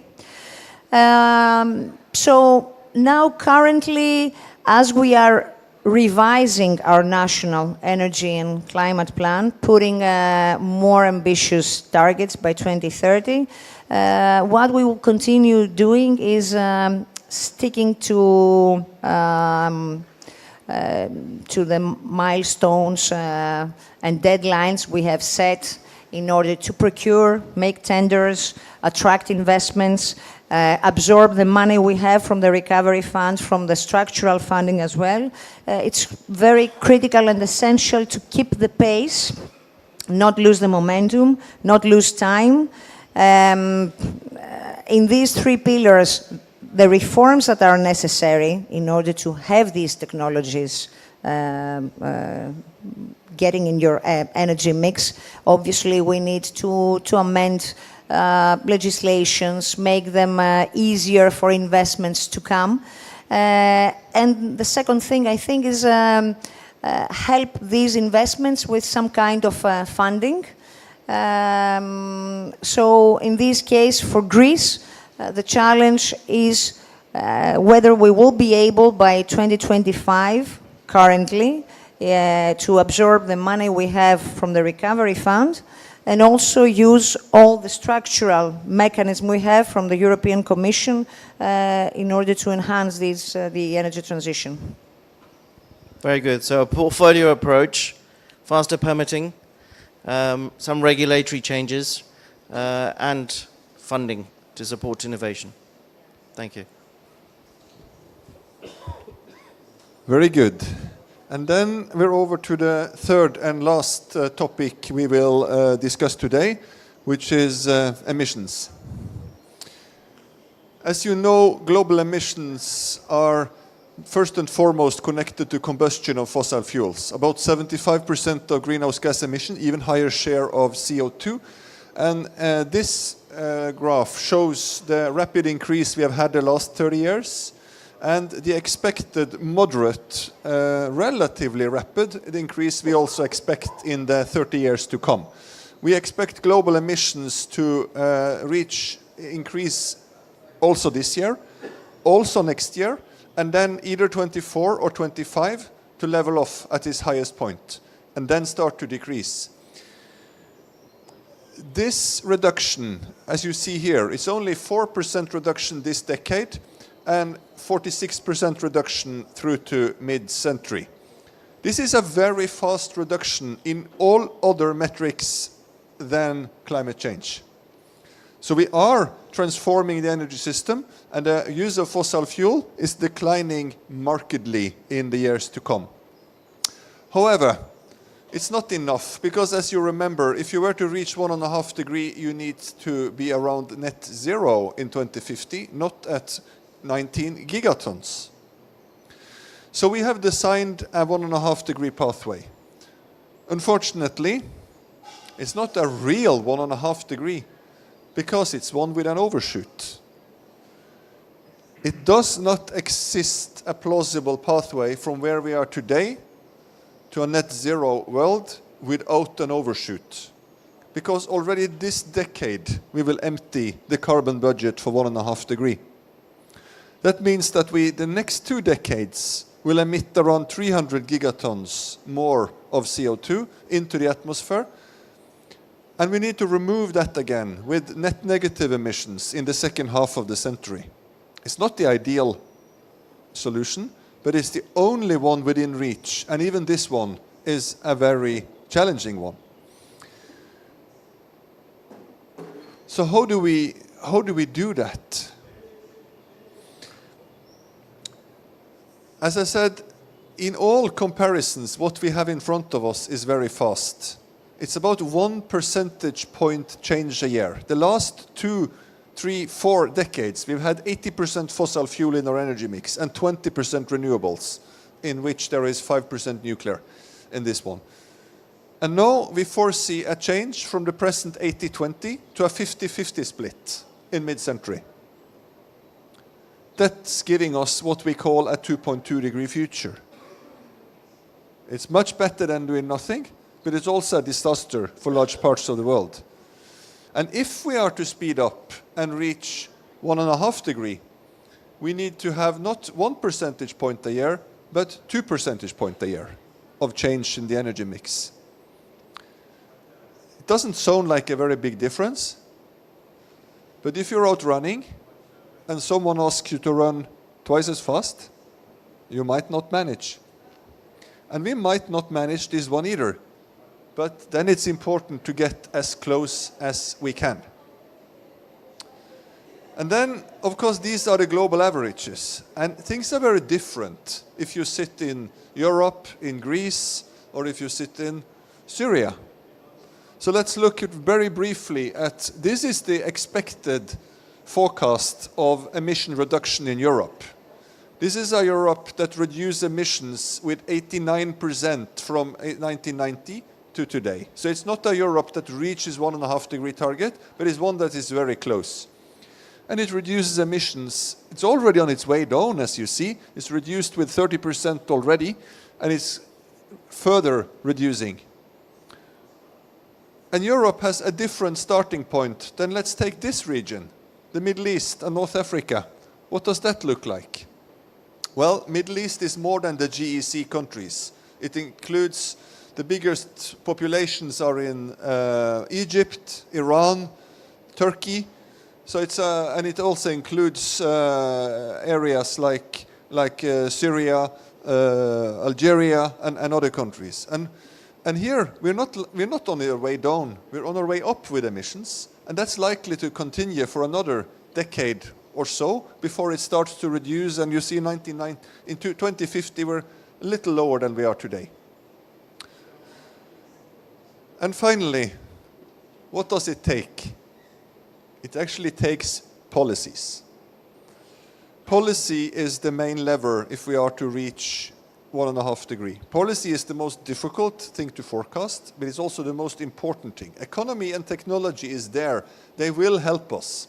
But policy needs to tighten. And we talk about a government toolbox, which includes bans, mandates, standards, incentives, taxes, and a whole range of tools. And you as politicians and politicians around the world need to apply the entire toolbox, not the same thing everywhere, not in the same sectors, same thing in all sectors, same thing in all countries. But more ambitious policies is what we need in all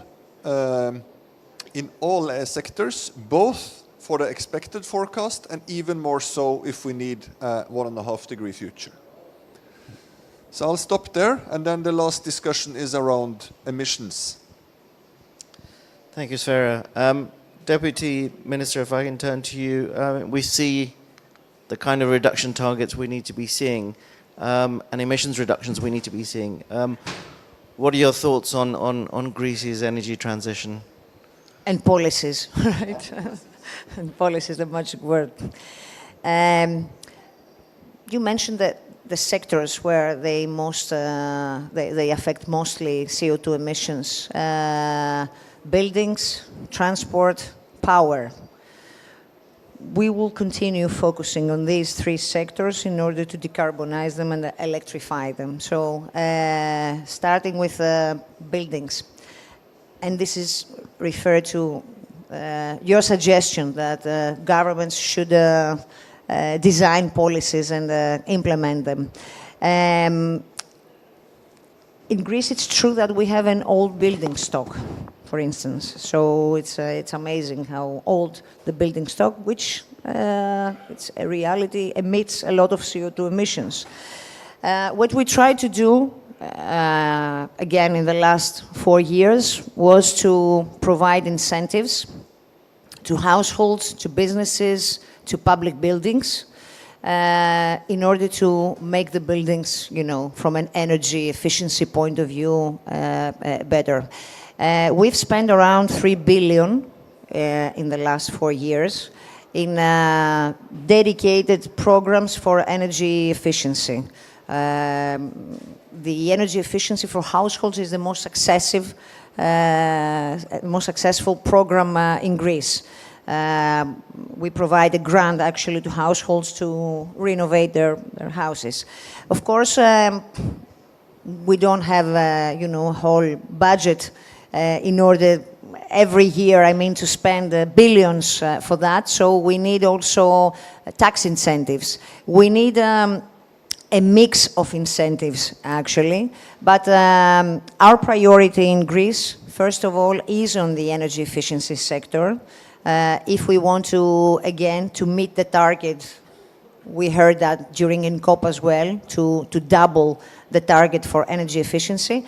But this is a priority, so we will continue in Greece designing dedicated programs, again, for businesses, for households and public buildings, and well, the target so far is to have 60,000 buildings every year to be renovated, 600,000 by 2030. So far, we try every year to reach this target, but obviously if you want to reach this target, you need policies on the table. The second is transport. In transport, we have a lot of things to do. And I'm referring to how we will promote electrification of transport, e-mobility, pushing people to use, to change their cars, get rid of combustion engine and turn people to a new lifestyle and a mentality of using electric cars. And bicycles, of course, and public transport as well. When we started with that in 2019, we were almost at a scratch point. I mean, we had around 500 e-cars in 2019 in Greece, and around less than 100, I would say, charging points in Greece. That was a very frustrating number. So, again, we had very quickly to design these policies and these tools to change the situation. Now, 4 years later, thanks to the policies, the first e-mobility law, a package of incentives, tax incentives, grants, again, for businesses and people who wanted to replace their cars, we have reached the number of more than 22,000 from the 500 in the 4 years.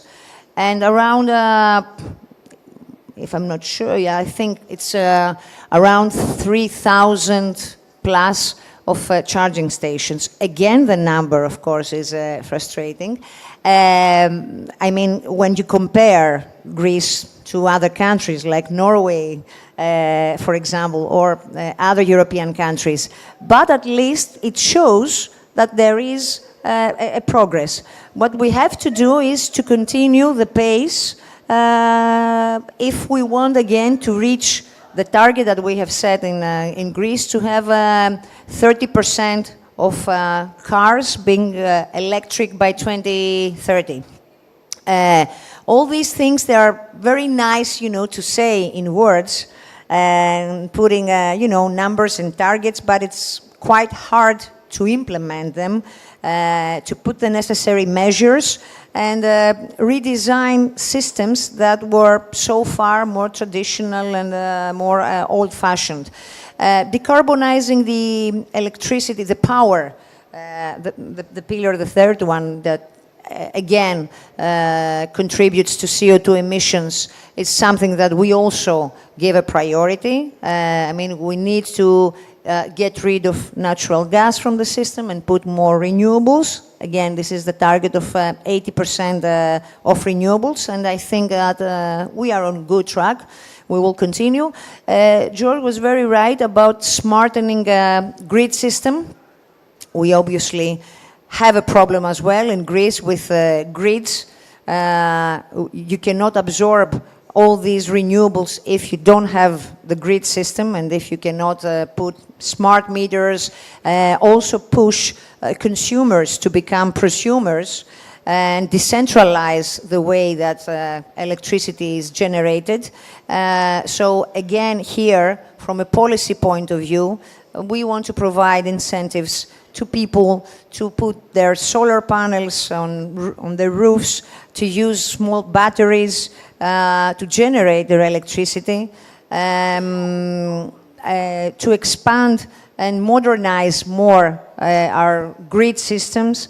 So all these, I think, tools, some of them are bigger, some of them are smaller. I think they are all part of the agenda that more or less, I believe each country is facing. The challenges, I think, on a European level are more or less the same. What we need to do is not to lose time. Not to lose time, have very concrete action plan and just work a lot and intensify the effort to accomplish it. Great, so good progress, more to be done as with all countries. Minister, maybe final question then to close off the panel here. We've heard many very good announcements. We've heard the tripling up of renewables by 2030. We've heard the doubling of energy efficiency. We've heard the pledges from the oil and gas companies to get to net zero, many of them who hadn't made those pledges, the methane pledge, and of course the 420 million on the loss and damage fund. So given all of this, and that we've still got another week to go, are you feeling optimistic about 1.5? A simple answer is no. And I will explain.